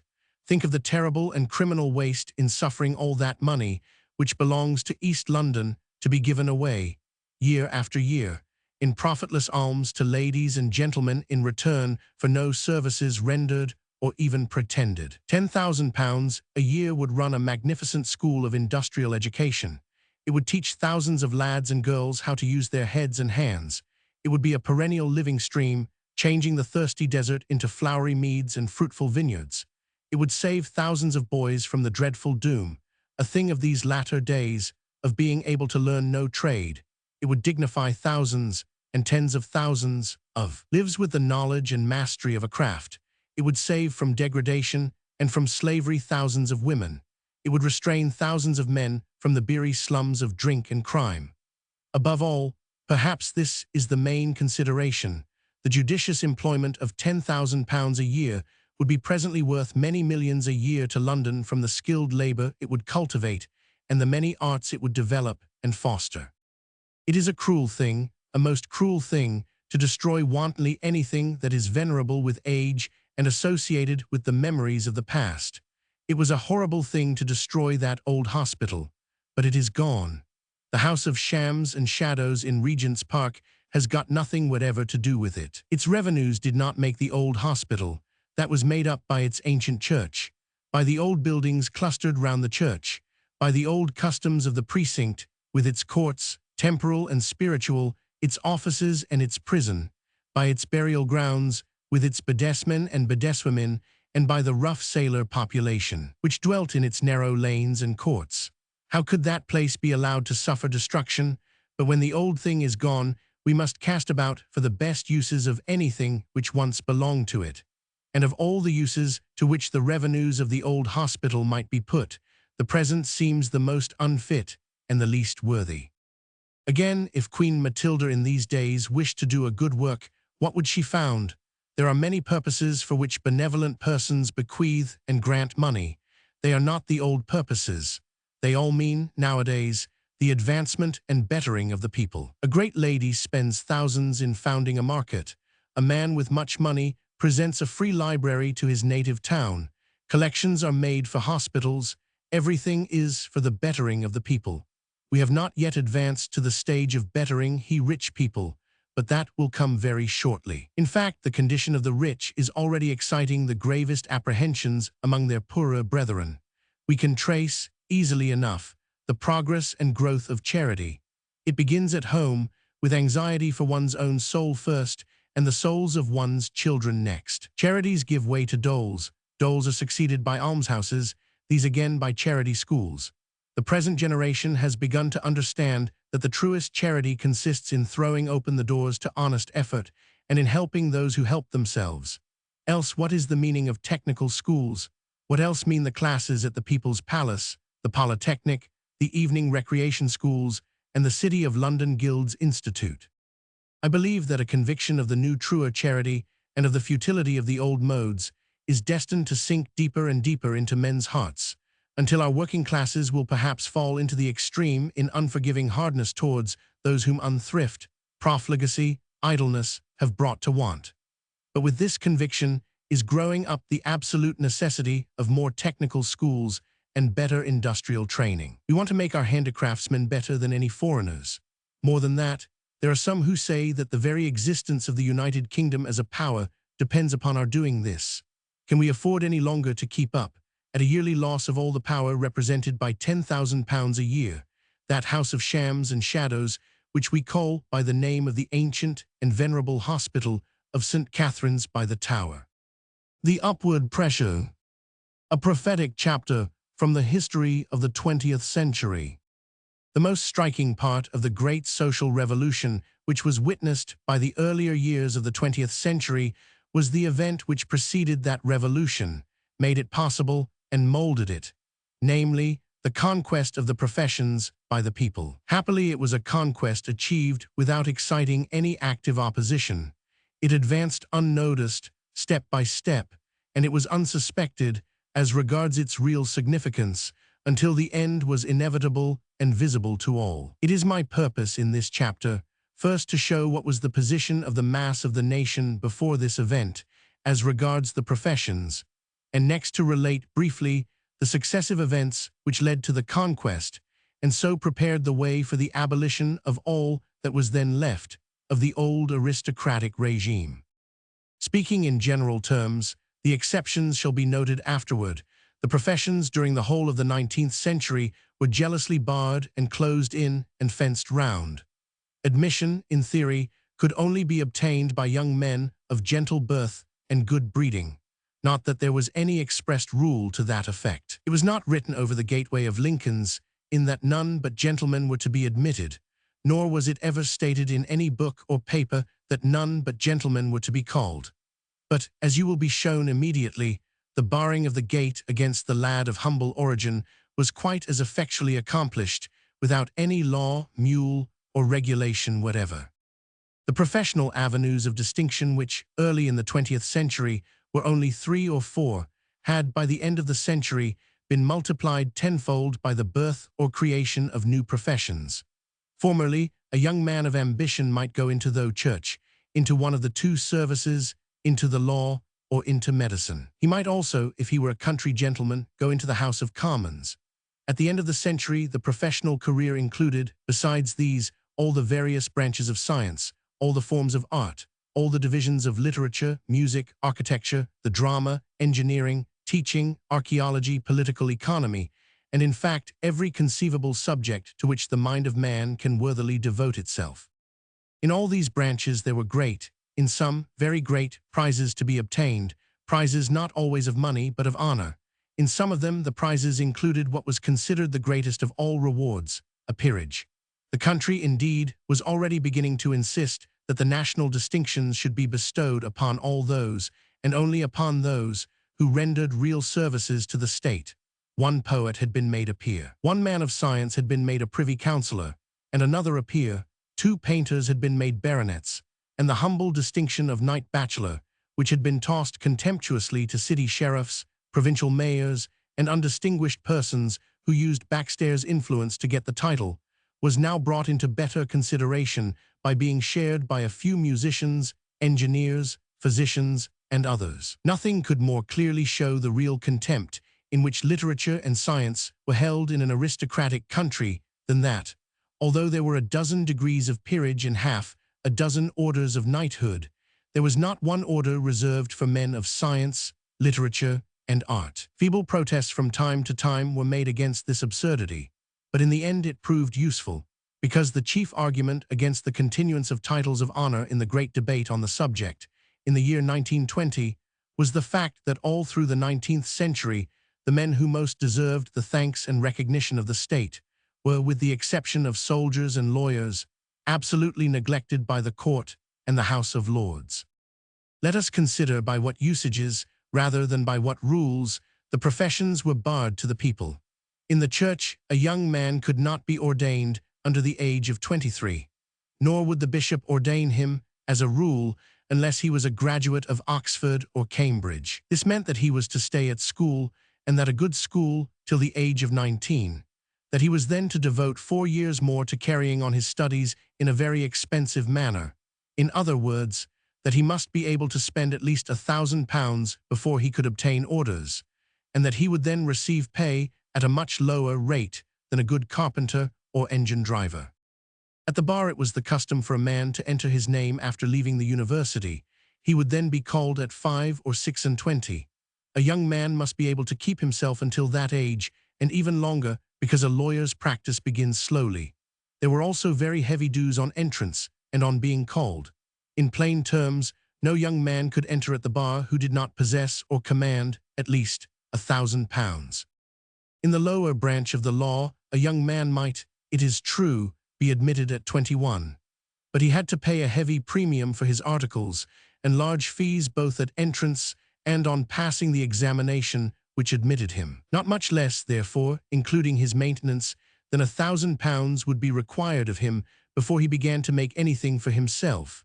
A medical man, even one who only desired to become a general practitioner, had to work through a 5 years course with hospital fees. Like the solicitor, he might qualify for about £1,000.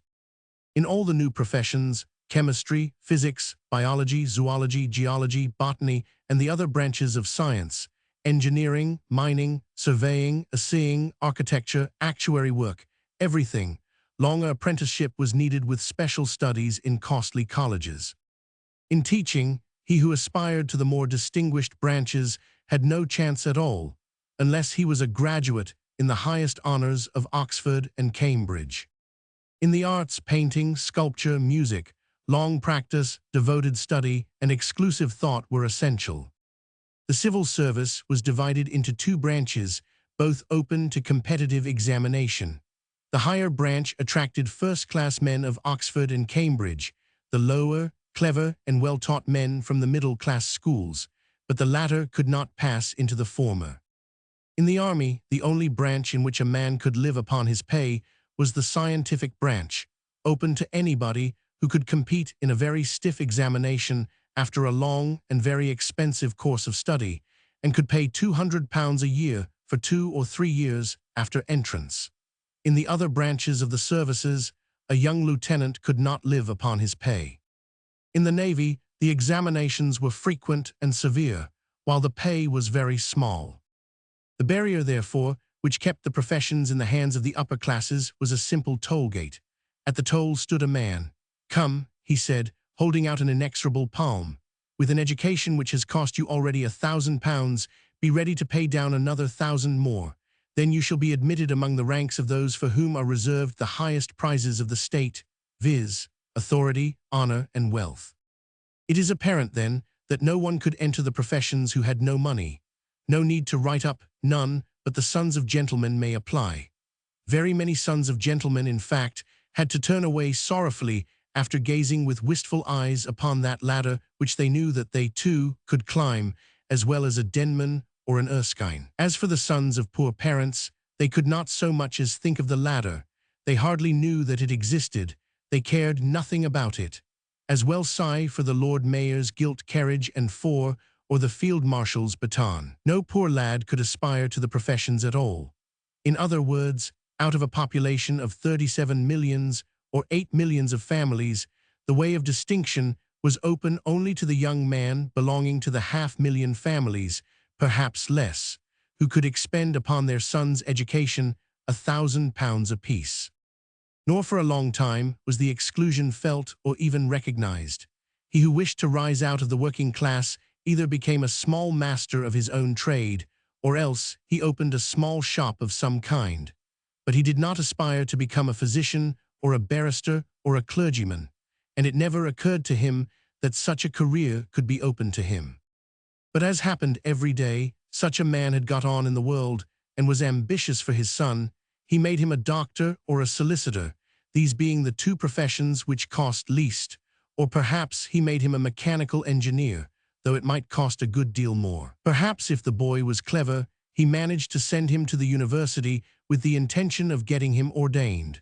Such was the first upward step in gentility, first, to become a master instead of a servant, then to belong to a profession rather than a trade.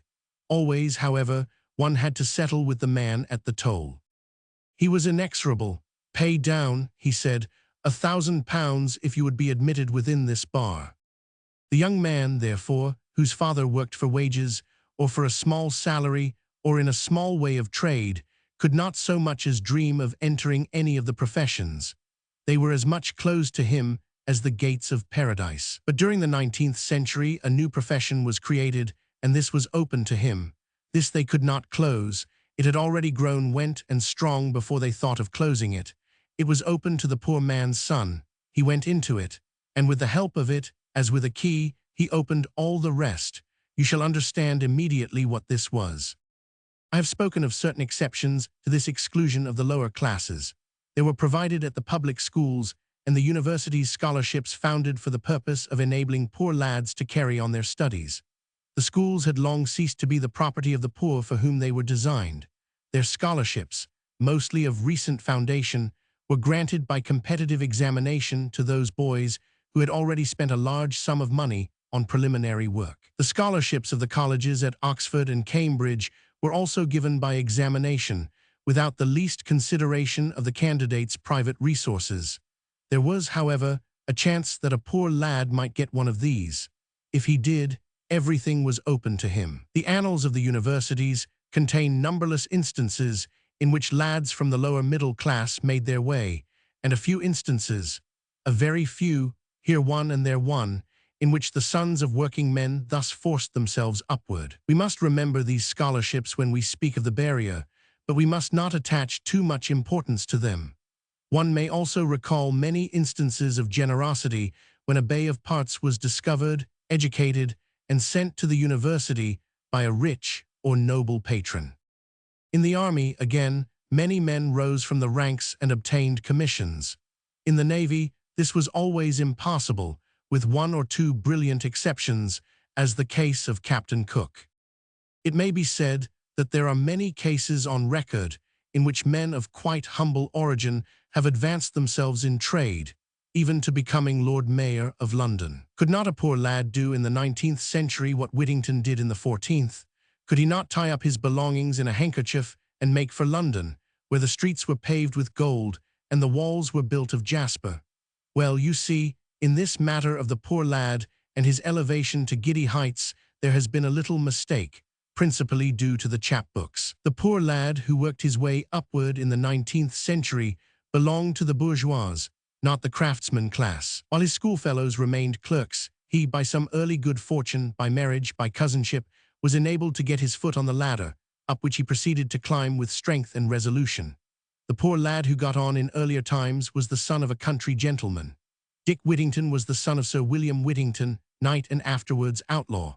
He was apprenticed to his cousin, Sir John Fitzwarren, mercer and merchant adventurer, son of Sir William Fitzwarren, knight. Again, Chichel, Lord Mayor, and his younger brother, Sheriff, and his elder brother, Archbishop of Canterbury, were sons of one Chichel, gentleman and armiger of Higham Furze in the county of Northampton. Sir Thomas Gresham was the son of Sir Richard Gresham, nephew of Sir John Gresham, and younger brother of Sir John Gresham, also of a good old country family. In fact, we may look in vain through the annals of London City for the rise of the humble boy from the ranks of the craftsmen. Once or twice, perhaps, one may find such a case. If we consider the early years of the 19th century, when the long wars attracted to the army all the younger sons, it does seem as if the mayors and aldermen must have come from very humble beginnings. Even then, however, we find on investigation that the city fathers of that time had mostly sprung from small shops. They were never, to begin with, craftsmen, and at the end of the century any such rise was never dreamed of by the most ambitious. The clerk, if a lad became a clerk, remained a clerk. He had no hope of becoming anything else. The shopman remained a shopman, his only hope being the establishment of himself as a master if he could save enough money. The craftsman remained a craftsman, and for partnerships there were always plenty, younger sons and others, eager to buy themselves in, or there were sons and nephews waiting their turn. No son of a working man or a clerk could hope for any other advancement in the city than advancement to higher salary for long and faithful service. Once more, then, the situation was this. To him who could afford to earn nothing till he was 22, and little till he was 25, and could find the money for fees, lectures, and courses and coaches, everything that the country had to offer was open. With this limitation, there was never any country in which prizes were more open than Great Britain and Ireland. A clever lad might enter the Royal Engineers or Artillery with a tolerable certainty of being a colonel and a KCB at 50, or he might go into the church where if he had ability and had cultivated eloquence and possessed good manners, he might count on a bishopric, or he might go to the bar, where, if he was lucky, he might become a judge or even Lord Chancellor. Unless, however, he could provide the capital wanted for admission, he could attain to nothing, nothing, nothing. What became, then, of the clever lad? In some cases he became a clerk, crowding into a trade already overcrowded. He trampled on his competitors, because most of them, the sons and grandsons of clerks, had no ambition and no perception of the things wanted. This young fellow had. He taught himself the things that were wanted. He generally took, therefore, the best place, but he had to remain a clerk. Or more often, he became a teacher in a board school. In this capacity, he obtained a certain amount of social consideration, a certain amount of independence, and an income varying from £150 to £400 a year. Or, which also happened frequently, he might become a dissenting minister of the humbler kind. In that case, he had every chance of passing through life in a little chapel at a small town, a slave to his own and to his congregation's narrow prejudices. Or he might go abroad to one of the colonies. Earlier in the century, between the years 1850 and 1880, many poor lads had gone to Australia or New Zealand and had done well for themselves. A few had become millionaires. But by the year 1890, these colonies, considered as likely places wherein a young man could advance himself, seemed played out. Working men they wanted, but not clever and penniless young fellows. He might, it has been suggested, go into the House. There were already 1 or 2 working men in the House, but they were sent there especially to represent certain interests by working men, not because their representative was an ambitious and clever young man. And the working man's member, so far, had advanced a very little way as a political success. It was not in politics that a young man would find his opening. This brings us to the one career open to him. He might become a journalist. It is an attractive profession, and even in its lower walks it seems a branch of literature. There is independence of hours. The pay depends upon the man's power of work. There are great openings in it, and to the rising lad at least, what seems a noble possibility in the shape of pay. Many distinguished men have been journalists, from Charles Dickens downward. Nearly all the novelists have dabbled with journalism, and since all of us cannot be novelists, the young man might reflect that there are editor, sub-editors, assistant editors, news editors, leader writers, descriptive writers, reviewers, dramatic critics, art and music critics, wanted for every paper. He could become a journalist, and he could rise to the achievement of these ambitions. At first he rose a very little way, despite his ambition, because in every branch of letters imperfect education is an insuperable obstacle. Still, he could become news editor, descriptive reporter, paragraph writer, and even, in the case of country papers, editor. Sometimes he passed from the office of the journal to that of one of the many societies, where he became secretary and succeeded in getting his name associated with some cause, which gave him some position and consideration. Whether he succeeded greatly or not, his whole object was to pass from the class which has no possible future to the class for which everything is open. His sons would be gentlemen, and if he could only find the necessary funds, they should make what he had been unable to make, an attempt upon the prizes of the state. This was the situation at the beginning of the last decade of the 19th century. It is summed up by saying that all the avenues to honor and power were closed and barred to the lad who could not command £1,000 at least. Let us pass on.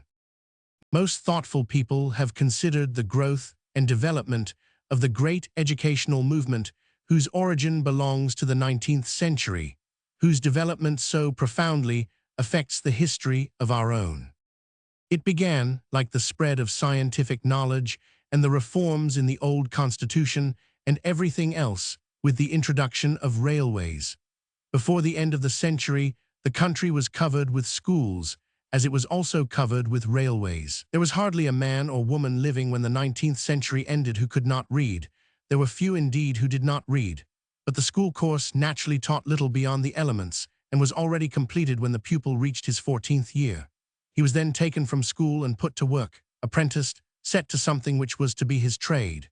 Clever or stupid, keen of intellect or dull, that was to be the lot of the boy. He was set to learn how to earn his livelihood.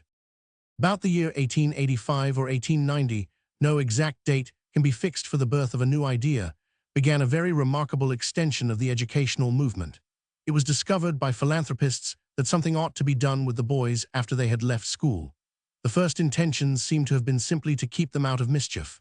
Having nothing to do, the lads naturally took to loafing about the streets, smoking bad tobacco, drinking, gambling, and precocious love-making. It was also perceived by economists about the same time that unless something was done for technical education, the old superiority of the British craftsman would speedily vanish. It was further pointed out that the education of the board schools gave the pupils little more than the mastery of the merest elements, the tools by means of which knowledge could be acquired. In order, therefore, to carry on general education and to provide technical training, there were started simultaneously in every great town, but especially in London, technical schools, continuation classes, polytechnics, young men's associations and clubs, guilds for instruction and recreation.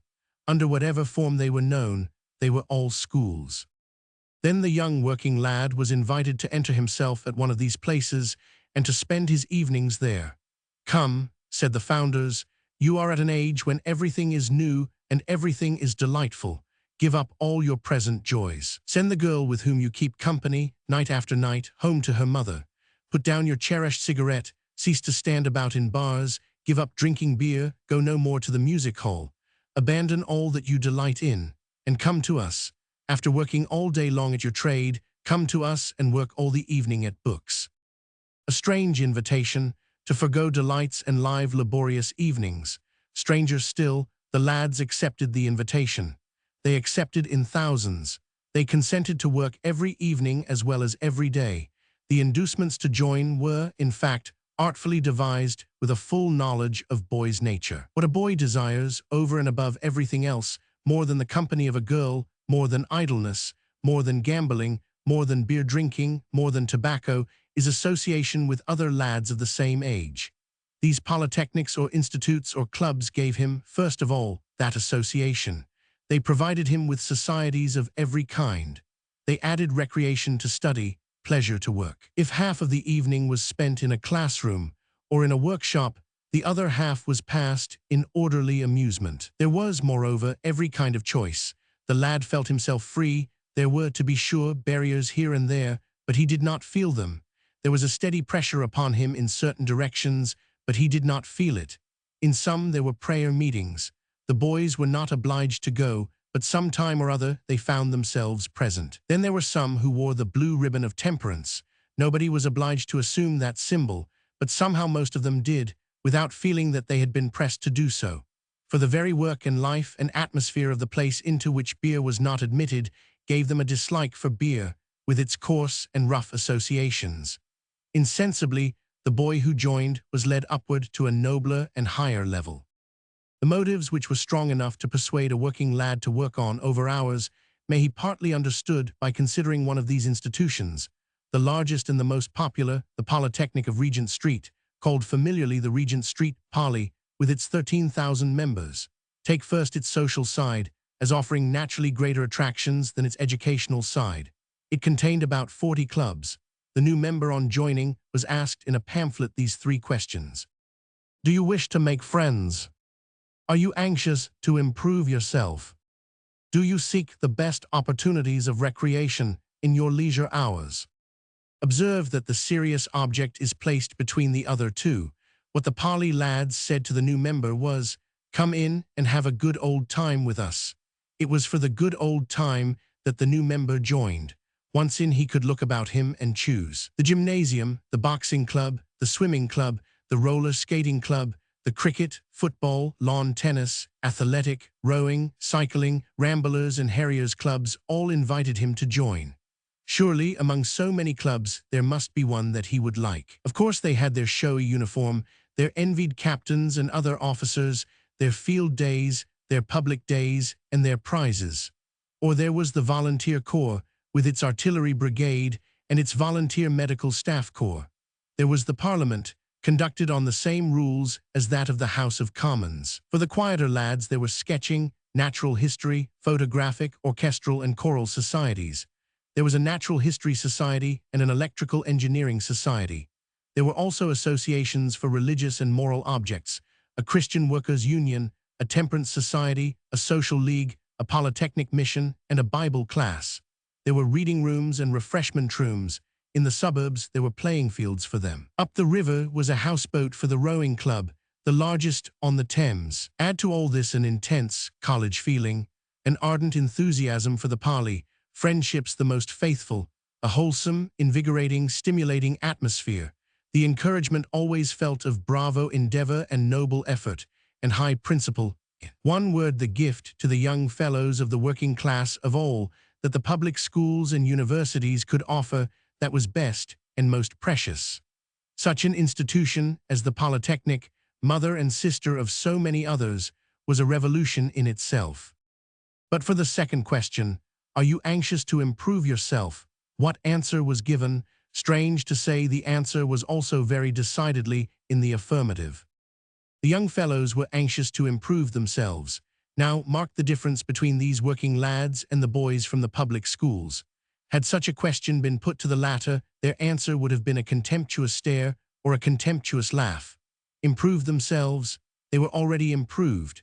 They were so far improved that 9/10 of them were contented with the moderate amount of knowledge necessary for the practice of their professions. If one became a solicitor, a doctor, a schoolmaster, a barrister, a clergyman, it was sufficient for him, in most cases, just to pass the examinations. Then no further improvement for the rest of their natural life. But these others, who had everything to gain, whose ambitions were just awakening, who were just beginning to understand that there was every inducement to improve themselves, joined the classes, and began to work with as much zeal as they showed in their play. What they learned concerns us little. It may be recorded, however, that they learned everything. Practical trades were taught, technical classes were held. There was a school of science in which such subjects as chemistry, physics, mathematics, mechanics, building were taught. There was a school of art in which wood modeling, carving, and other minor arts were taught, as well as painting and drawing. There was a commercial school for arithmetic, bookkeeping, shorthand, typewriting, French, German, etc. were taught. There were musical classes, elocution classes, a school of engineering, a school of photography. Enough, it will be seen that everything a lad might desire to learn he could learn and did learn. But the Polytechnic was only one of many such institutions. In London alone, there existed, in the year 1893, between 200 and 300, large and small. There were nearly 50 branches of the university extension scheme. The continuation classes were held in many board schools, while of special clubs, mostly for athletic purposes, the number was legion. As for the numbers enrolled in these associations, already in 1893, when those things were all young, one finds 13,000 members of the Regent Street Parley, 4,000 at the People's Palace, the same number at the Birkbeck, the same at the Goldsmiths' Institute, at the City of London College, 2,500, and so on. Of the athletic clubs, the Cyclists' Union alone contained no fewer than 20,000 members. Figures may mean anything. It is, however, significant that in a population of 5 millions, which gives perhaps 700,000 young men between 15 and 20, of whom about 100,000 were below the rank of craftsmen and 100,000 above, there should have been found a few years after the introduction of the system about 70,000 youths, wise enough and resolute enough to join these classes.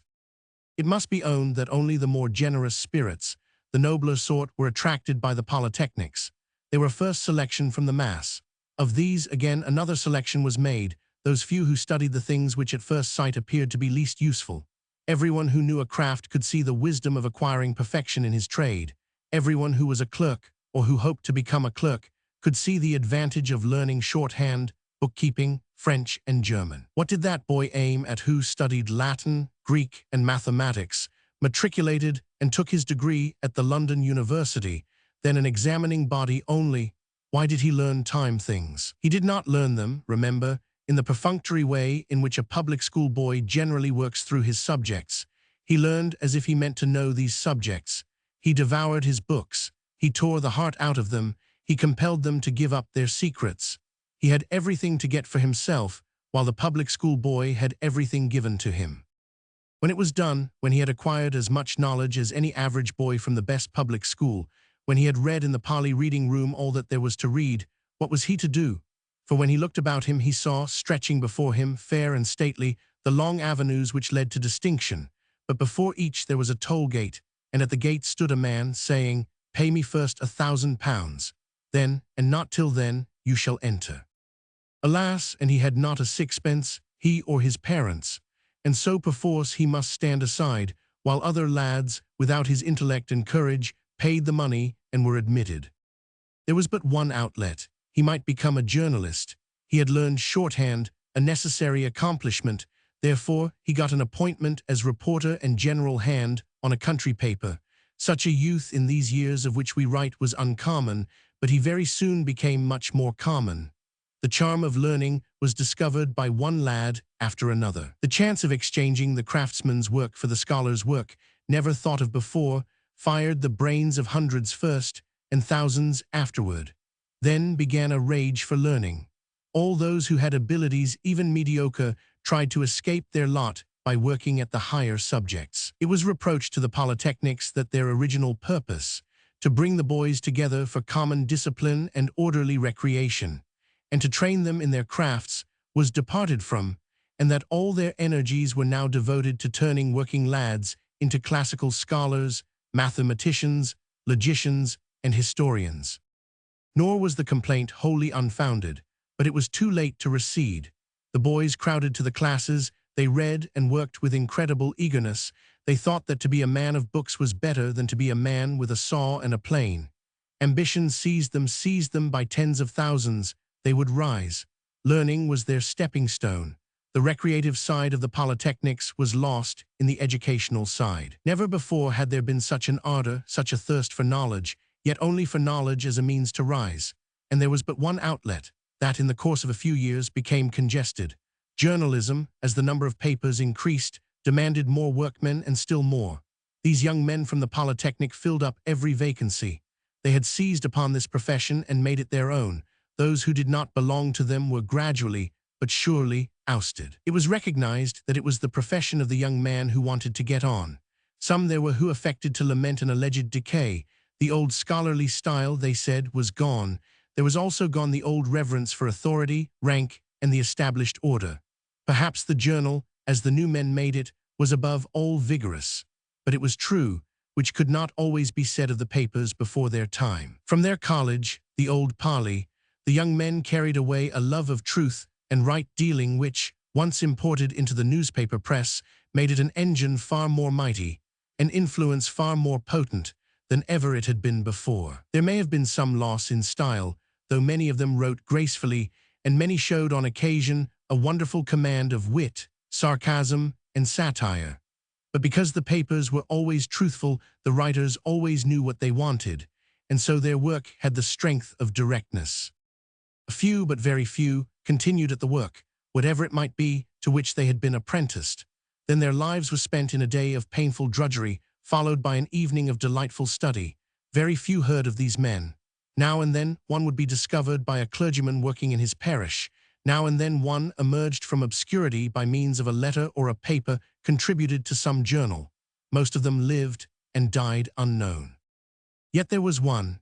His case is remarkable because it first set rolling the ball of reform. He was by trade a metal turner and fitter. He had the reputation of being an unsociable man because he went home every day after work and stayed there.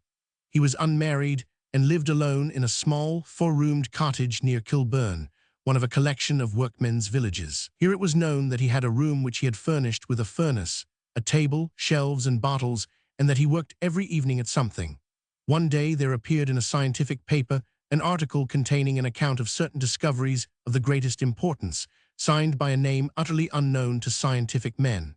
The article was followed by others, all of the greatest interest and originality.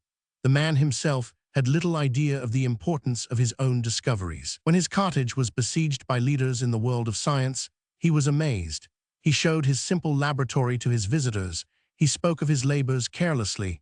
He told them that he was a metal turner by trade, that he worked every day for an employer at a wage of 35 shillings a week, and that he was able to devote his evenings to reading and research.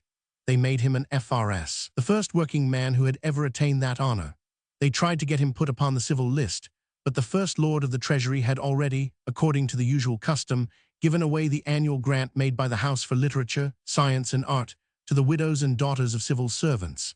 This attempt failing, the Royal Society, in order to take him away from his drudgery, created a small sinecure post for him, and in this way found an excuse for giving him a pension. Then some writer in a London daily asked how it was that with his genius for science, which, it was now recalled, had been remarked while he was a student at the South London Parley, this man had been allowed to remain at his trade. And the answer was, because there is no opening for such an one. It is very astonishing, when we consider the obvious nature of certain truths, to remark how slow man is to find them out. Now this exclusion of all those who could not afford to pay his toll to the man at the gate had up to that moment been accepted as if it were a law of nature. As in other things, men said, if they talked about the matter at all, what is must be, what is shall be, what is has always been, what is has been ordained by God himself. There is nothing more difficult than to effect a reform in men's minds. The reformer has first to persuade people to listen. Sometimes he never succeeds, even in this, the very beginning. When they do listen, the thing, being new to them, irritates them. They therefore call him names. If he persists, they call him worse names. If they can, they put him in prison, hang him, burn him. If they cannot do this, and he goes on preaching new things, they presently begin to listen with more respect. One or two converts are made. The reformer expands his views, his demands become larger, his claims far exceed the modest dimensions of his first timid words. And so the reform, bit by bit, is effected. At first, then, the demand was for nothing more than an easier entrance into the scientific world. This naturally rose out of the case. Let us, they said, take care that to such a man as this any and every branch of science shall be thrown open. But for that purpose, it is necessary that scholarships, whether given at school or college, shall be sufficient for the maintenance as well as for the tuition fees of those who hold them. These scholarships, it was argued, had been founded for poor students and belonged to them. All the papers took up the question, and all, with one or two exceptions, were in favor of restoring, that was the phrase, his scholarships. His, it was said, assuming that they were his originally to the poor man. In vain was it pointed out that these scholarships had been for the most part founded in recent times, when public schools and universities had long become the property of the richer class, and that they were needed as aids for those who were not rich, not as means of maintenance for those who wanted to rise out from one class into another. The cry was raised at the general election. The majority came into power, pledged to the hilt to restore his scholarships to the poor student. Then, of course, a compromise was effected. There was created a class of scholarships at certain public schools for which candidates had to produce evidence that they possessed nothing and that their parents would not assist them. Similar scholarships were created at Oxford and Cambridge out of existing revenues, and it was hoped that concessions opening all the advantages that the public schools and universities had to give would prove sufficient. By this time, the country was fully awakened to the danger of having thrown upon their hands a great class of young men who thought themselves too well educated for any of the lower kinds of work, and were too numerous for the only work open to them. No one, as yet, it must be remembered, had ventured to propose throwing open the professions. The concessions were found, however, to make very little difference. Now and then, a lad with a scholarship forced his way to the head of a public school and carried off the highest honors at the university. Mostly, however, the poor scholar was uncomfortable. He could neither speak, nor think, nor behave like his fellows. The atmosphere chilled him. Too often he failed to justify the early promise. If he succeeded in getting a poor scholarship at college, he too often ended his university career with second-class honors, which were of no use to him at all. And so he was again face to face with the question, what to do? His college would not continue to support him. He could not get a mastership in a good school because there was a prejudice against poor scholars who were supposed incapable of acquiring the manners of a gentleman. So he, too, fell back upon the only outlet and tried to become a journalist. Every day the pressure increased. The pay of the journalist went down. Work could be got for next to nothing, and still the lads poured into the classes by the thousand, all hoping to exchange the curse of labor by their hands for that of labor by the pen. No one as yet had perceived the great truth which has so enormously increased the happiness of our time, that all labor is honorable and respectable, though to some kinds of labor we assign greater and some lesser honor. The one thought was to leave the ranks of the working man. It is not to be supposed that this great class would suffer and starve in silence. On the contrary, they were continually proclaiming their woes. The papers were filled with letters and articles. "What shall we do with our boys?" was the heading that one saw every day somewhere or other. What indeed? No one ventured to say that they had better go back to their trade. No one ventured to point out that a man might be a good cabinet maker, although he knew the integral calculus. If one timidly asked what good purpose was gained by making so many scholars, that man was called Philistine first, obstructive next, and other stronger names afterward. And yet no one ventured to point out that all the professions, and not science only through the universities, might be thrown open. Sooner or later, this suggestion was certain to be made. It appeared, first of all, in an unsigned letter addressed to one of the evening papers. The writer of the letter was almost certainly one of the suffering class. He began by setting forth the situation, as I have described it above, quite simply and truly. He showed, as I have shown, that the professions and the services were closed to those who had no money. And he advanced for the first time the audacious proposal that they should be thrown open to all on the simple condition of passing an examination. This examination, he said, may be made as severe as can be desired or devised. There is no examination so severe that the students of our polytechnics cannot face and pass it triumphantly. Let the examination, if you will, be intended to admit none but those who have taken or can take first-class honors. The poly students need not fear to face a standard even so high as this. Why should the higher walks of life be reserved for those who have money to begin with? Why should money stand in the way of honor? Among the thousands of young men who have profited by the opportunities offered to them, there must be some who are born to be lawyers, some who are born to be doctors, some who are born to be preachers, some who are born to be administrators, and so on at length. It was not, however, by a letter in a paper or by the leading articles and the correspondence which followed that the suggested change was effected. But the idea was started. It was talked about. It grew. As the pressure increased, it grew more and more. Meetings were held at which violent speeches were delivered. The question of opening the professions was declared of national importance. At the general election, which followed some months after the appearance of the letter, members were returned who were pledged to promote the immediate throwing open of all the professions to all who could pass a certain examination. And the first step was taken in opening all commissions in the army to competitive examination. The professions, however, remained obstinate. Law and medicine refused to make the least concession. It was not until an act of Parliament compelled them that the Inns of Court, the Law Institute, the colleges of physicians, surgeons, and apothecaries consented to admit all comers without fees and by examination alone. Then followed such a rush into the professions as had never before been witnessed. Already too full, they became at once absolutely congested and choked. Every other man was either a doctor or a solicitor.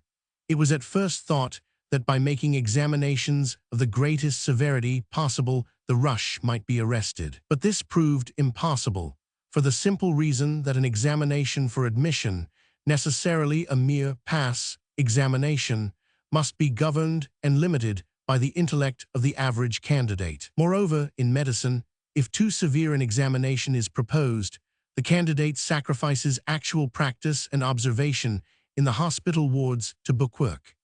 Therefore, the examinations remained much as they always had been, and all the clever lads from all the polytechnics became, in an incredibly short time, members of the learned professions.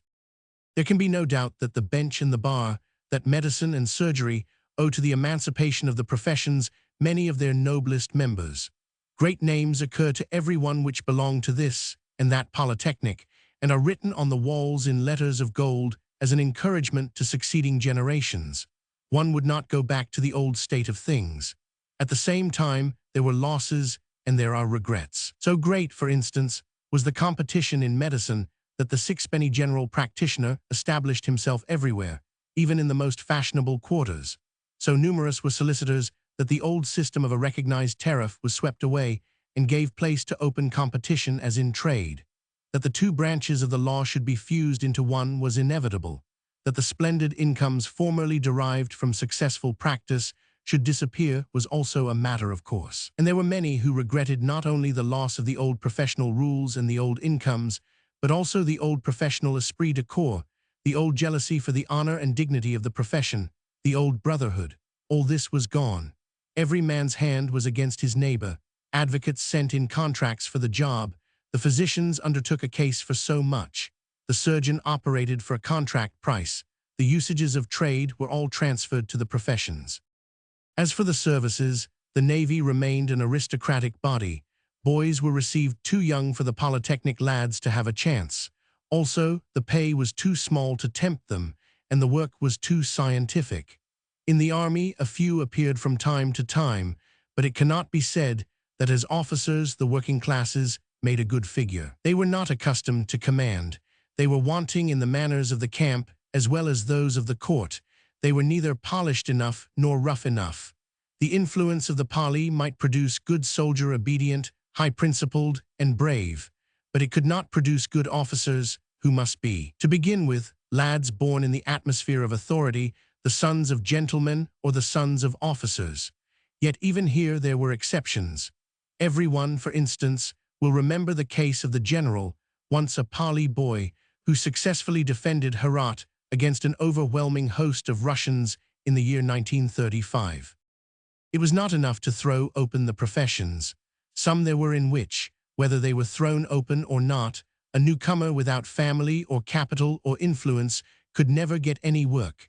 Thus it would seem that engineering was a profession very favorable to such newcomers. It proved the contrary. All engineers in practice had pupils, sons, cousins, nephews, to whom they gave their appointments. To the newcomer nothing was given. What good, then, had been effected by this revolution? Nothing but the crowding into the learned professions of penniless clever lads. Nothing but the destruction of the old dignity and self-respect of law and medicine. Nothing but the degradation of a profession to the competition of trade. Much more than this had been achieved. The democratic movement, which had marked the 19th century, received its final impulse from this great change. Everyone knows that the House of Lords, long before the end of that century, had ceased to represent the old aristocracy. The old names were, for the most part, extinct. A Cecil, a Stanley, a Howard, a Neville, a Bruce might yet be found, but by far the greater part of the peers were of yesterday. Nor could the House be kept up at all, but for new creations. They were made from rich trade or from the law, the latter conferring respect and dignity upon the House. But lawyers could no longer be made peers. They were rough in manners, and they had no longer great incomes. Moreover, the nation demanded that its honors should be equally bestowed upon all those who rendered service to the state, and all were poor. Now a house of poor lords is absurd. Equally absurd is a house of lords all brewers. Hence the fall of the House of Lords was certain. In the year 1924, it was finally abolished. In the next chapter, I propose to relate what followed this rush into the professions. We have seen how the grant of the higher education to working lads caused the conquest of the professions and brought about the change I have indicated. We have seen how this revolution was bound to sweep away in its course the last relics of the old aristocratic constitution of the country. It remains to be told how learning, when it became the common possession of all clever lads, ceased to be a possession by which money could be made, except by the very foremost. Then the boys went back to their trades. If the reign of the gentleman is over, the learning and the power and culture that has belonged to the gentleman now belongs to the craftsman. This, at least, must be admitted to be pure gain. For one man who read and studied and thought 100 years ago, there are now 1,000. Editions of good books are now issued by 100,000 at a time. The professions are still the avenues to honors. Still, as before, the men whom the people respect are the followers of science, the great advocate, the great preacher, the great engineer, the great surgeon, the great dramatist, the great novelist, the great poet. That the national honors no longer take the form of the peerage will not, I think at this hour, be admitted to be a subject for regret by even the stanchest conservative. 1893. The land of romance. At the back of the setting sun, beyond the glories of the evening, on the other side of the broad, mysterious ocean, lay for 9 generations of Englishmen the land of romance. It began for the English youth to be the land of romance from the very day when John Cabot discovered it for the Bristol merchants. It continued to be their land of romance, while every sailor captain discovered new rivers, new gulfs, and new islands, and went in search of new northwest passages, while the rovers, freebooters, privateers, and buccaneers put out in their crazy, ill-found craft to rob and slay the Spaniard, while the mystery of the unknown still lay upon it, long after the mystery had mostly gone out of it, save for the mystery of the Aztec. It remained the land of romance when New England was fully settled and Virginia already an old colony. It was the English land of romance, while King George's redcoats fought side by side with the colonials to drive the French out of the continent forever. We have had India as well, surely in the splendid story of the long struggle with France for the Empire of the East, in the achievements of our soldiers, in the names of Clive, Lawrence, Havelock, in the setting of the peace, so to speak, in its people, its wisdom, its faith, its cities, its triumphs, its costumes, its gold and silver, and precious stones and costly stuffs. There is material wherewith to create a romance of its own, sufficient to fire the blood and stir the pulse and light the eye. Or we have had Australia, New Zealand, the Cape of Good Hope, coral isles, strongholds, fortresses, islands here, and great slices and cantons of continent there. We have had all these possessions, but round none of these places has there grown up the romance which clung to the shores of America, from the mouth of the Orinoco round the Spanish Main, and from Florida to Labrador. This romance formerly belonged to the whole of our people. In their imaginations, in their dreams, they turned to America. There came a time when this romance was destroyed violently and suddenly, and apparently forever. In another shape it has grown up again for some of us. It is taking fresh root in some hearts and putting forth new branches with new blossoms to bear new fruit.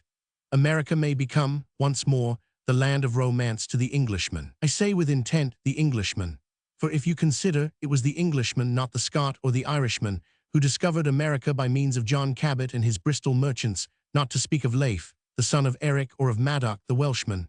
It was the Englishman, not the Scot or the Irishman, who fought the Spaniard, who sent planters to Barbados, who settled colonists and convicts in Virginia.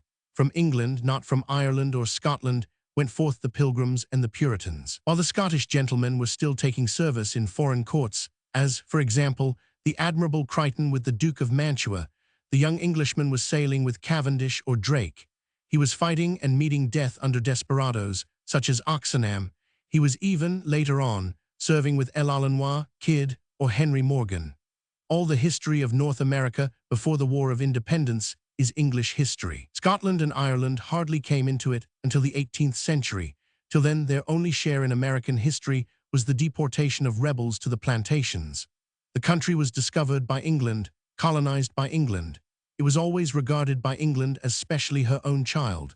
The sole attempt made by Scotland at colonization was a failure, and to this day it is England that the descendants of the older American families regard as the cradle of their name and race. As for the men who created this romance, they belonged to a time when the world had renewed her youth, put the old things behind, and begun afresh, with new lands to conquer, a new faith to hold, new learning, new ideas, and new literature. Those who sit down to consider the Elizabethan age presently fall to lamenting that they were born 300 years too late to share those glories. Their hearts, especially if they are young, beat the faster only to think of Drake. They long to climb that tree in the Cordilleras and to look down, as Drake and Oxenham looked down, upon the old ocean in the east and the new ocean in the west. They would like to go on pilgrimage to Nombre de Dios. Brothers, what a jest was that! And to Cartagena, where Drake took the great Spanish ship out of the very harbor, under the very nose of the Spaniard. They would like to have been on board the Golden Hind, when Drake captured that nobly laden vessel, Our Lady of the Conception, and used her cargo of silver for ballasting his own ship. Drake, the dragon, is the typical English hero. He is Galahad in the court of the Lady Gloriana. He is one of the long series of noble knights and valiant soldiers, their lives enriched and aglow with splendid achievements, who illumine the page of English history from King Alfred to Charles Gordon. The first and greatest of the Elizabethan knights is Drake, but there were others of nearly equal note. What of Raleigh, who actually founded the United States by sending the first colonists to Virginia, the country where the grapes grew wild? What of Martin Frobisher and Humphrey Gilbert? What of Cavendish? What of Captain Amidas? What of Davis and half a score more? The exploits and victories and discoveries, in many cases the disasters and death, of these sea dogs filled the country from end to end with pride, and every young, generous heart with envy. They too would sail westward ho, to fight the Spaniard, 80 Englishmen against 1,000 Dons, and sail home again, heavy laden with the silver ingots of Peru, taken at Palang or Nombre de Dios. Kingsley has written a book about these adventurers. A very good book it is, but his pictures are marred with the touch of the ecclesiastic. We need not suppose that the young men sat always Bible in hand, talked like seminarists, or thought like curates. The rovers who sailed with Drake and Raleigh had their religion, like their rations, served out to them. Sailors always do. Drake, the captain, might and did consult the Bible for encouragement and hope. Even he, however, reserved the right of using profane oaths. That right survived the older form of faith. In a word, the Elizabethan sailor, although a Protestant, was in all respects like his predecessor, save that on this new battlefield he was filled with a larger confidence and an audacity almost incredible to read of, almost impossible to think upon. This was the first phase of the romance which grew up along the shores of America. So far it belongs to the Spanish Main and to the Isthmus of Panama. The romance remained when the Elizabethans passed away. They were followed by the buccaneers, privateers, marooners, and pirates, a degenerate company, but not without their picturesque side. Pierre Le Grand, François l'Olonois, Henry Morgan are captains only 1 degree more piratical than Drake and Raleigh. Edward Teach, Kidd, Avery, Bartholomew Roberts were pirates only because they plundered ships English and French as well as Spanish. That they were roaring, reckless, debauched villains as well detracted little from the renown with which their names and exploits were surrounded, and that they were mostly hanged in the end was an accident common to such a life. The men under Drake were also sometimes hanged, though they were mostly killed by sword, bullet, or fever. The romance remained. The lad who would have enlisted under Drake found no difficulty in joining Morgan, and if the occasion offered, he was ready to join the bold Captain Kidd with alacrity. The 17th century furnished another kind of romance. It was the century of settlement. In the year 1606, after Sir Walter Raleigh had led the way, the Virginia Company sent out the Susan Constant with 2 smaller ships, containing a handful of colonists. They settled on the James River. Among them was John Smith, an adventurer and freelance quite of the Elizabethan strain. In him John Oxenham lived again. We all know the story of Captain John Smith. He began his career by killing Turks. He continued it by exploring the creeks and rivers of Virginia with endless adventures. Sometimes he was a prisoner of the Indians. Once, if his own account is true, he was rescued from imminent death by the intervention of Pocahontas, called Princess or Lady Rebecca. He explored Chesapeake Bay, and he gave the name of New England to the country north of Cape Cod. Such histories, of which this is only one, kept alive in England the adventurous spirit and the romance of the West. The dream of finding gold had vanished. What belonged to the present were the things done and suffered in His Majesty's plantations, with all that they suggested. It is most certain that in every age there are thousands who continually yearn for the way of war and the life of battle. Mostly, they fail in their ambitions because in these times the nations fear war. In the 17th century, there was always good fighting to be got somewhere in Europe. If everything else failed, there were the American colonies and the Indians, plenty of fighting always among the Indians. Besides the romance of war, there was the romance of religious freedom. Everybody in America knows the story of the Mayflower and her pilgrims in 1620, and the coming of the Puritans in 1630 under John Winthrop and the Massachusetts Company. I suppose, also, that all Americans know of the Ark and the Dove, and of Lord Baltimore's Catholic, but tolerant, colony of Maryland. They know as well the very odd story of Carolina and its lords proprietors, and the aristocratic form of government attempted there, of the Quakers in Pennsylvania and the temperance colony of Georgia. One may recall as well the influx of Germans by thousands in the early part of the 18th century and the first immigration of Irish Presbyterians, the flower of the Irish nation, driven abroad by the stupidity and fanaticism of their own government, which wanted to make them conform to the Irish Episcopal Church. In the whole history of Irish misgovernment, there is nothing more stupid than this persecution of Irish Presbyterians. But indeed, we may not blame our forefathers for this stupidity. Persecution of this kind belonged to the times. It seems to us inconceivably stupid that men should be exiled because they would not acknowledge the authority of a bishop. But out of Maryland, there was nowhere any real religious toleration. The dream of every sect was to trample down and to destroy all other sects. Our people in Ireland were no worse than the people of Salem and Boston. Religious toleration was not yet understood. Therefore, it was only playing the game according to the laws of the game when the United Kingdom threw away tens of thousands, the strongest, the most able, the most industrious, the most loyal of her Irish subjects, because they would not change one sect for another, and retain the Roman Catholics, hereditary rebels, who were numerically too strong to be turned out. All these things are perfectly well known to the American reader. But is it also well known to the American reader? Has he ever asked himself how these things affected and impressed the mind of England?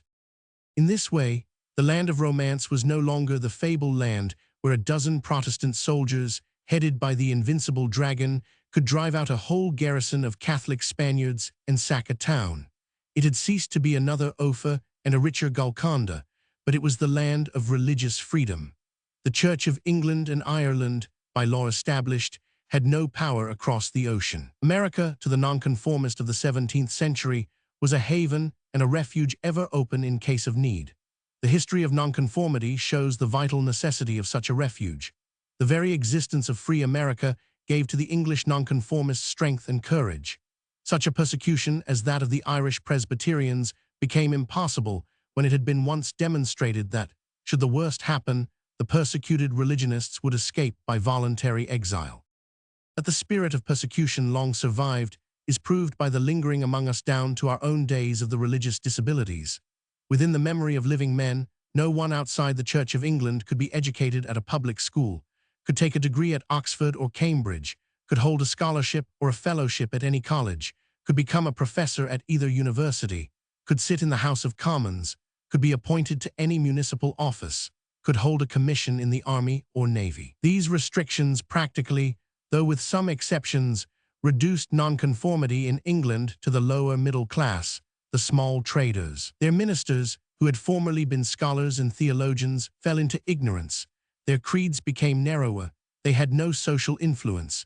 But for the example of their brethren across the ocean, they would have melted away and been lost like the nonjurors who expired 50 years ago in the last surviving member, or like 100 sects which have arisen, made a show of flourishing for a while, and then perished. They were sustained first by the memory of a victorious past, next by the tradition of religious liberty, and thirdly by the report of a country, a flourishing country, where there were no religious disabilities, no social inferiority on account of faith and creed. Not reports only.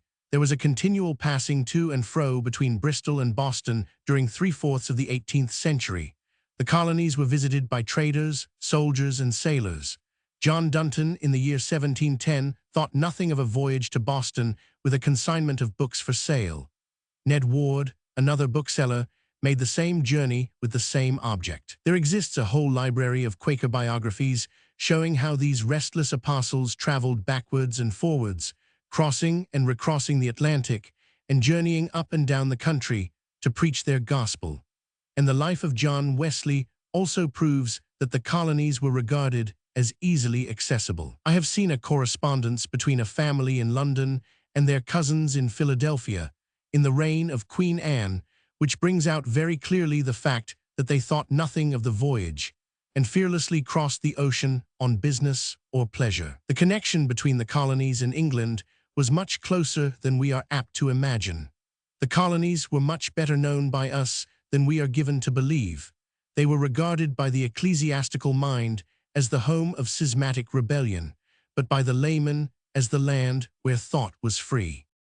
That was one side, perhaps the most important side, but the halo of adventure still lay glowing in the western land.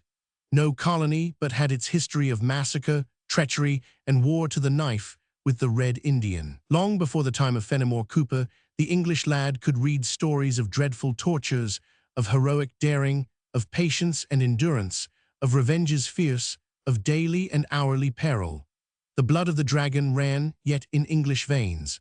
America was still to the heirs and successors of that great heart the land of romance and the land of gallant fights. And such stories, that of Captain John Smith laying his head upon the block that it might be smashed by the Indians' clubs, and of his rescue by the Indian girl, afterwards the Princess Rebecca, the massacre of 350 men, women, and children of the infant colony of Virginia, 100 stories of massacre. Or that story of the mother's revenge, told, I believe, by Thoreau. Her name was Hannah Dunstan. Her house was attacked by Indians. Her husband and her elder children fled for their lives. She, with an infant of a fortnight and her nurse, were left behind. The Indians dashed out the brains of the baby and forced the two women to march with them through the forest to their camp. Here they found an English boy, also a prisoner. Hannah Dunstan made the boy find out from one of the Indians the quickest way to strike with the tomahawk so as to kill and to secure the scalp. The Indian told the boy. Now there were in the camp 2 men, 3 women, and 7 children. In the dead of night Hannah got up, awakened her nurse and the boy, secured the tomahawks, and in the way the unsuspecting Indian had taught the boy, she tomahawked every one man, woman, and child, except a boy who fled into the woods, and took their scalps. Then she scuttled all the canoes but one, and taking the scalps with her as proof of her revenge, she put the nurse and the boy into the canoe and paddled down the river. She escaped all roving bands and won her way home again to find her husband and sons safe and well, and to show the scalps, the blood payment for her murdered child. Such were the stories told and retold in every colonial township, round every fire. Such were the stories brought home by the sailors and the merchants. They were published in books of travel. Think you that our English blood had grown so sluggish that it could not be fired by such tales? Think you that the romance of the colonies was one whit less enthralling than the romance of the Spanish Main? I say nothing of the wars in which the British troops and the colonial, side by side, at last succeeded in driving the French out of the country. They belong to the history of the 18th century and to the expansion of the English-speaking race. But for them, North America would now be half French and a quarter Spanish. These, however, were regular wars, with no more romance about them than belongs to war wherever it is conducted according to the war game of the day. The maneuvers of generals and the deploying of men in masses inspire none but students, just as a fine game of chess can only be judged by one who knows the game. Louisbourg, Quebec, Queen Anne's War, King George's War, Wolfe and Montcalm, these things and these men produced little effect upon the popular view of America. In the colonies themselves, murmurings and complaints began to make themselves heard. As they became stronger, the discontent increased. but they did not reach the ear of the average Englishman, who still looked across the ocean and still saw the country bathed in all the glories of the West. Then violently, suddenly, all this romance which had grown up around, and after so much fighting, so many achievements, was broken off and destroyed. It perished with the War of Independence. It was no longer possible when the colonies had become not only a foreign country, but a country bitterly hostile. The romance of America was dead. After the war was over, with much humiliation and shame for the nation, the better part of which had been against the war from the outset, the country turned for consolation to the East. But as has been said above, neither India, nor Australia, nor New Zealand has ever taken such a place in the affections of our country as that continent which was planted by our own sons, for whose safety and freedom from foreign enemies we cheerfully spent treasure incalculable and lives uncounted. Then came the long 23 years' war in which Great Britain, for the most part single-handed, fought for the freedom of Europe against the most colossal tyranny ever devised by victorious captain. No nation in the history of the world ever carried on such a war, so stubborn, so desperate, so vital. Had Great Britain failed, what would now be the position of the world? The victories, the defeats, the successes, the disasters, which marked that long struggle, at least made our people forget their humiliation in America.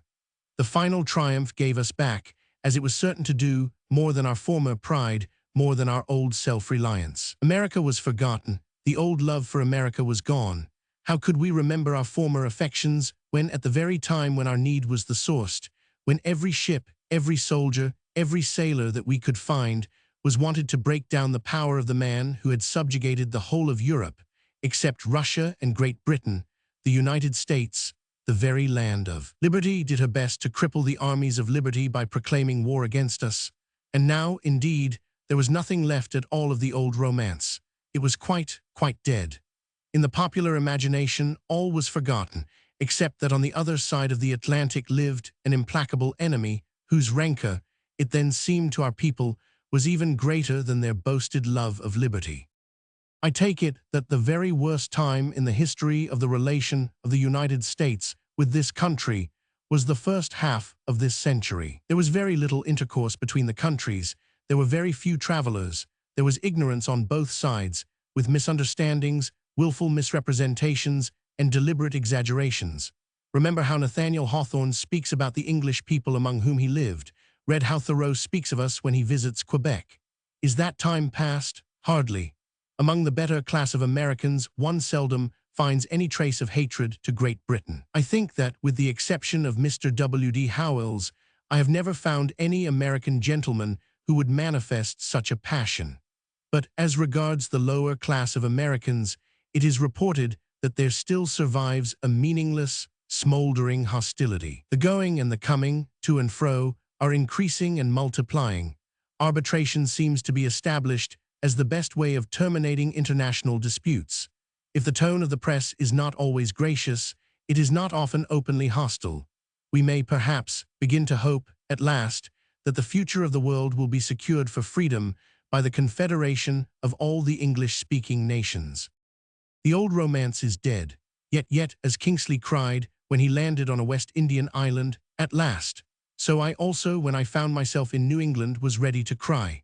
At last.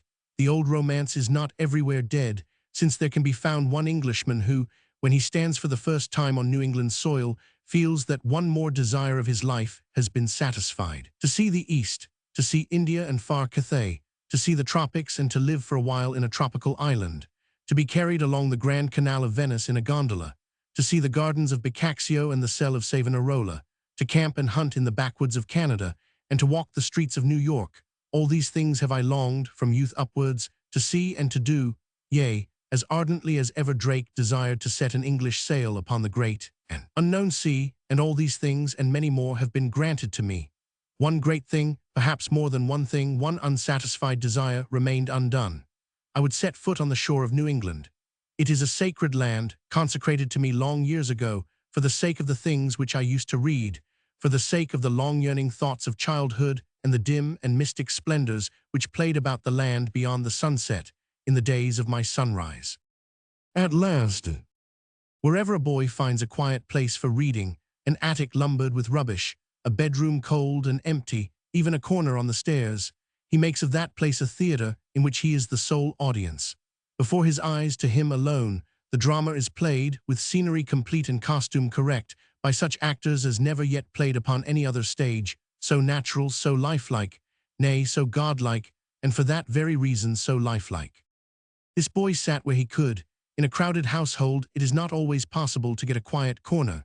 Wherever he sat, this stage rose up before him, and the play went on. He saw upon that stage all these things of which I have spoken, and more. He saw the fight at Nombre de Dios, the capture of the rich galleon, the sacking of Maracaibo.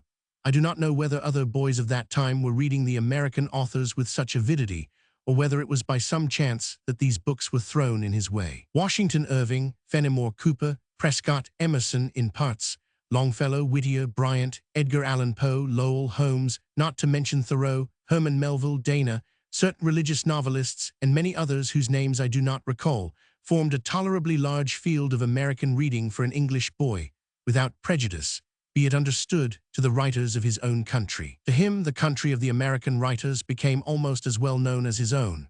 One thing alone he could not read. When he came to the War of Independence, he closed the book and ordered his theater to vanish. And to this day, the events of that war are only partly known to him. No boy who is jealous for his country will read, except upon compulsion, the story of a war which was begun in stupidity, carried on with incompetence, and concluded with humiliation. The attack on Panama, the beginning of the colonies, the exiles for religion, the long struggle with the French, the driving back of the Indians. It was a very fine drama, the romance of America, in ever so many acts and twice as many tableaux that this boy saw. And always on the stage, now like Drake, now like Raleigh, now like Miles Standish, now like Captain John Smith, he saw a young Englishman performing prodigies of valor and bearing a charmed life. Yet do not think that it was a play with nothing but fighting in it. There were the Dutch burghers of New Amsterdam under Walter the Doubter, or the renowned Peter Stuyvesant. There was Rip Van Winkle on the Catskill Mountains. There were the King Killers hiding in the rocks beside New Haven. There were the witch trials of Salem. There was the peaceful village of Concord, from which came voices that echoed round and round the world. There was the lake, lying still and silent, ringed by its woods, where the solitary student of nature loved to sit and watch and meditate. Hundreds of things, too many to mention, were acted on that boy's imaginary stage and lived in his brain as much as if he had himself played a part in them. As that boy grew up, the memory of this long pageant survived. There fell upon him the desire to see some of the places. Such a desire, if it is not gratified, dies away into a feeble spark, but it can always be blown again into a flame. This year the chance came to the boy, now a graybeard, to see these places, and the spark flared up again into a bright, consuming flame. I have seen my land of romance. I have traveled for a few weeks among the New England places, and with a sigh of satisfaction and relief, I say with Kingsley, at last. This romance, which belonged to my boyhood and has grown up with me and will never leave me, once belonged then, more or less, to the whole of the English people. Except with those who, like me, have been fed with the poetry and the literature of America, this romance is impossible. I suppose that it can never come again. Something better and more stable, however, may yet come to us, when the United States and Great Britain will be allied in amity as firm as that which now holds together those federated states. The thing is too vast, it is too important to be achieved in a day or in a generation. But it will come, it will come, it must come, it must come. Asia and Europe may become Chinese or Cossack, but our people shall rule over every other land and all the islands and every sea. Roman 2, the land of reality.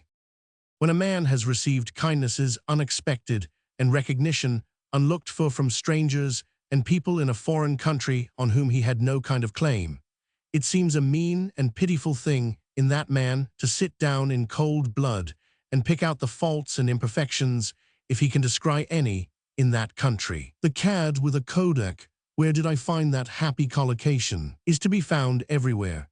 That is quite certain. Every traveler, as is well known, feels himself justified after 6 weeks of a country to sit in judgment upon that country and its institutions, its manners, its customs, and its society. He constitutes himself an authority upon that country for the rest of his life. Do we not know the man who has been there? Lord Palmerston knew him. Beware, he used to say, of the man who has been there. As Secretary of State for Foreign Affairs, he was privileged to make quite a circle of acquaintance with the men who had been there, and he estimated their experience at its true value. The man who has been there very seldom speaks its language with so much ease as to understand all classes. He has therefore no real chance of seeing and understanding things otherwise than as they seem. When an Englishman travels in America, however, he can speak the language. Therefore, he thinks that he really does understand the things he sees. Does he? Let us consider. To understand the true meaning of things in any strange land is not to see certain things by themselves, but to be able to see them in their relation to other things. Thus, the question of price must be taken with the question of wage, that of supply with that of demand, that of things done with the national opinion on such things, that of the continued existence of certain recognized evils with the conditions and exigencies of the time, and so on. Before an observer can understand the relative value of this, or that he must make a long and sometimes a profound study of the history of the country, the growth of the people, and the present condition of the nation. It is obvious that it is given to very few visitors to conduct such an investigation. Most of them have no time. Very, very few have the intellectual grasp necessary for an undertaking of this magnitude. It is obvious, therefore, that the criticism of a 2 months traveler must be worthless generally and impertinent almost always. The Kodak, you see, in the bands of the cads, produces mischievous and misleading pictures. Let us take 1 or 2 familiar instances of the dangers of hasty objection. Nothing worries the average American visitor to Great Britain more than the House of Lords, and generally the national distinctions. He sees very plainly that the House of Lords no longer represents an aristocracy of ancient descent, because by far the greater number of peers belong to modern creations and new families, chiefly of the trading class, that it no longer represents the men of whom the country has most reason to be proud, because out of the whole domain of science, letters, and art, there have been but 2 creations in the history of the peerage. He sees also that an Englishman has, apparently, only to make enough money in order to command a peerage for himself, and the elevation to a separate caste of himself and his children forever. Again, as regards the lower distinctions, he perceives that they are given for this reason and for that reason, but he knows nothing at all of the services rendered to the state by the dozens of knights made every year, while he can see very well that the men of real distinction, whom he does know, never get any distinctions at all. These difficulties perplex and irritate him. Probably he goes home with a hasty generalization. But the answer to these objections is not difficult. Without posing as a champion of the House of Lords, one may point out that it is a very ancient and deep-rooted institution, that to pull it up would cost an immense deal of trouble, that it gives us a second or upper house quite free from the acknowledged dangers of popular election, that the Lords have long ceased to oppose themselves to changes once clearly and unmistakably demanded by the nation, that the hereditary powers actually exercised by the very small number of peers who sit in the House do give us an average exhibition of brain power quite equal to that found in the House of Commons, in which are the 600 chosen delegates of the people, that, as regards the elevation of rich men, a poor man cannot well accept a peerage, because custom does not permit a peer to work for his livelihood, that it is necessary to create new peers continually in order to keep as close a connection as possible between the Lords and the Commons, e.g., if a peer has 100 brothers, sisters, sons, daughters, cousins, they are all commoners, and he is the one peer, so that for 600 peers there may be 100,000 people closely allied to the House of Lords. Again, as to the habitual contempt with which the advisers of the Crown pass over the men who by their science, art, and literature bring honor upon their generation, the answer is that when the newspaper press thinks fit to take up the subject and becomes as jealous over the national distinctions as they are now over the national finances, the thing will get itself righted, and not till then. I instance this point and these objections as illustrating what is often said and thought by American visitors who record their first impressions. The same kind of danger, of course, awaits the English traveler in America. If he is an unwise traveler, he will note, for admiring or indignant quotation, many a thing which the wise traveler notes only with a query and the intention of finding out, if he can, what it means or why it is permitted. The first questions, in fact, for the student of manners and laws are why a thing is permitted, encouraged, or practiced, how the thing in consideration affects the people who practice it, and how they regard it. Thus, to go back to ancient history, English people, 40 years ago, could not understand how slavery was allowed to continue in the States. We ourselves had virtuously given freedom to all our slaves. Why should not the Americans? We had not grown up under the institution, you see. We had little personal knowledge of the Negro. We believed that, in spite of the discouraging examples in Haiti and in our own Jamaica, there was a splendid future for the black, if only he could be free and educated. Again, none of our people realized, until the Civil War actually broke out, the enormous magnitude of the interests involved. We had read Uncle Tom's Cabin, and our hearts glowed with virtuous indignation. We could not understand the enormous difficulties of the question. Finally, we succeeded in enraging the South against us before the war began, because of our continual outcry against slavery, and in enraging the North after the war began, by reason of our totally unexpected Southern sympathies. It is a curious history of wrongheadedness and ignorance. This was a big thing. The things which the English traveler in the States now notices are little things. As life is made up of little things, he is noting differences all day long, because everything that he sees is different. Speech is different. The manner of enunciating the words is different. It is clearer, slower, more grammatical. Among the better sort, it is more careful. It is even academical. We English speak thickly, far back in the throat, the voice choked by beard and mustache, and we speak much more carelessly. Then the way of living at the hotels is different. The rooms are much, very much, better furnished than would be found in towns of corresponding size in England, e.g. At Providence, Rhode Island, which is not a large city, there is a hotel which is most beautifully furnished. And at Buffalo, which is a city half the size of Birmingham, the hotel is perhaps better furnished than any hotel in London. An immense menu is placed before the visitor for breakfast and dinner. There is an embarrassment of choice. Perhaps it is insular prejudice which makes one prefer the simple menu, the limited choice, and the plain food of the English hotels. At least, rightly or wrongly, the English hotels appear to the English traveler the more comfortable. I return to the differences. In the preparation and the serving of food there are differences. The midday meal, far more in America than in England, is the national dinner. In most American hotels that received us, we found the evening meal called supper, and a very inferior spread it was, compared to the 1 o'clock service. In the drinks there is a difference. The iced water, which forms so welcome a part of every meal in the States, is generally the only drink. It is not common, out of the great cities, to see claret on the table. There are differences in the conduct of the trains and in the form of the railway carriages, differences in the dispatch and securing of luggage, difference in the railway whistle, difference in the management of the station, until one knows the way about. Traveling in America is a continual trial to the temper. Until, for instance, an understanding of the manners and customs in this respect has been attained, the conveyance of the luggage to the hotel is a ruinous expense. And unless one understands the rough usage of luggage on American lines, there will be further trials of temper over the breakage of things. In France and Italy, such small differences do not exasperate, because they ain't known to exist. One expects them. They are benighted foreigners who know no better. But in America, where they speak our own language, one seems to have a right, somehow, to expect that all the usages will be exactly the same, and they are not. And so the cad with the Kodak gets his chance. I can quite understand, even at this day, the making of a book which should hold up to ridicule the whole of a nation on account of these differences. The Americans a great nation?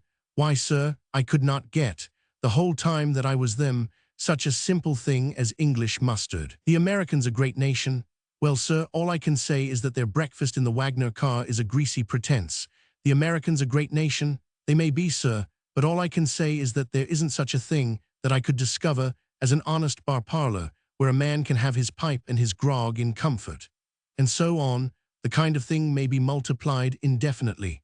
What Mrs. Trollope did 60 years ago might be done again.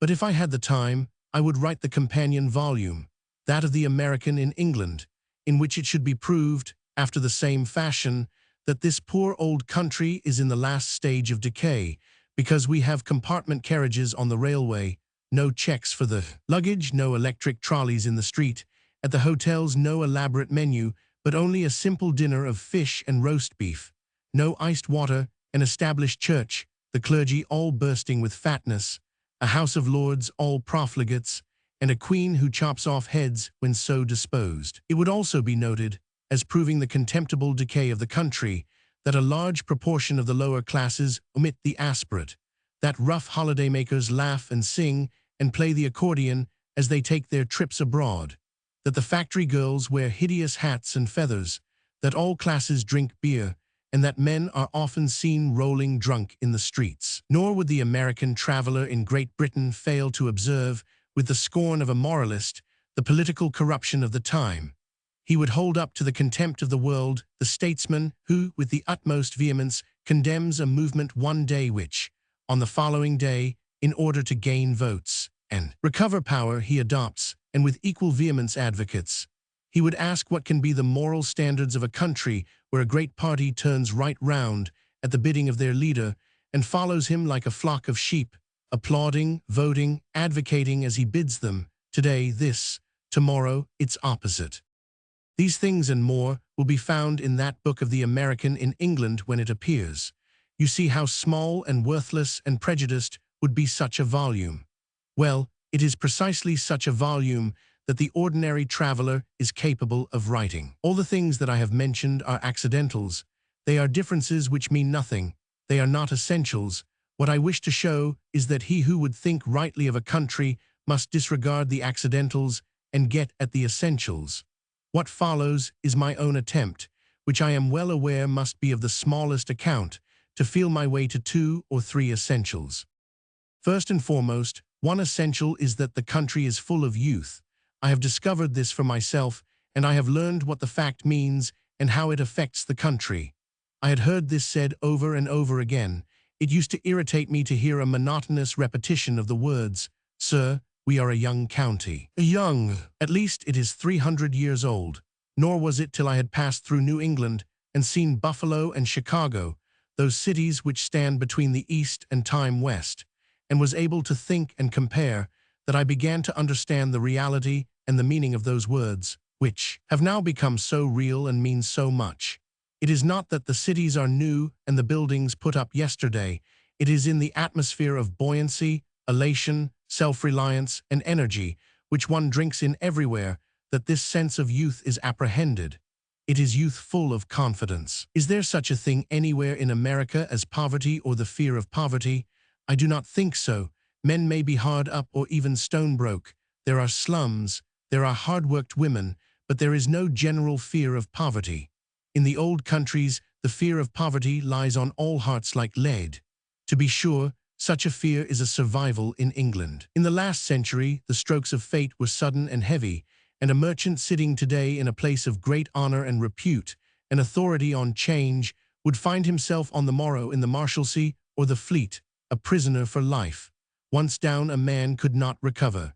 He spent the rest of his life in captivity, he and his descendants, to the 3rd and 4th generations, for it was as unlucky to be the son of a bankrupt as the son of a convict, groveled in the gutter. There is no longer a Marshalsea or a Fleet prison, but the dread of failure survives. In the states that dread seems practically absent.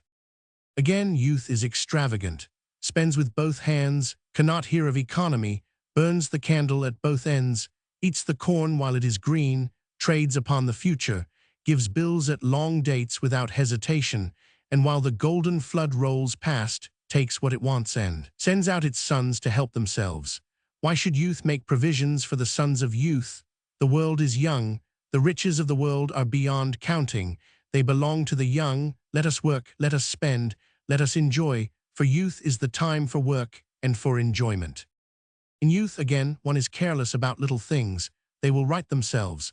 Persons of the baser sort pervert the freedom of the country to their own uses. They make corners and rings and steal the money of the municipality. Never mind, Someday, when we have time, we will straighten things out. In youth also one is tempted to gallant apparel, bravery of show, a defiant bearing, gold and lace and color. In cities, this tendency of youth is shown by great buildings and big institutions. In youth, there is a natural exaggeration in talk, hence the spread eagle of which we hear so much. Then everything which belongs to youth must be better, beyond comparison better, than everything that belongs to age. In the last century, if you like, youth followed and imitated age. It is the note of this, our country, that youth is always advancing and stepping ahead of age. Even in the daily press, the youth of the country shows itself. Let age sit down and meditate. Let such a paper as the London Times, that old paper, give every day 3 labored and thoughtful essays written by scholars and philosophers on the topics of the day. It is not for youth to ponder over the meaning and the tendencies of things. It is for youth to act, to make history, to push things along. Therefore let the papers record everything that passes. Perhaps when the country is old, when the time comes for meditation, the London Times may be imitated, and even a weekly collection of essays such as the Saturday Review or the Spectator may be successfully started in the United States. Again, youth is apt to be jealous over its own pretensions. Perhaps this quality also might be illustrated, but for obvious reasons, we will not press this point. Lastly, youth knows nothing of the time which came immediately before itself. It is not till comparatively late in life that a man connects his own generation, his own history, with that which preceded him. When does the history of the United States begin? Not for the man of letters or the professor of history, but for the average man. It begins when the Union begins, not before. There is a very beautiful and very noble history before the Union, but it is shared with Great Britain. There is a period of gallant and victorious war, but beside the colonials marched King George's redcoats. There was a brave struggle for supremacy, and the French were victoriously driven out, but it was by English fleets and with the help of English soldiers. Therefore, the average American mind refuses to dwell on this period. His country must spring at once, full-armed, into the world. His country must be all his own. He wants no history, if you please, in which any other country has also a share. In a word, America seems to present all the possible characteristics of youth. It is buoyant, confident, extravagant, ardent, elated, and proud.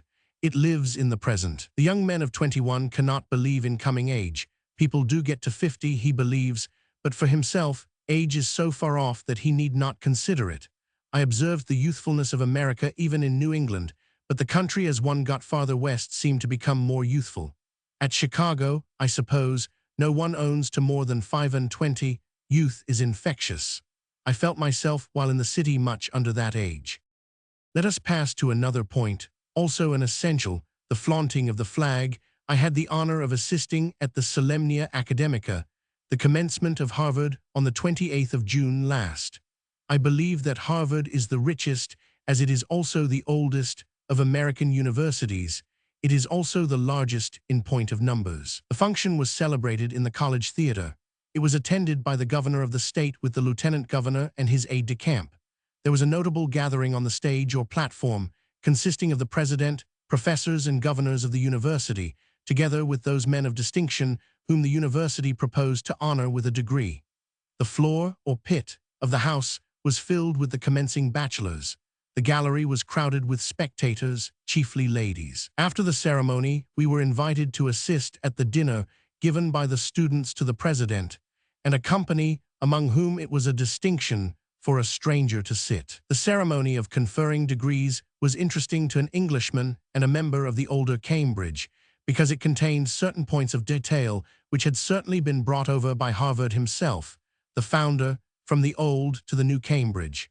The dinner, or luncheon, was interesting for the speeches, for which it was the occasion and the excuse. The president, for his part, reported the addition of $750,000 to the wealth of the college, and called attention to the very remarkable feature of modern American liberality in the lavish gifts and endowments going on all over the states to colleges and places of learning. He said that it was unprecedented in history. With submissions to the learned president, not quite without precedent. The 14th and 15th centuries witnessed a similar spirit in the foundation and endowment of colleges and schools in England and Scotland.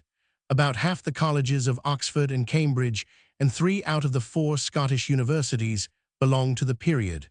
Still, it is very remarkable to find this new largeness of mind. Since one has received great fortune, let this wealth be passed on, not to make a son into an idle man, but to endow, with the best gifts of learning and science, generation after generation of men born for work. We who are ourselves so richly endowed, and have been so richly endowed for 400 years, have no need to envy Harvard all her wealth.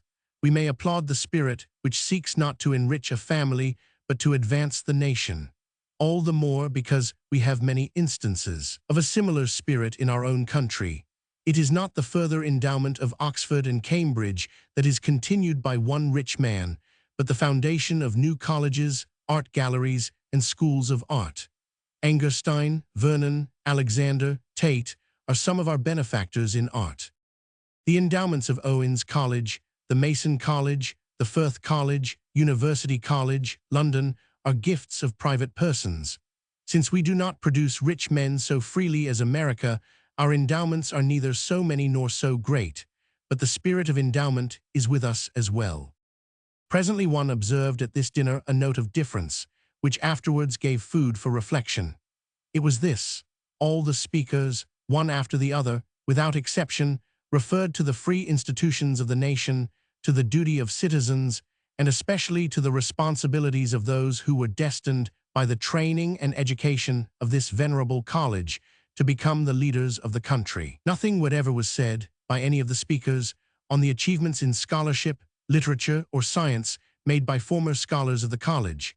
Nothing was said of the promise in learning or science of the young men now beginning the world.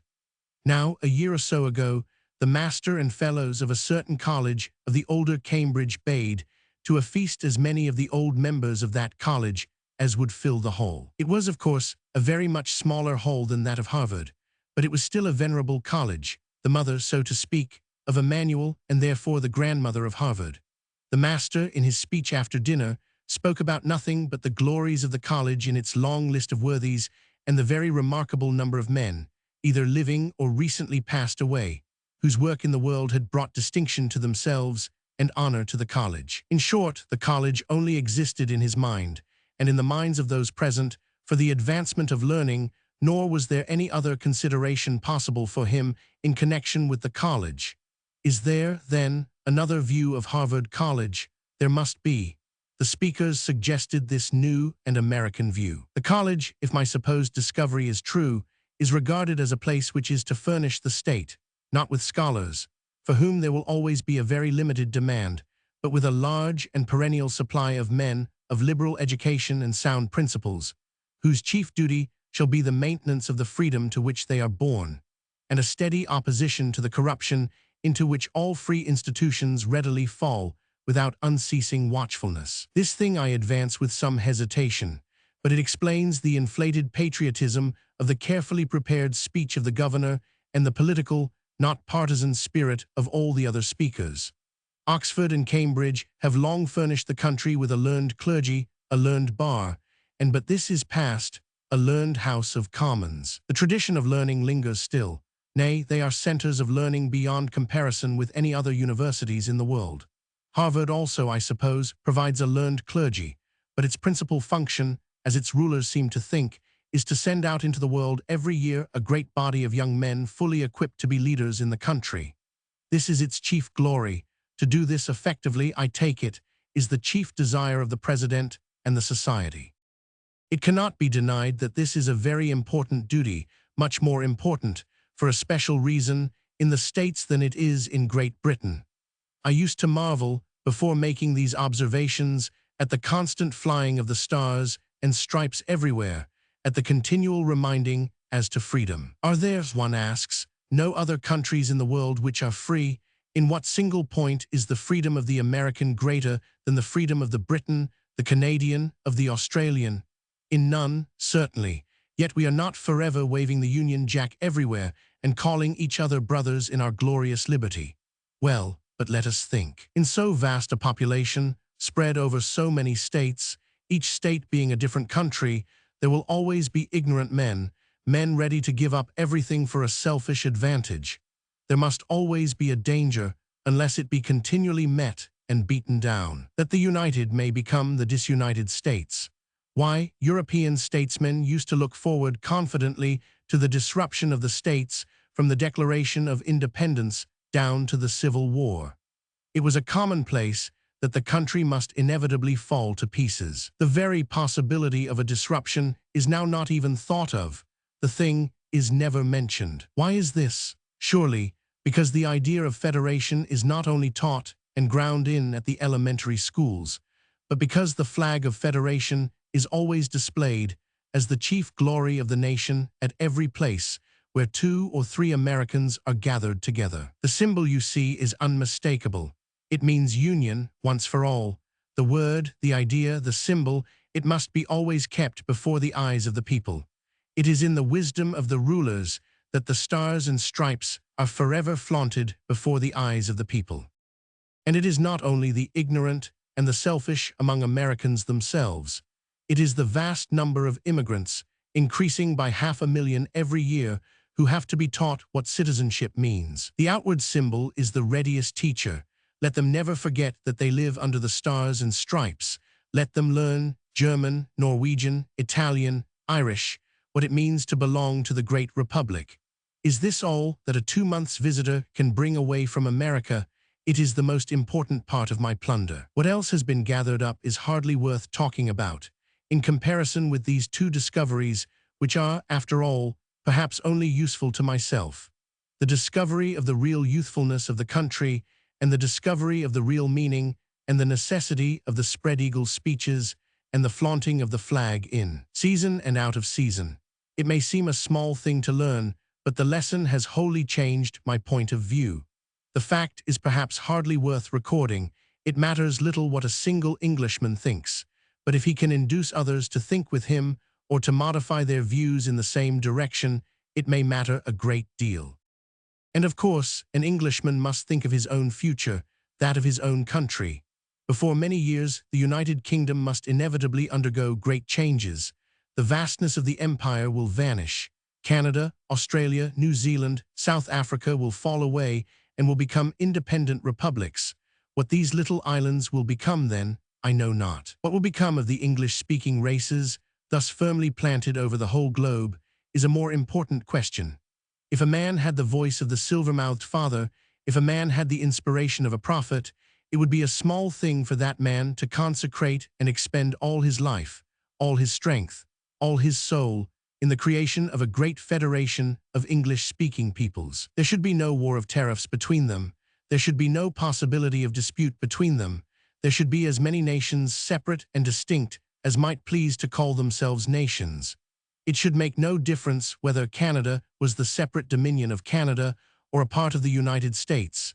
It should make no difference whether Great Britain and Ireland were a monarchy or a republic. The one thing of importance would be an indestructible alliance for offense and defense among the people who have inherited the best part of the whole world. This alliance can best be forwarded by a promotion of friendship between private persons, by a constant advocacy in the press of all the countries concerned, and by the feeling, to be cultivated everywhere, that such a confederation would present to the world the greatest, strongest, wealthiest, most highly cultivated confederacy of nations that ever existed. It would be permanent, because here would be no war of aggression in tariffs or of personal quarrel, no territorial ambitions, no conflict of kings. Naturally, I was not called upon to speak at the Harvard dinner. Had I spoken, I should like to have said, "Men of Harvard, grandsons of that benignant mother, still young, who sits crowned with laurels, ever fresh, on the sedgy bank of Granta, think of the country from which your fathers have sprung. Go out into the world, your world of youthful endeavor and success. Do your best to bring the hearts of the people whom you will have to lead back to their kin across the seas to east and west, over the Atlantic and over the Pacific. Do your best to bring about the indestructible fraternity of the whole English-speaking races.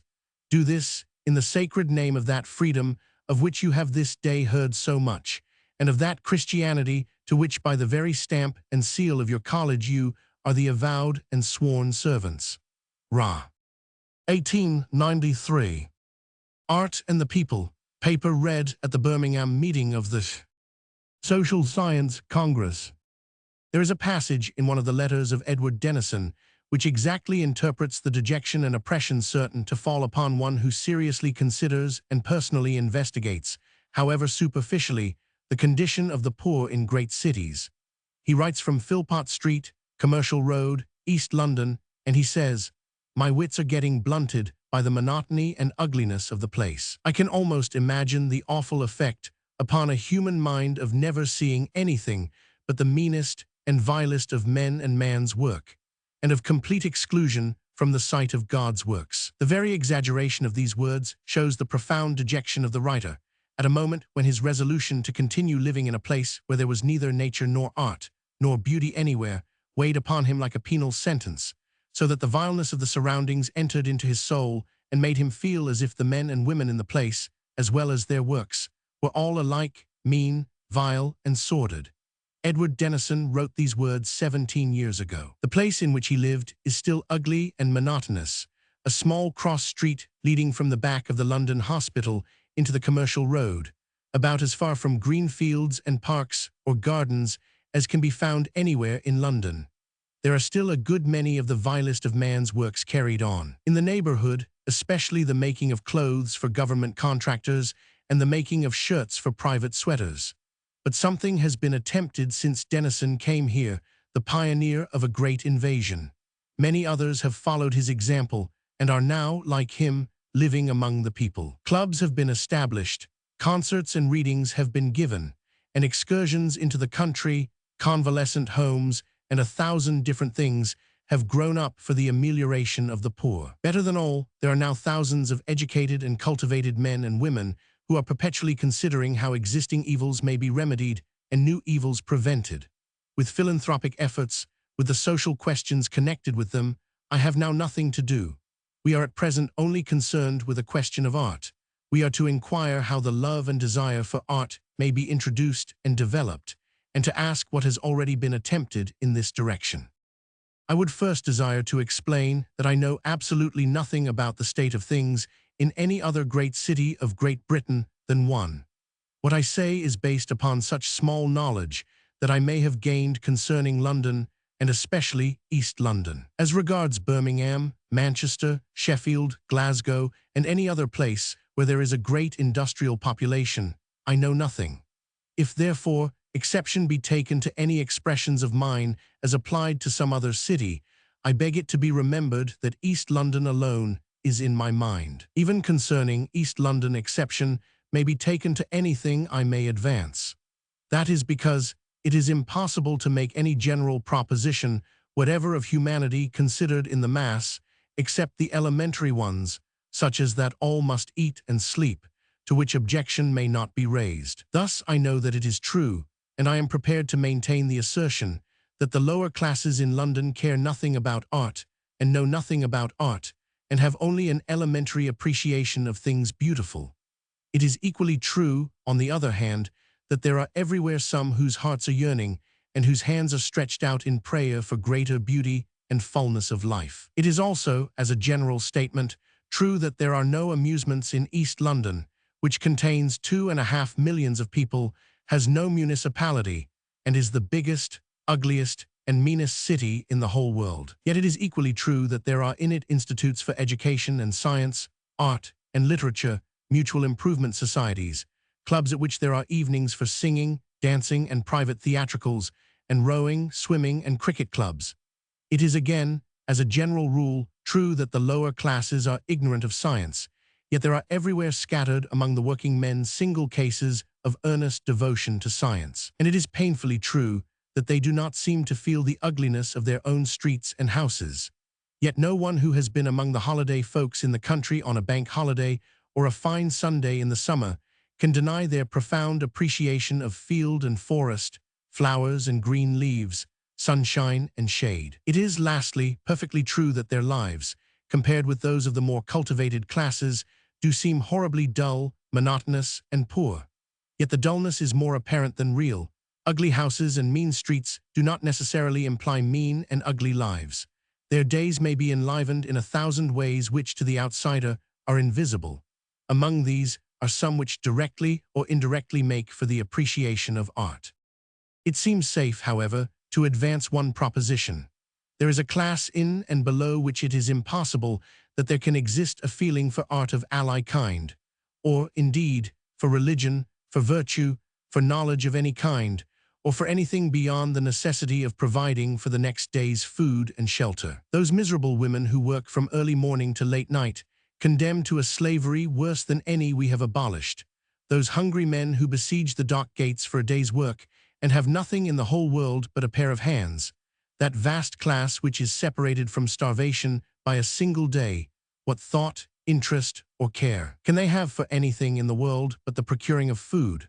When the physical condition of English men and women is worse, as Professor Huxley has declared it to be, than the condition of naked savages in the southern seas, how can we look for the virtues and the aspirations which belong essentially to the level of comparative ease? Until we have mastered the problem of finding steady work for all, with adequate wages and decent homes, we need not look for art in these lowest ranks. We have to do, therefore, not with the very poor at all, but with the respectable poor, the families of skilled mechanics, employees in regular work, workmen in breweries, shipyards and factories, independent handicraftsmen, clerks, cashiers, accountants, writers, small shopkeepers, and all that great host which is perpetually occupied in increasing the wealth of the country by labor which, at least, permits them to live in comfort. All these people have leisure. Most of them, except the shop assistants, have no work in the evening. They are all possessed of some education. There is no reason at all why they should not, if they could be only got to desire it, become students in some of the branches of art. Let us then, always with reference to this one city and this one class of its inhabitants, ascertain what has been done already to create a love of art. The most important thing as yet attempted is the Bethnal Green Museum. It is, for our purposes, also the most instructive, because it has hitherto been, I consider, a complete and ignominious failure. That is to say, it was established and is maintained as an educational museum. It was especially designed to create and develop a knowledge of art, and it has not done so. It was opened in 1872 with, among other things, the magnificent collection of pictures lent by Sir Richard Wallace. During the 12 years of its existence, it has exhibited other collections of considerable interest, but the education, the free library, and the classrooms promised at the outset have never been forthcoming. It is, in fact, a dumb and silent gallery. One may compare it to a board school newly built, provided with all the latest appliances for education, with books, desks, seats, blackboards, and everything, including crowds of pupils, but left without a teaching staff, the pupils being expected to teach themselves. Why not? There are the books and there are the desks, so with this museum. You cannot learn anything of art without the study of artistic work. Here is the artistic work. Why do not the people study it? They certainly come to the place. They come in large numbers. On free days when it is open until 10 at night, they average over 2,000 a day all the year round. And if you take the trouble to watch them, to follow them about, and to listen to their conversation, you will presently discover with how much intelligence they are studying the artistic work before them. The failure of Bethnal Green should teach us what to avoid. Let us therefore walk round the halls and galleries of this museum. In the central hall there is placed, each object with a ticket containing a brief description of it, a really noble collection of cabinets, carved and painted. With these are rare and costly vases of English, Russian, Danish, and German workmanship. There are a few statuettes, some paintings on china, things in glazed earthenware, and glass cases containing Syrian and Albanian necklaces and jewelry. In the lower side galleries, there is first a collection of food products, showing specimens of wheat, rice, starch, salt, and so forth, with models of vegetables and fruit executed in wax. And next, a collection of woolen stuff and fabrics of all kinds, with feathers, stags' heads, antlers, and so forth. In the upper galleries, there is a collection of paintings and engravings. Here and there are suspended tablets which are inscribed with bits of information, chiefly statistical. On my last visit to the place, I could not observe that anyone was studying these tablets. This is, roughly speaking, all that the Bethnal Green Museum contains. The directors of this institution opened with so much promise, which was going to educate the people and endow them with a sense of art and a love of beauty, think they have done all they promised when they show a collection of cabinets and vases, a few bottles containing rice and wheat, a few turnips in wax, a few cases with pretty fabrics and collection of pictures. There is no music, there is no sculpture, none of the small arts are represented at all. There is not the slightest attempt made to educate anybody. If you want any other information or help besides that given by the tablets, you will not get it, because there is nobody to give it. A policeman mounts guard over the cases, a woman sells the publications of the South Kensington Department, and you can rend on a board the number of visitors for every day in the year.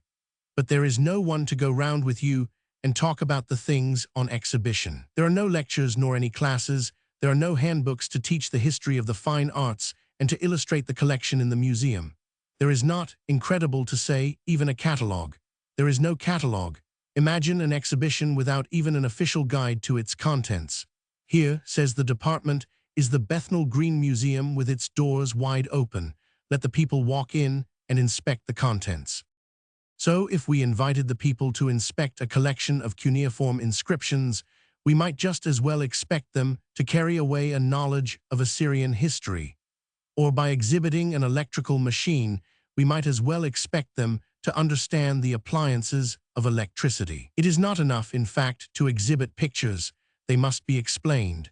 It is with paintings and drawings as with everything else. Those who come to see them, having no knowledge, carry none away with them.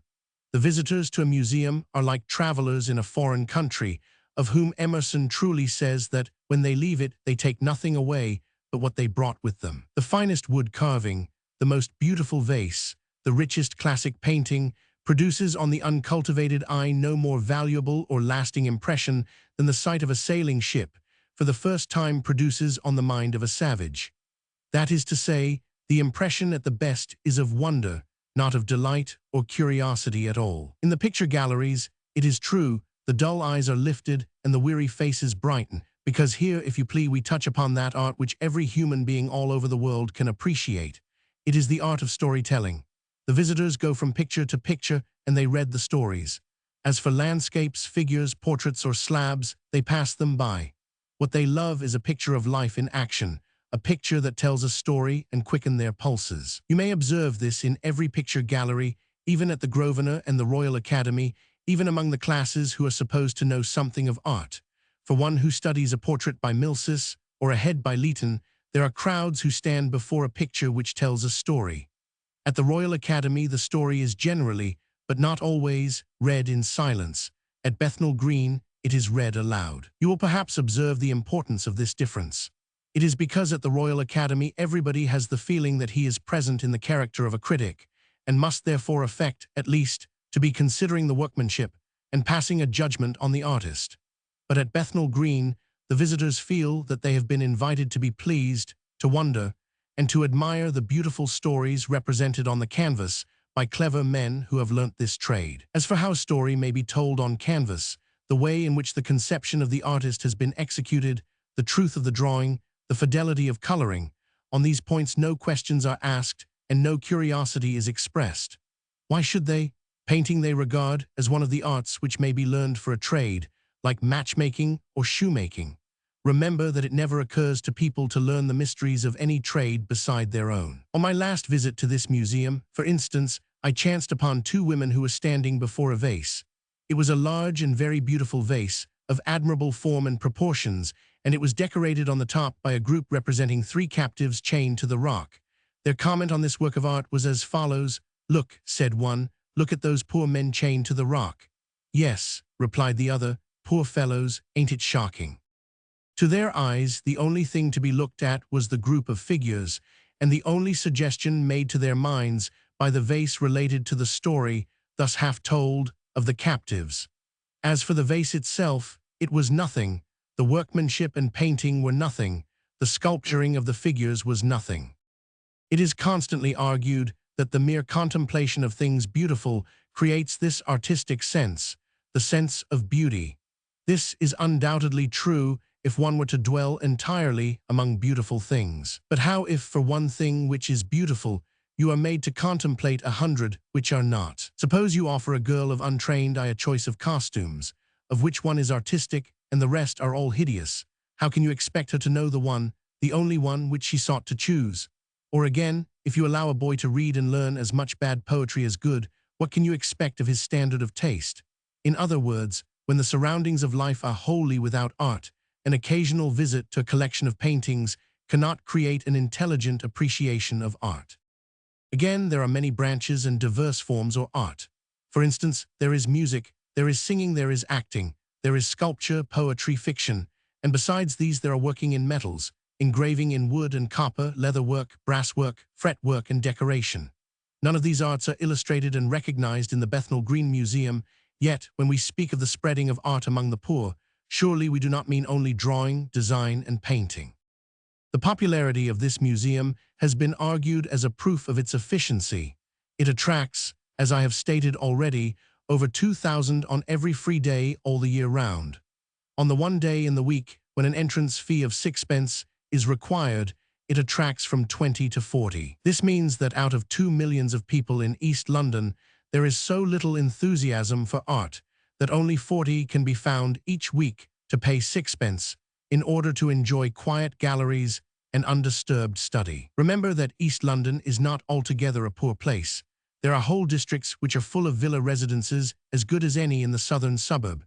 There are many people who are wealthy, but all the wealth and all the art enthusiasm of the place will not bring more than 40 every week to pay their 6 pence. As for copying the pictures, I do not know if any facilities are afforded for the purpose, but I have never seen anyone in the place copying at all. The throng of visitors on free days may partly be explained on other grounds than the love of art. It is a place where one can pleasantly lounge, or sit down to rest, or lazily look at pleasant things, or talk with one's friends, or take refuge from bad weather. This is as it should be. The place is regarded as a pleasant place, yet the number of visitors has fallen off. In the first year of its existence, nearly 1 million entered the gates. 4 years later, an equal number was registered. For the last 3 years, the number has fallen to less than 500,000. Its popularity, therefore, is on the decline. It is, again, a great place for children. They are sent here just as they are sent to the British Museum and the South Kensington Museum in order to be out of the way.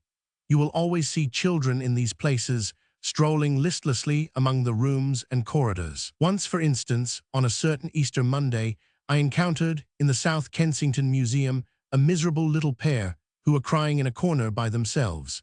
Beside the cases full of splendid embroideries and golden lace, among which they had strayed, they looked curiously incongruous, and somewhat like the unfortunate pair led to their destruction by the wicked uncle. They had, in fact, been sent to the museum by their mother, with a piece of bread and butter for their dinner, and told to stay there all day long. By this time, the bread and butter had long since been eaten up, and they were hungry again, and there was a long afternoon before them. What to these hungry children would have been a whole field of the cloth of gold. We must therefore make very large deductions indeed when we consider the popularity of Bethnal Green. Doubtless, it is pleasant to read the stories of the pictures, but the light, the warmth, the society of the place are also pleasant. And as for art education, why, as none is given, so none is desired. I have dwelt upon Bethnal Green Museum at some length, not because I wish to attack the place, but because it seems to me an example of what ought not to be done, and because it illustrates most admirably 2 propositions which I have to offer. These are, 1, that the lower classes have no instinctive desire for art, 2, that they will not teach themselves. We may also learn from considering what this museum is what an educational and popular museum ought to be, and to this I will immediately return. Meantime, let us go on to consider a few minor agencies at work in the east of London, directly or indirectly working in favor of art. And first, I should like to call attention to the annual exhibition of pictures which the indefatigable vicar of St. Jude's, Whitechapel, the Rev. Samuel Barnett, gets together every Easter for his people. The point is not so much that he holds this exhibition as that he engages the services of volunteer lecturers who go round the show with the visitors and explain the pictures so that they may learn what it is they should admire and something of what they should look for in a drawing or painting. In other words, Mr. Barnett's visitors are instructed in the first elements of art criticism. There are, next, certain institutes, educational and social, such as the Bow and Bromley and the Beaumont, which might be used to advantage for art purposes. Then there are the church organizations, with their services, their clubs, their social gatherings, and their schools. There are the chapels, each with its own set of similar institutions. There are the working men's clubs, which might also lend themselves and their rooms for the development of art. There are such societies as the Kiel Society, which give free concerts of good music and are therefore already working for us. Lastly, there are the schools of art. There are 5 in East London, working under the South Kensington Department. All these are agencies which either are already working in the interests of art or could be easily induced to do so.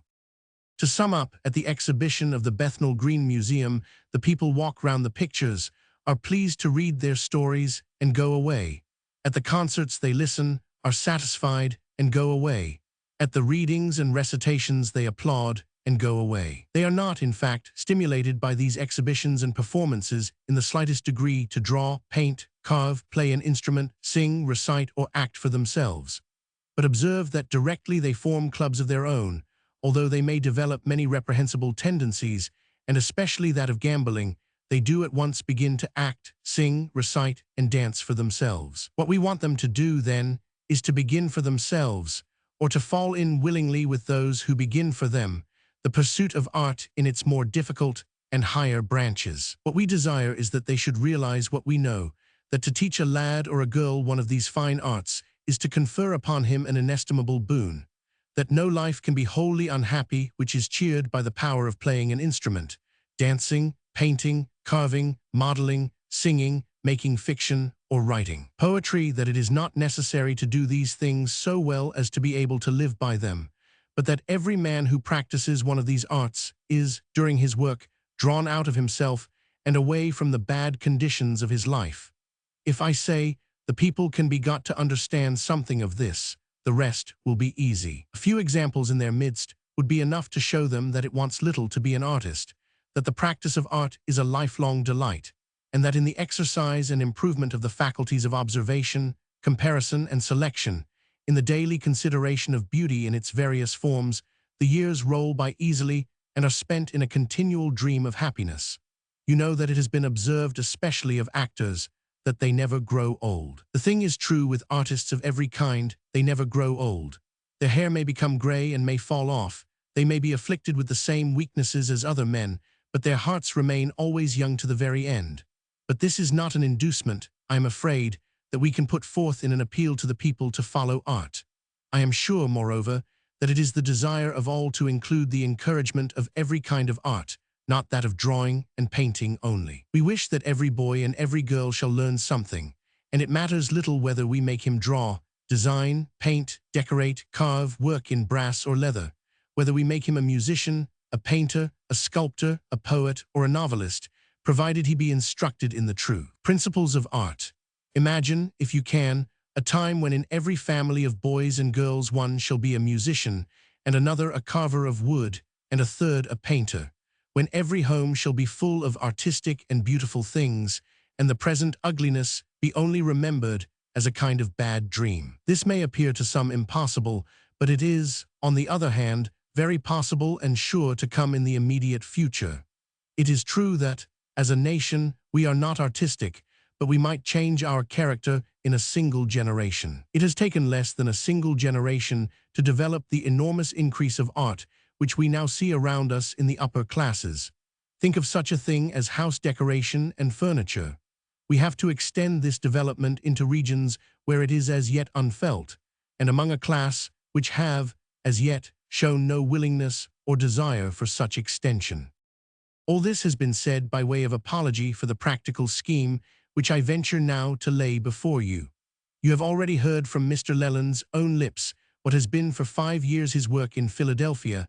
You have heard how he has brought the small arts into hundreds of homes, and has given purpose and brightness to hundreds of lives. I have followed this work of his from the beginning with the greatest interest. Before he began it, he told me what he was going to try, and how he meant to try. But I think that, courageous and self-reliant as he is, He did not and could not, at the outset, anticipate such a magnificent success as he has obtained. You have also heard something of the society called the Cottage Arts Association, founded by Mrs. Jebb, by which the villagers are taught some of the minor arts. This association is, I am convinced, going to do a great work, and I am very glad to be able to read you Mrs. Jebb's own testimony, the fruit of her long experience. She says, "We must give the people, children of course included, opportunities of unofficial intercourse with those who already love art and who can help them to see and to discriminate. We must teach them to use their own hands and eyes in doing actual artwork. Even if the work done does not count for much, it will develop their observation and quicken their appreciation in a way which I believe nothing else will do, no mere looking or explaining. They must be helped to make their own homes and the things they use beautiful. They must not be helped only to learn to do artwork, but also given ideas as to its application, shown how and where to get materials, etc. Further, it has been resolved that prizes shall be given to the pupils for the best copies drawn, modeled, carved, or repousse of the casts and designs circulated among the various classes. I propose, therefore, that, with such modifications as suit our own way of working, we should initiate on a more extended scale the example set us by Mrs. Jebb and Mr. Leland. I think that it would not be difficult, while retaining the machinery and the help afforded by the South Kensington Department in painting and drawing, to establish local clubs, classes, and societies, or, which I think much better, a central society with local branches, either for the whole of England or for each county or for each great city, for the purpose of teaching, encouraging, and advancing all the fine arts, both small and great. We do the whole of our collective work in this country by means of societies. It is an Englishman's instinct, if he ardently desires to bring about a thing, to recognize that, though he cannot get what he wants by his own effort, he may get it by associating other people with him and forming a society. Everything is done by societies. One need not, therefore, make any apology for desiring to see another society established. That of which I dream would be, to begin with, independent of all politics, controversies, or theories whatever. It would not be a society requiring an immense income. In fact, with a very small income, indeed very large results might be obtained, as you will immediately see. The work of the society would consist almost entirely of evening classes. It would not have to build schools or to buy houses at first, but it would use or rent whatever rooms might be found available, perhaps those of the day schools. All the arts would be taught in these schools, except those already taught by the South Kensington Department, but especially the minor arts, for this very important and practical reason, that these would be found almost immediately to have a money value, and would therefore serve the useful purpose of attracting pupils. At the outset, there must be no fees, but everybody must be invited to come in and learn. After the value of the school has been established in the popular mind, there would be no difficulty in exacting a small fee towards the expenses of maintenance. But from the very first, there must be established a system of prizes, public exhibitions of work done by the students, concerts at which the musicians would play and the choirs would sing, and theatricals at which the actors would perform. Partly by these public honors, and partly by showing an actual market value for the work, we may confidently look forward to creating and afterwards fostering a genuine enthusiasm for art. How are the funds to be provided for all this work? The money required for a commencement will be in reality very little. There are the necessary tools and materials to be found, a certain amount of house service to be done and paid for, gas and firing, and perhaps rent. Observe, however, that the materials for art students of all kinds are not expensive, that house service costs very little, light, and firing not a great deal, and even the rent would not be heavy, since all our schools would be situated in the poor neighborhoods. There only remain the teachers, and here comes in the really important part of the scheme. The teachers will cost nothing at all. They will all be members of our new society, and they will give, in addition to or in lieu of an annual subscription, their personal services as gratuitous teachers. This part of the scheme is sure to command your sympathies, the more so if you consider the current of contemporary thought. More and more, we are getting volunteer labor in almost every department. Everywhere, in every town and in every parish, along with the professional workers, are those who work for nothing. As for the women who work for nothing, the sisters of religious orders, the women who collect rents, the women who live among the poor, those who read aloud to patients in hospitals, those who go about in the poorest places, their name is Legion. And as for the men, we have no cause to be ashamed of the part which they take in this great voluntary movement, which is the noblest thing the world has ever seen, and which I believe to be only just beginning. All our great religious societies, all our hospitals, all our philanthropic societies are worked by unpaid committees. All our school wards over the whole country, not to speak of the House of Commons, are unpaid. At this very moment, there are springing up here and there in East London actual monasteries, only without monastic vows, in which live young men who devote themselves, either wholly or in part, to work among the poor, often to evening and night work after their own day's labors. It is no longer a visionary thing. It is a great and solid fact that there are hundreds of men willing, without vows, orders, or any rule, and without hope of reward, not even gratitude, to live for their brother men. They give not their money or their influence or their exhortations, but they give themselves. Greater love hath no man. As for us, we shall not ask our teachers to give their whole time, unless they offer it. 1 or 2 evenings out of the week will suffice. I am convinced, you are all, I am sure, convinced, that there will be no difficulty at all in getting teachers, but that the only difficulty will be in selecting those who can add discretion to zeal, capability to enthusiasm, skill and tact in teaching, as well as a knowledge of an art to be taught. Think of the Working Men's College in Great Ormond Street. Perhaps you don't know of this institution. It is a great school for working men. It teaches all subjects, and it has been running for nearly 30 years. During the whole of that time, I believe I am right in saying that the professors and teachers have been all unpaid. They are volunteers. Can we fear that in art, in which there are so many enthusiasts, we shall not get as much volunteer assistance as in letters and science? This, then, is my proposal for creating and developing an enthusiasm for art. There are to be schools everywhere, controlled by local committees under a central society. There are to be volunteer teachers willing to subject themselves to rule and order. There are to be public exhibitions and prize givings. All the arts, not one only, are to be taught. Great prominence is to be given to the minor arts.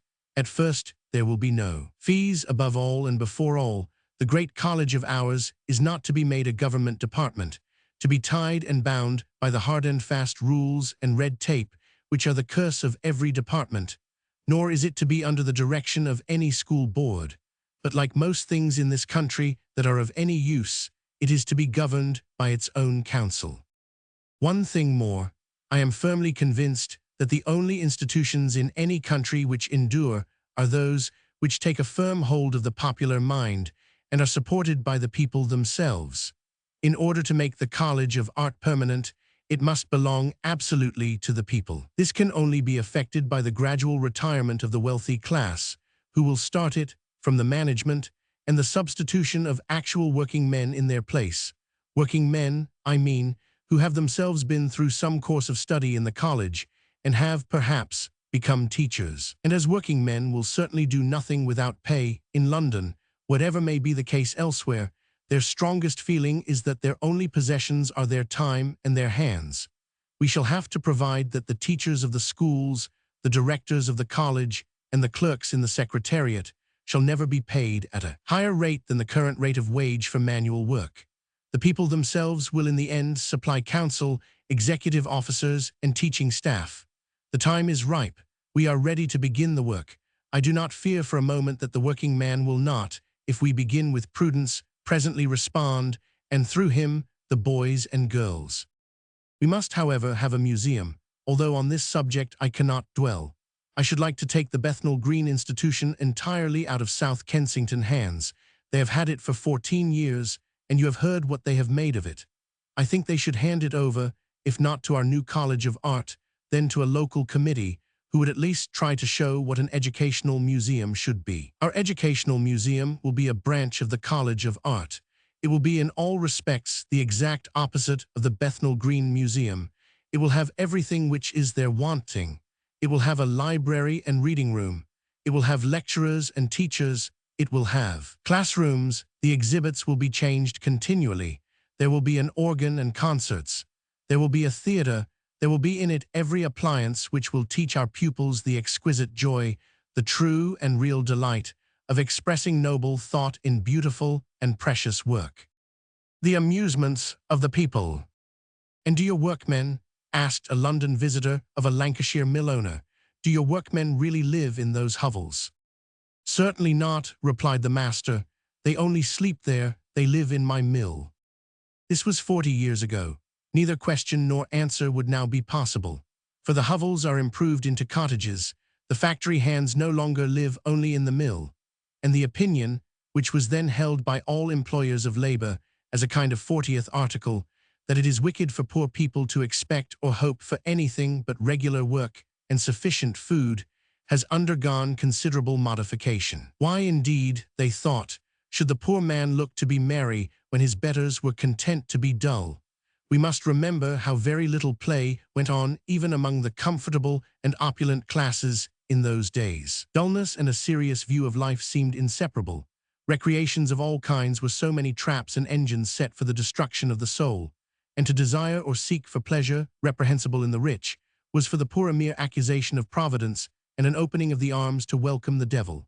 So that our mill owner, after all, may have been a very kind-hearted and humane creature, in spite of his hovels and his views of life, and anxious to promote the highest interests of his employees. 100 years ago, however, before the country became serious, the people, especially in London, really had a great many amusements, sports, and pastimes. For instance, they could go baiting of bulls and bears, and nothing is more historically certain than the fact that the more infuriated the animals became, the more delighted were the spectators. They drew badgers and rejoiced in the tenacity and the courage of their dogs. They enjoyed the noble sport of the cockpit. They fought dogs and killed rats. They squalled fowls. That is to say, they tied them to stakes and hurled cudgels at them, but only once a year and on Shrove Tuesday for a treat. They boxed and fought, and were continually privileged to witness the most stubborn and spirited prize fights. Every day in the streets, there was the chance for everybody of getting a fight with a light porter, or a carter, or a passenger. This prospect must have greatly enhanced the pleasures of a walk abroad. There were wrestling, cudgeling, and quarterstaff. There were frequent matches made up, and wagers laid over all kinds of things. There were bonfires, with the hurling of squibs at passers-by. There were public hangings at regular intervals and on a generous scale. There were open-air floggings for the joy of the people. There were the stocks and the pillory, also free and open-air exhibitions. There were the great fairs of Bartholomew, Charlton, Fairlop Oak, and Barnet. There were also lotteries. Besides these amusements, which were all for the lower orders as well as for the rich, they had their mug-houses, whither the men resorted to drink beer, spruce, and pearl.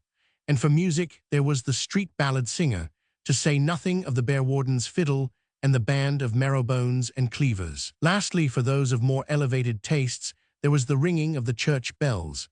Now, with the exception of the last named, we have suppressed every single one of these amusements. What have we put in their place? Since the working classes are no longer permitted to amuse themselves after the old fashions, which, to do them justice, they certainly do not seem to regret, how do they amuse themselves? Everybody knows, in general terms, how the English working classes do amuse themselves. Let us, however, set down the exact facts, so far as we can get at them, and consider them. First, it must be remembered as again, so many other things having been lost, that the workman of the present day possesses an accomplishment, one weapon, which was denied to his fathers. He can read. That possession ought to open a boundless field, but it has not yet done so, for the simple reason that we have entirely forgotten to give the working man anything to read. This, if any, is a case in which the supply should have preceded and created the demand. Books are dear. Besides, if a man wants to buy books, there is no one to guide him or tell him what he should get. Suppose, for instance, a studious working man anxious to teach himself natural history. How is he to know the best, latest, and most trustworthy books? And so for every branch of learning. Secondly, there are no free libraries to speak of. I find, in London, one for Camden Town, one for Bethnal Green, one for South London, one for Notting Hill, one for Westminster, and one for the City, and this seems to exhaust the list. It would be interesting to know the daily average of evening visitors at these libraries. There are 3 millions of the working classes in London. There is therefore one free library for every 500,000, or leaving out a whole 3/4 in order to allow for the children and the old people and those who are wanted at home, there is one library for every 125,000 people. The accommodation does not seem liberal, but one has as yet heard no complaints of overcrowding. It may be said, however, that the workman reads his paper regularly. That is quite true. The paper which he most loves is red hot on politics, and its readers are assumed to be politicians of the type which consider the millennium only delayed by the existence of the Church, the House of Lords, and a few other institutions. Yet our English working man is not a firebrand, and though he listens to an immense quantity of fiery oratory and reads endless fiery articles, he has the good sense to perceive that none of the destructive measures recommended by his friends are likely to improve his own wages or reduce the price of food. It is unfortunate that the favorite and popular papers, which might instruct the people in so many important matters, such as the growth, extent, and nature of the trades by which they live, the meaning of the word constitution, the history of the British Empire, the rise and development of our liberties, and so forth, teach little or nothing on these or any other points.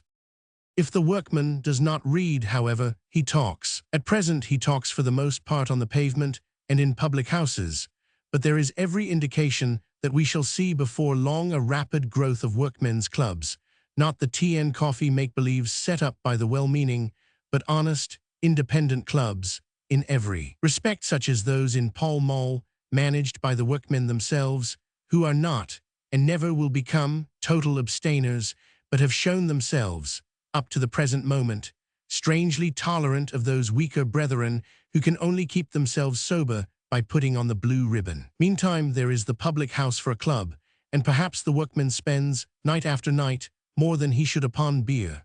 Let us remember, if he needs excuse, that his employers have found him no better place and no better amusement than to sit in a tavern, drink beer, generally in moderation, and talk and smoke tobacco. Why not? A respectable tavern is a very harmless place. The circle which meets there is the society of the workman. It is his life. Without it, he might as well have been a factory hand of the good old time, such as hands were 40 years ago, and then he would have made but 2 journeys a day, one from bed to mill, and the other from mill to bed. Another magnificent gift he has obtained of late years, the excursion train and the cheap steamboat. For a small sum, he can get far away from the close and smoky town, to the seaside perhaps, but certainly to the fields and country air. He can make of every fine Sunday in the summer a holiday indeed. Is not the cheap excursion an immense gain? Again, for those who cannot afford the country excursion, there is now a park accessible from almost every quarter, and I seriously recommend to all those who are inclined to take a gloomy view concerning their fellow creatures, and the mischievous and dangerous tendencies of the lower classes, to pay a visit to Battersea Park on any Sunday evening in the summer. As regards the working man's theatrical tastes, they lean, so far as they go, to the melodrama, but as a matter of fact, there are great masses of working people who never go to the theater at all. If you think of it, there are so few theaters accessible that they cannot go often. For instance, there are for the accommodation of the West End and the visitors to London some 30 theatres, and these are nearly always kept running. But for the densely populous districts of Islington, Somers Town, Pentonville, and Clerkenwell combined, there are only 2. For Hoxton and Haggerston, there is only 1. For the vast region of Marylebone and Paddington, only 1. For Whitecapel and her daughters, 2. For Shoreditch and Bethnal Green, 1. For Southwark and Blackfriars, 1. For the towns of Hampstead, Highgate, Camden Town, Kentish Town, Stratford, Bow, Bromley, Bermondsey, Camberwell, Kensington, or Diptford, not 1. And yet each one of these places, taken separately, is a good large town. Stratford, for instance, has 60,000 inhabitants, and Diptford 80,000. Only half a dozen theatres for 3 millions of people. It is quite clear, therefore, that there is not yet a craving for dramatic art among our working classes. Music halls there are, certainly, and these provide shows more or less dramatic, and though they are not so numerous as might have been expected, they form a considerable part of the amusements of the people. It is therefore a thousand pities that among the topical songs, the breakdowns, and the comic songs, room has never been found for part songs or for music of a quiet and somewhat better kind. The proprietors doubtless know their audience, but wherever the Kiel Society have given concerts to working people, they have succeeded in interesting them by music and songs of a kind to which they are not accustomed in their music halls. The theater, the music hall, the public house, the Sunday excursion, the parks, these seem almost to exhaust the list of amusements. There are also, however, the suburban gardens, such as North Woolwich and Rosherville, where there are entertainments of all kinds and dancing. There are the tea gardens all round London. There are such places of resort as Kew and Hampton Court, Bushey, Burnham, Beeches, Epping, Hainault, and Rye House. There are also the harmonic meetings, the free and easy evenings, and the friendly lads at the public houses. Until last year there was one place, in the middle of a very poor district, where dancing went on all the year round. And there are the various clubs, debating societies, and local parliaments which have been lately springing up all over London. One may add the pleasure of listening to the stump orator, whether he exhorts to repentance, to temperance, to republicanism, to atheism, or to the return of Sir Roger. He is everywhere on Sunday in the streets, in the country roads, and in the parks. The people listen, but with apathy. They are accustomed to the white heat of oratory. They hear the same thing every Sunday. Their pulses would beat no faster if Peter the Hermit himself or Bernard were to exhort them to assume the cross. It is comic, indeed, only to think of the blank stare with which a British workman would receive an invitation to take up arms in order to drive out the accursed Moslem. As regards the women, I declare that I have never been able to find out anything at all concerning their amusements. Certainly one can see a few of them any Sunday walking about in the lanes and in the fields of northern London, with their lovers. In the evening they may also be observed having tea in the tea gardens. These, however, are the better sort of girls.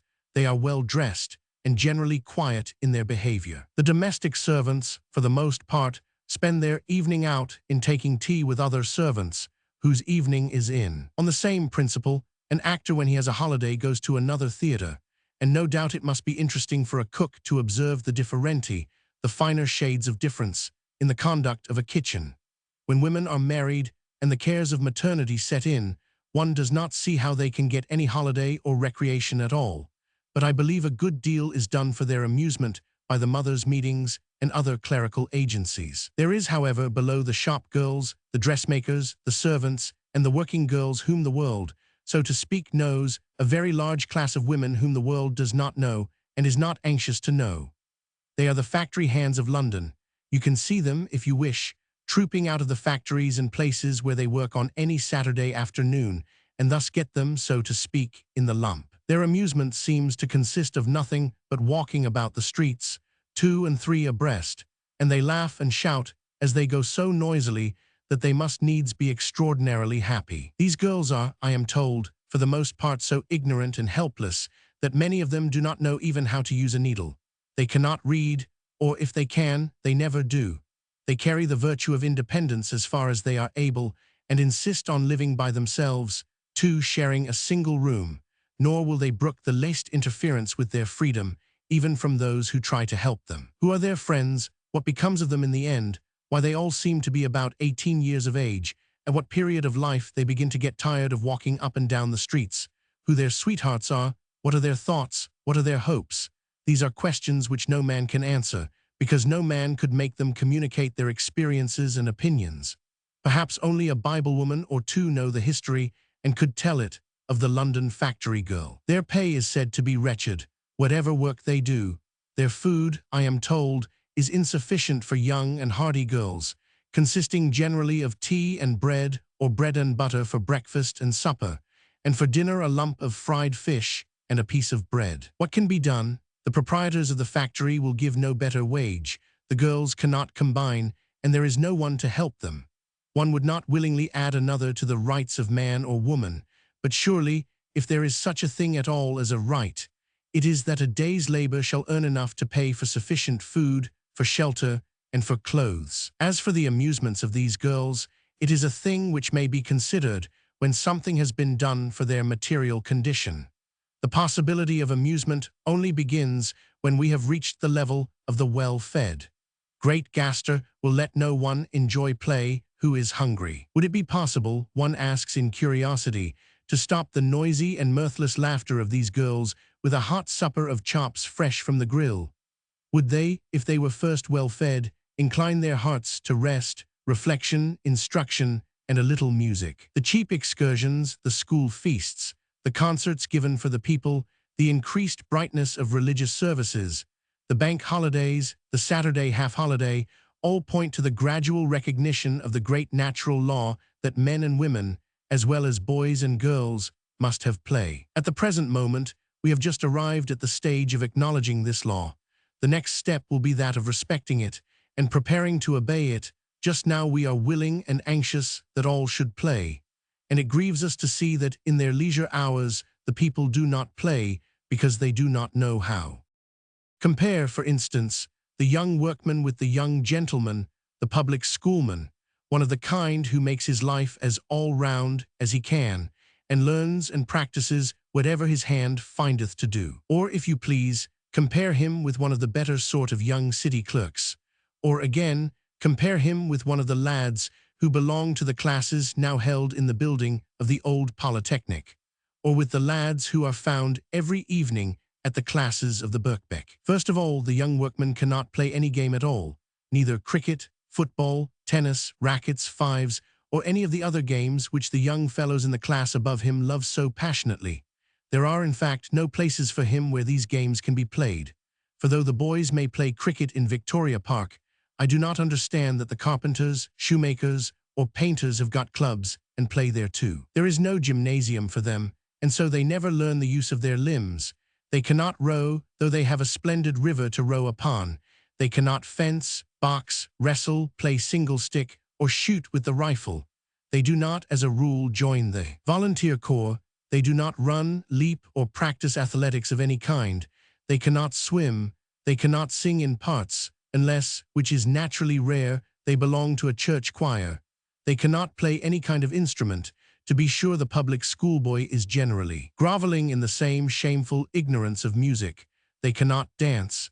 In the whole of this vast city, there is not a single place where a couple so minded can go for an evening's dancing, unless they are prepared to journey as far as North Woolwich. Not one. Ought it not to be felt and resented as an intolerable grievance that grandmotherly legislation actually forbids the people to dance? That the working men themselves do not seem to feel and resent, it is really a mournful thing. Then, they cannot paint, draw, model, or carve. They cannot act, and seemingly do not care greatly about seeing others act, and as already stated, they never read books. Think what it must be to be shut out entirely from the world of history, philosophy, poetry, fiction, essays, and travels. Yet our working classes are thus practically excluded. Partly they have done this for themselves, because they have never felt the desire to read books. Partly, as I said above, we have done it for them, because we have never taken any steps to create the demand. Now, as regards these arts and accomplishments, the public schoolman and the better class city clerk have the chance of learning some of them at least, and of practicing them both before and after they have left school.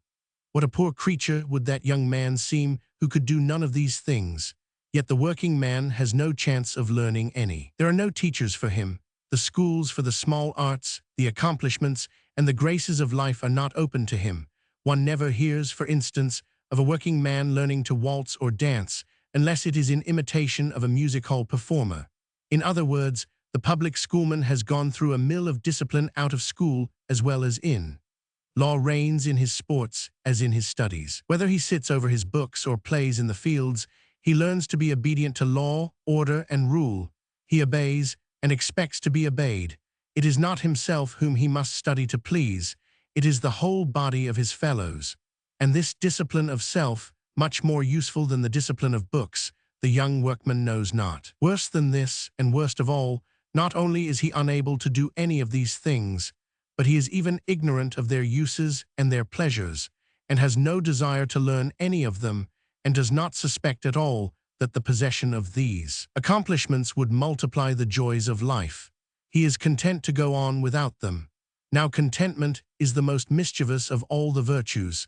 If anything is to be done, and any improvement is to be effected, the wickedness of discontent must first be explained away. Let us, if you please, brighten this gloomy picture by recognizing the existence of the artisan who pursues knowledge for its own sake. There are many of this kind. You may come across some of them botanizing, collecting insects, moths, and butterflies in the fields on Sundays. Others you will find reading works on astronomy, geometry, physics, or electricity. They have not gone through the early training, and so they often make blunders, but yet they are real students. One of them I knew once who had taught himself Hebrew. Another who read so much about cooperation that he lifted himself clean out of the cooperative ranks and is now a master. Another and yet another and another who read perpetually and meditate upon books of political and social economy, and there are thousands whose lives are made dignified for them and sacred by the continual meditation on religious things. Let us make every kind of allowance for these students of the working class, and let us not forget, as well, the occasional appearance of those heaven-born artists who are fain to play music or die, and presently get into orchestras of one kind or another, and so leave the ranks of daily labor and join the great clan or caste of musicians, who are a race or family apart, and carry on their mystery from father to son. But as regards any place or institution where the people may learn or practice or be taught the beauty and desirability of any of the commoner amusements, arts, and accomplishments, there is not one anywhere in London. The Bethnal Green Museum certainly proposed unto itself, at first, to do something in a vague and uncertain way for the people. Nobody dared to say that it would be first of all necessary to make the people discontented, because this would have been considered as flying in the face of Providence. And there was, besides, a sort of nebulous hope, not strong enough for a theory, that by dint of long gazing upon vases and tapestry, everybody would in time acquire a true feeling for art and begin to crave for culture. Many very beautiful things have from time to time been sent there, pictures, collections, priceless vases, and I am sure that those visitors who brought with them the sense of beauty and feeling for artistic work which comes of culture have carried away memories and lessons which will last them for a lifetime. On the other hand, to those who visit the museum chiefly in order to see the people, it has long been painfully evident that the folk who do not bring that sense with them go away carrying nothing of it home with them. Nothing at all. Those glass cases, those pictures, those big jugs, say no more to the crowd than a cuneiform or a Hittite inscription. They have now, or had quite recently, on exhibition a collection of turnips and carrots beautifully modeled in wax. It is perhaps hoped that the contemplation of these precious but homely things may carry the people a step farther in the direction of culture than Sir Richard Wallace's pictures could effect. In fact, the Bethnal Green Museum does no more to educate the people than the British Museum. It is to them simply a collection of curious things which is sometimes changed. It is cold and dumb. It is merely a dull and unintelligent branch of a department, and it will remain so because whatever the collections may be, a museum can teach nothing unless there is someone to expound the meaning of the things. Why, even that wonderful Museum of the House Beautiful could teach the pilgrims no lessons at all until the sisters explained to them what were the rare and curious things preserved in their glass cases. Is it possible that, by any persuasion, attraction, or teaching, the walking men of this country can be induced to aim at those organized, highly skilled, and disciplined forms of recreation which make up the better pleasure of life? Will they consent, without hope of gain, to give the labor, patience, and practice required of every man who would become master of any art or accomplishment, or even any game? There are men, one is happy to find, who think that it is not only possible, but even easy to effect this, and the thing is about to be transferred from the region or theory to that of practice, by the creation of the People's Palace. The general scheme is already well known, because the Mile End Road runs through the most extensive portion of the most dismal city in the world, the city which has been suffered to exist without recreation. It has been chosen as the fitting site of the palace. As regards simple absence of joy, Hoxton, Haggerston, Pentonville, Clerkenwell, or Kentish Town might contend, and have a fair chance of success, with any portion whatever of the East End proper. But then around Mile End lie Stepney, Whitecapel, Bethnal Green, the Cambridge Road, the Commercial Road, Bow, Stratford, Shadwell, Limehouse, Wapping, and St. George's in the east. Without doubt the real centre, the Greek, omphalos of dreariness, is situated somewhere in the Mile End Road, and it is to be hoped that the palace may be placed upon the very center itself. Let me say a few words as to what this palace may and may not do.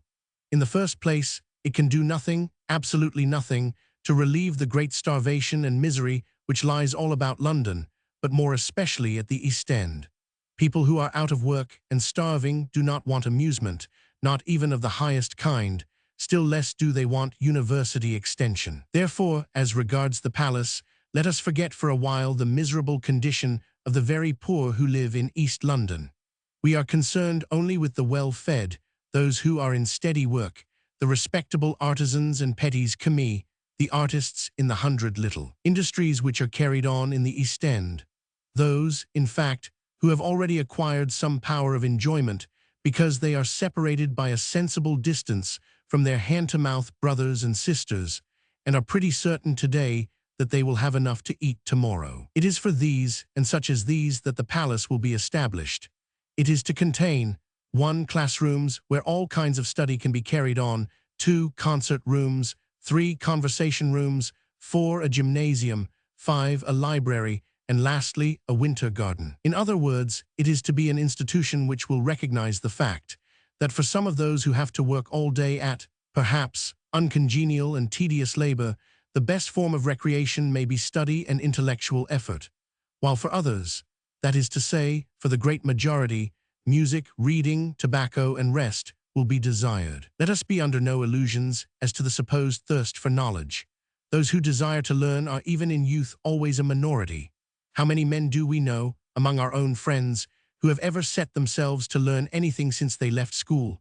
It is a great mistake to suppose that the working man, any more than the merchantman, or the clerkman, or the tradesman, is ardently desirous of learning. But there will always be few, and especially there are the young who would fain, if they could, make a ladder of learning, and so, as has ever been the goodly and godly custom in this realm of England, mount unto higher things.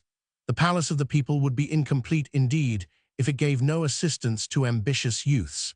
Next to the classes in literature and science come those in music and painting. There is no reason whatever why the palace should not include an academy of music, an academy of arts, and an academy of acting.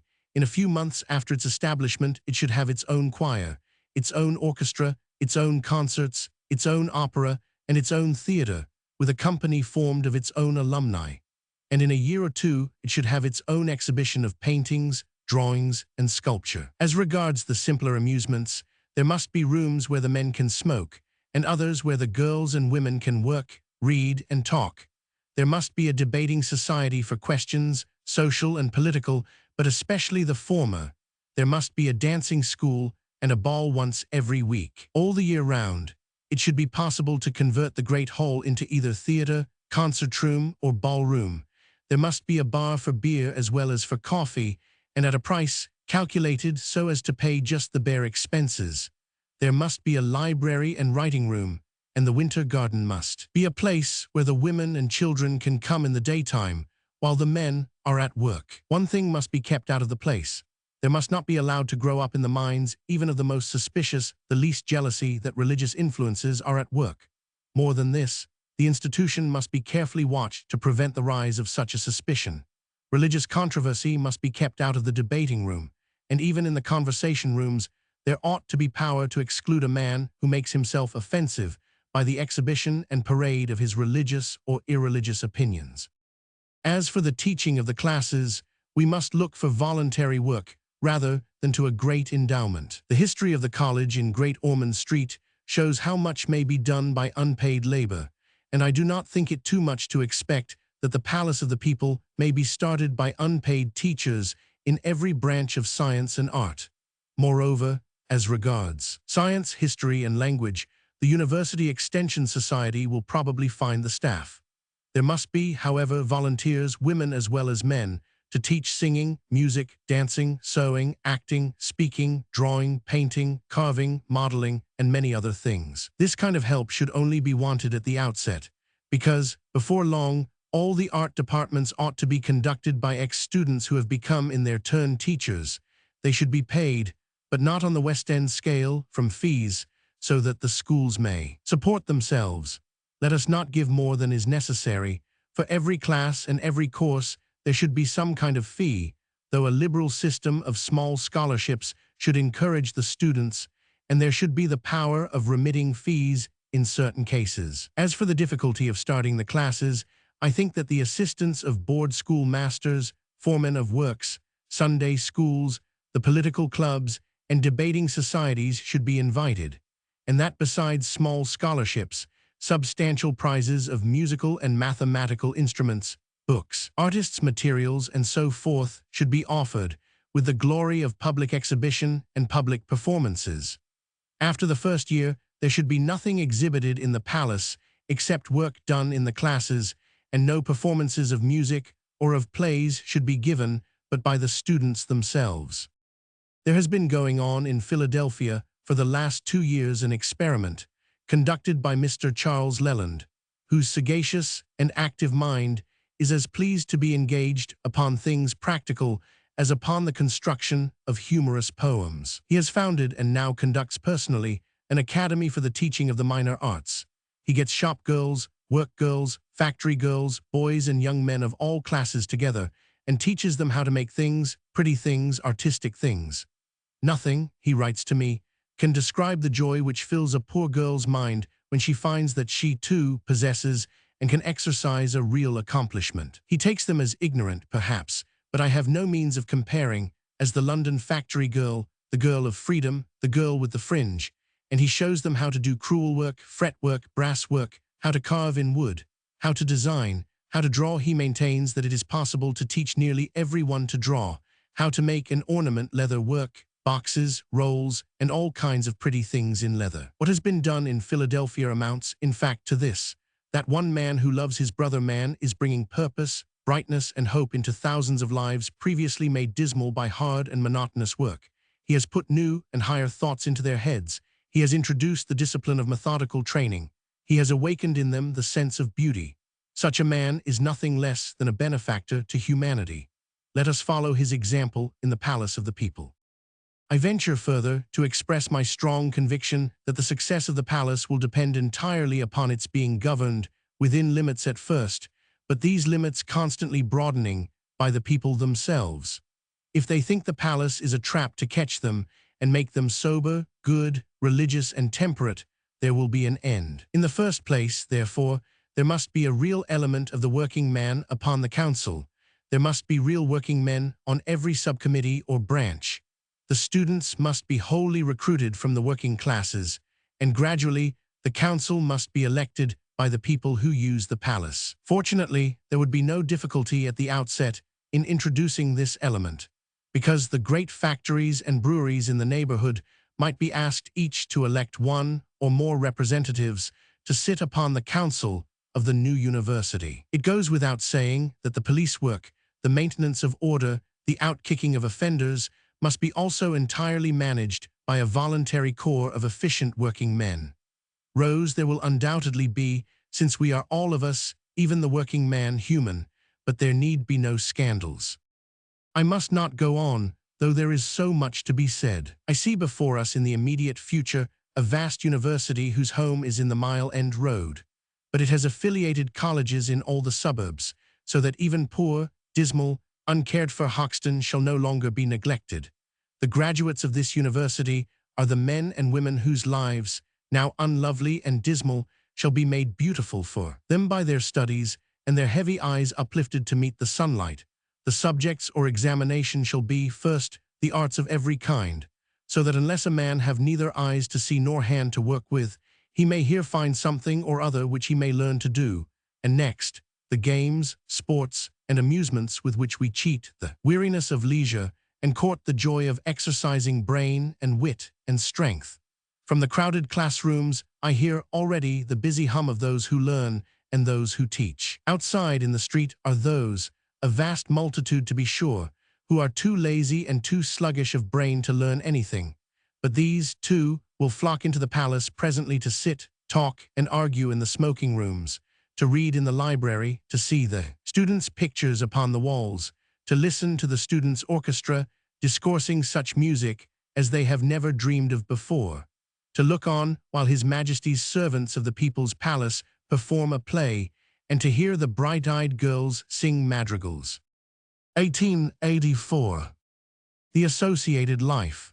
The substance of this paper was delivered as the presidential speech at the opening of the Hoxton Library and Institute. It has seemed to me, for reasons which I hope to make clear to you, that the present occasion, the opening of our newly acquired place of gathering, is one on which something may be said upon the subject of the associated life. That is to say, on the union or combination of men, or of men and women, in order to effect by collective action objects worthy of effort, impossible for the individual to attempt. It would seem at first sight that combination should be the very simplest thing in the world. It is self-evident that those who want anything have a much better chance of getting it if they join together in order to demand it or to work for it. Like one or two other simple laws of human nature, this, though the simplest, is the hardest to get people to understand and to accept. Nothing is so difficult as to persuade people to trust each other, even to the extent of standing together and sticking together and working together in order to get what they want. The first association of men was forced upon them for protection. I wonder how many ages, hundreds of thousands of years, it took to teach men to join together in order to protect themselves against starvation, wild beasts, and each other. The necessity of self-preservation first made men associate and changed hunters into soldiers and turned the whole world into a camp. It was war which brought men together. It was war which taught men the necessity of order, discipline, and obedience. Without the necessity for fighting, without the military spirit, no association at all would now be possible. A vast number of men practically use modern safety at this day for the purpose of being fighters, every man against his neighbor. Just as no one would, even now, do any work, but for the necessity of finding food for himself and his family, so no one would ever have begun to stand side by side with his neighbor, but for the absolute certainty that he would be killed if he did not. Let us, however, consider a more advanced kind of association, that of men united for purposes of trade and profit. The craftsman of the town, who made things and sold them, found out by the experience of some generations that his only chance, if he would not become a slave, was to combine with others who made the same things for the same purposes. He therefore formed, here in London, as early as the Saxon times, an association for the protection of his craft, a rough and ready association at first, a religious guild or fraternity, something which should persuade men to come together as friends, not rivals, what we should now call a benefit society, gradually developing into an association of officers, a constitution and rules, growing by slow degrees into a powerful and wealthy body, having its period of birth, development, vigor, and decay. In illustration of such an association, I will sketch out for you the history of a certain London company, what was called a craft company, a society of working men who were engaged upon the same craft, who all made the same thing, as the company of bowyers who made bows, or of fletchers who made arrows. The society began first of all with a guild of the craft, such as I have just mentioned, that is to say, all those who belonged to the craft, according to the custom of the time, they all lived in the same quarter and were well known to each other, were persuaded or compelled to belong to the guild. Here religion stepped in, for every guild had its own patron saint, and if a craftsman stood aloof, he lost the protection and incurred the displeasure of that saint, so that, apart from considerations of the common weal, terror of how the offended saint might punish the blackleg forced men to join.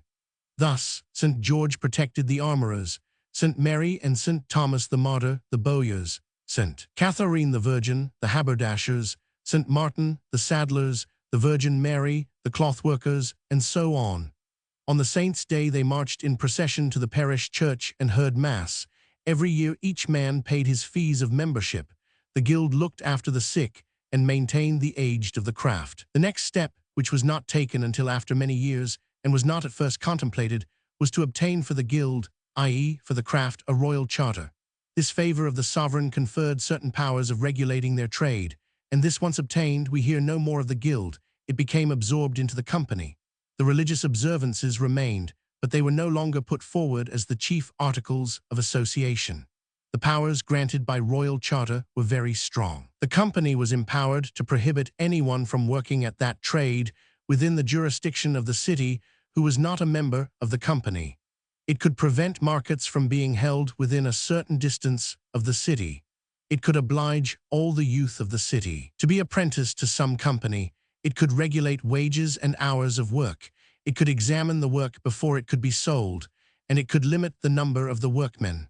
The company, in fact, ruled its own trade with an authority from which there was no appeal. On the other hand, the company exercised a paternal care over its members.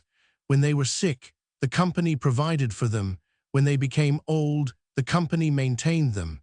If any became dishonest, the company turned them out of the city. You who think yourselves strong with your trades unions, things as yet undeveloped, and with all their history before them, have never yet succeeded in getting a tenth part of the power and authority over your own men that was exercised by a city company in the time of Richard Roman II, over its livery. Then, in order to maintain the dignity of the craft, a livery was chosen, the colors of which were worn by every member.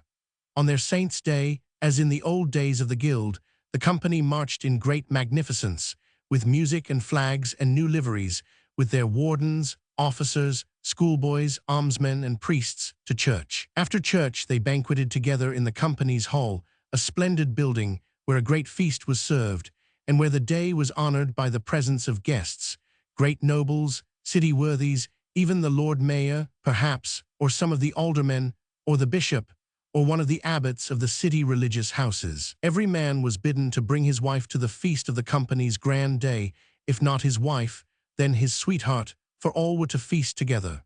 During dinner, the musicians in their gallery made sweet music. After dinner, actors and tumblers came in, and they had pageants and shows, and marvelous feats of skill and legerdemain. Ask yourselves at this point whether it is possible to conceive of an institution more purely democratic than such a company as originally designed.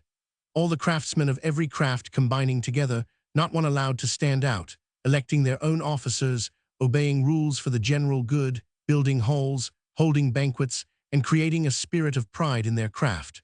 What more could be desired? Why do we not imitate this excellent example? Yet, when we look at the city companies, what do we find? The old craft companies, it is true, still exist.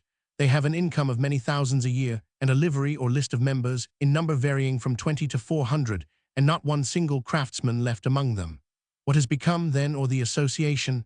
Well, that remains, the shadow remains, but the substance has long since gone. Even the craft itself, in many cases, has disappeared. There are no longer in existence, for instance, armorers, bowyers, fletchers, or poulterers. What has happened, then? Why did this essentially democratic company, in which all were subject to rules for the general good, and none should undersell his brother, and the rate of wages and the hours of labor were regulated, so completely fail? For many reasons, some of which concern ourselves.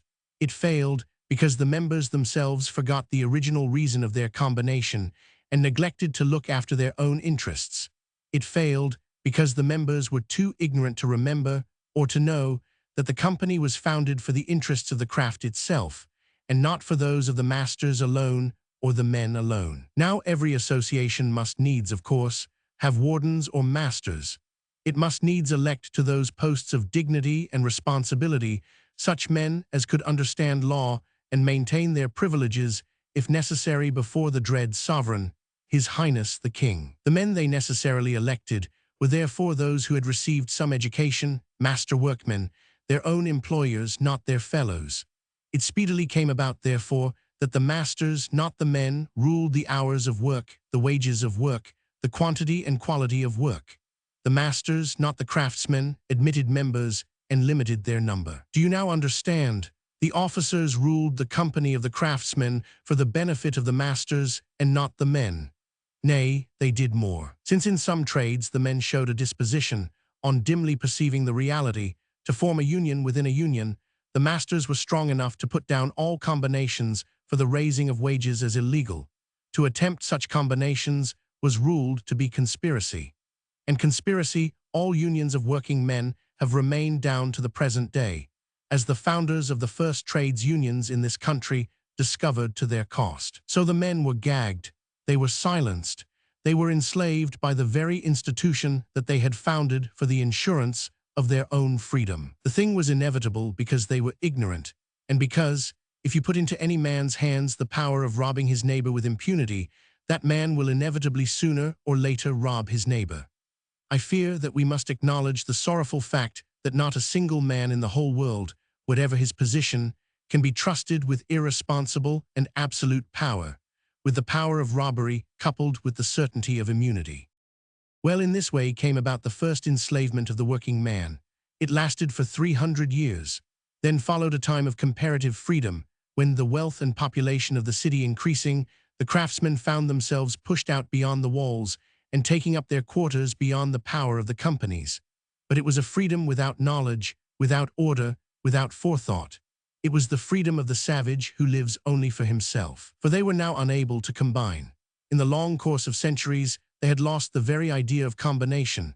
They had forgotten that in an age we call rude and rough, they possessed the power and perceived the importance of combination.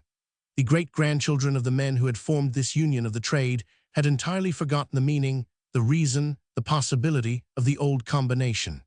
In this way, then, the companies gradually lost their craftsmen, but retained their property. One very remarkable result may be noticed. Formerly, the Lord Mayor of London was elected by the whole of the commonalty. All the citizens assembled at Paul's Cross, and there, sometimes with tumult and sometimes with fighting, they elected their mayor for the next year. But since every man in the city was compelled to belong to his own company, to speak of the commonalty meant to speak of the companies.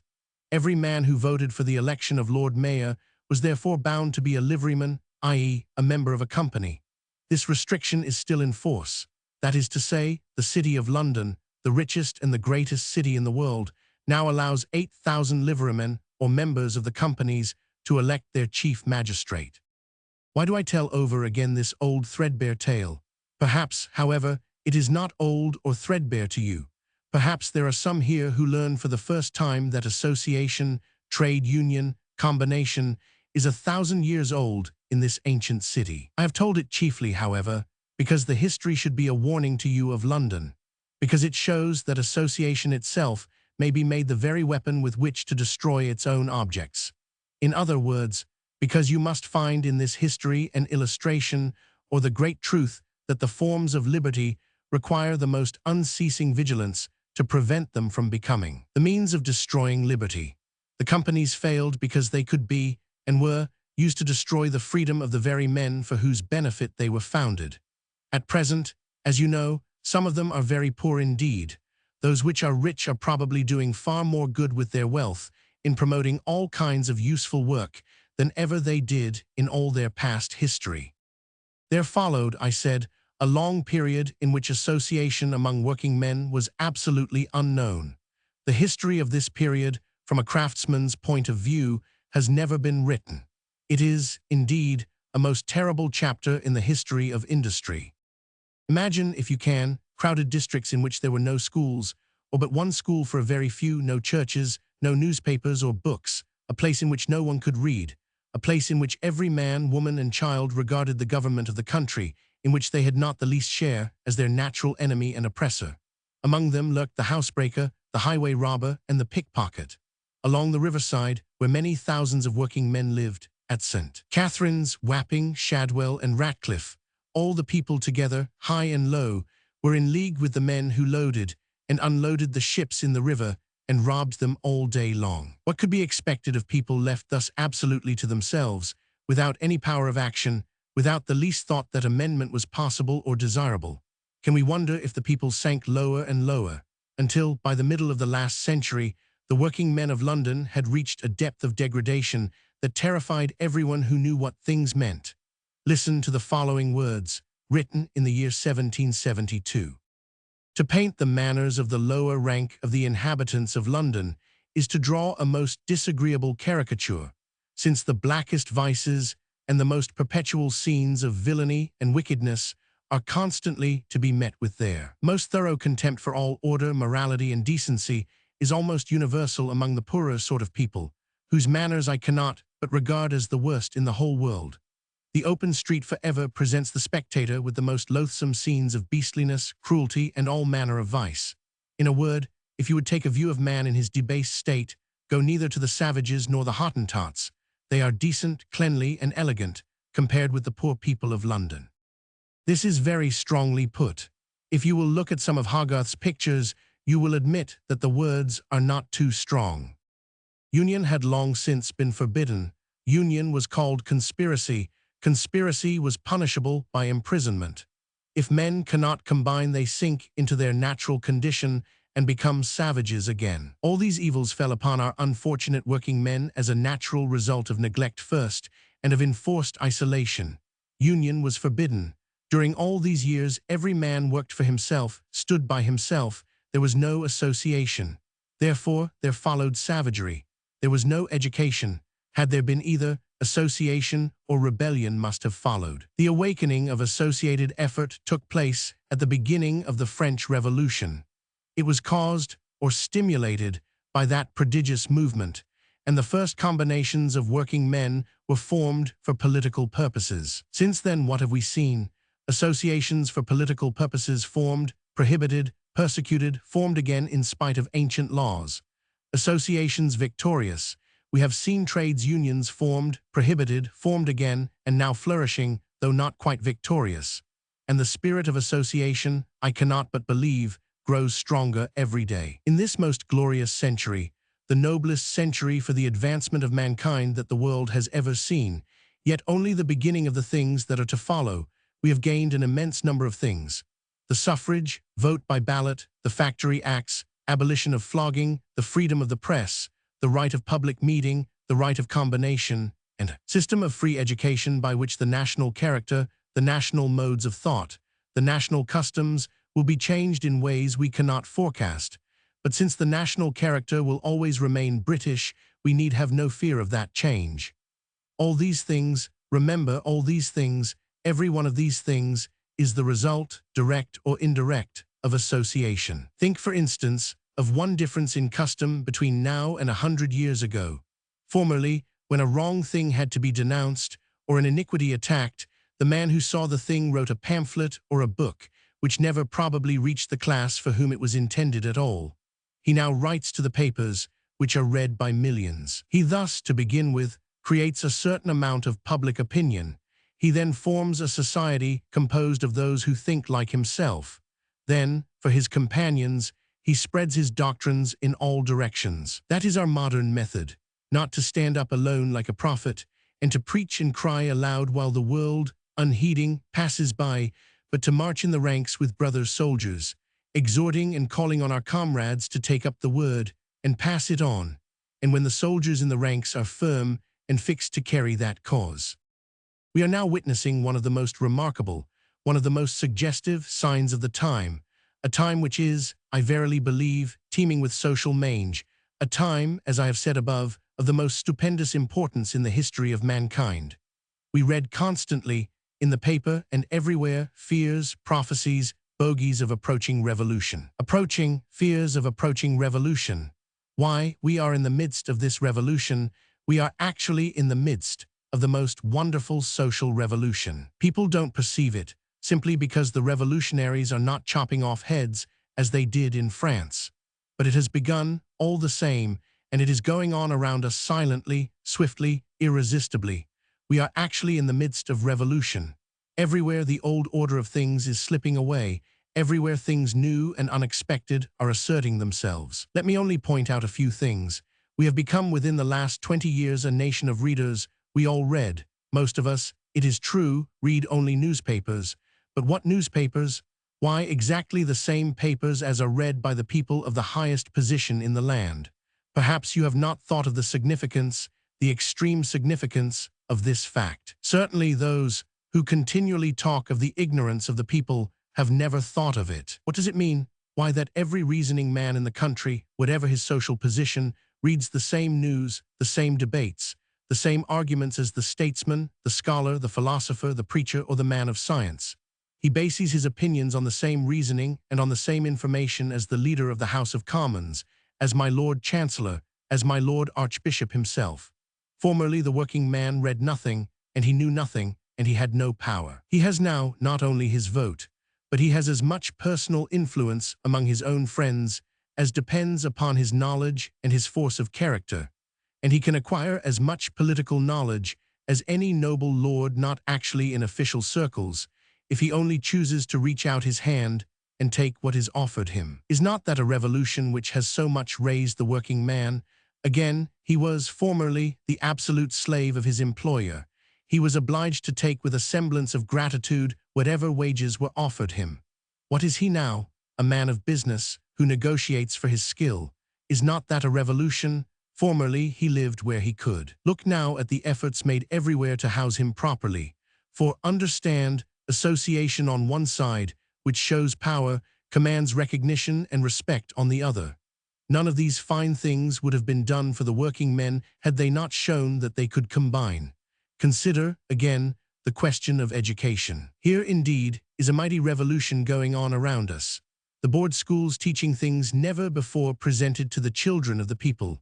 Technical schools teaching work of all kinds, and a most remarkable sign of the times, thousands upon thousands of working lads, after a hard day's work, going off to a polytechnic for a hard evening's work of another kind. And of what kind? It is exactly the same kind as is found in the colleges of the rich. The same sciences, the same languages, the same arts, the same intellectual culture are learned by these working lads in their evenings as are learned by their richer brothers in the mornings. In many cases, the teachers are men of the same standing at the university as those who teach at the public schools. There are, I believe, 100,000 of these ambitious boys scattered over London, and the number increases daily. If this is not revolution, I should like to know what is. That the working classes should study in the highest schools, that they should enjoy an equal chance with the richest and noblest of acquiring knowledge of the highest kind, that they should be found capable actually of foregoing the pleasures of youth, the rest, the society, the amusements of the evenings, in order to acquire knowledge. What is this if it is not a revolution and an upsetting? As for what is coming out of all these things, I have formed for myself very strong views indeed, and I think that I could, if this were a fitting time, prophesy unto you. But for the present, let us be content with simply marking what has been done, and especially with the recognition that everything, every single thing, that has been gained has been either achieved by association or has naturally grown and developed out of association. Through association, the way to the higher education is open to you. Through association, political power has been acquired for you. Through association, you have made yourselves free to combine for trade purposes. Through association, you have made yourselves strong, and even in the eyes of some, terrible. It remains in these respects only that you should make, as one believes you will make, a fit and proper use of advantages and weapons which have never before been placed in the hands of any nation, not even Germany, certainly not the United States. But what about the other side of life, the social side, the side of recreation, the side which has been so persistently ignored and neglected up to the present day? Now when we look round us and consider that side of life, we observe the plainest and the most significant proof possible of the great social revolution which is among us, plainer, more significant than the success of the trades unions. For we see sprung up, already a vigorous plant, the associated life applied to purposes above the mere material interests. You have made them safe, as far as possible, by your unions. The social and recreative side of life you have now taken over into your keeping. You order recreation which shall be as music or as poetry in your associated lives, harmonious, melodious, rhythmic, metrical. All that I have said tonight leads up to this, that the associated life is necessary for the enjoyment and the attainment of the best and the highest things that the world can give, as the guild and the company formerly, and the trade union is now, for the safeguarding of the craft. In entering upon this new association, men and women together learn the lessons of the past. Be jealous of your democratic lines. Let every step be a step for the general interest. Let the individual perish. Let the wishes and intentions of your founders be never lost to sight. Be not carried away by religion, by politics, by any new thing. Never lose the principles of your association. And now, I ask, when before this day has it been recorded in the history of any city that men and women should unite in order to procure for themselves those social advantages which up to the present have been enjoyed only by the richer class, and not always by them. When before this time has it been reported that men and women have banded themselves together, resolved that whatever good things rich people could procure for themselves, they would also make for themselves. Since the magistrates refused to allow dancing, one of the most innocent and delightful amusements, they would arrange their own dancing for themselves without troubling the magistrates for permission. Since going to concerts cost money, they would have their own musicians and their own singers. Since selection of companions is the first essence of social enjoyment, they would have their own rooms for themselves, where they would meet none but those who, like themselves, desired education, culture, and orderly recreation. In one word, when in the history of any city has there been found such a combination, so resolute for culture, as the combination of men and women which has raised this temple, this sacred temple of humanity, you are, indeed, I plainly perceive, revolutionaries of the most dangerous kind. As revolutionaries, you are engaged in the cultivation of all those arts and accomplishments which have hitherto belonged to the West End. As revolutionaries, you claim the right to meet, read, sing, dance, act, play, debate, with as much freedom as if you lived in Berkeley Square. Where will these things stop?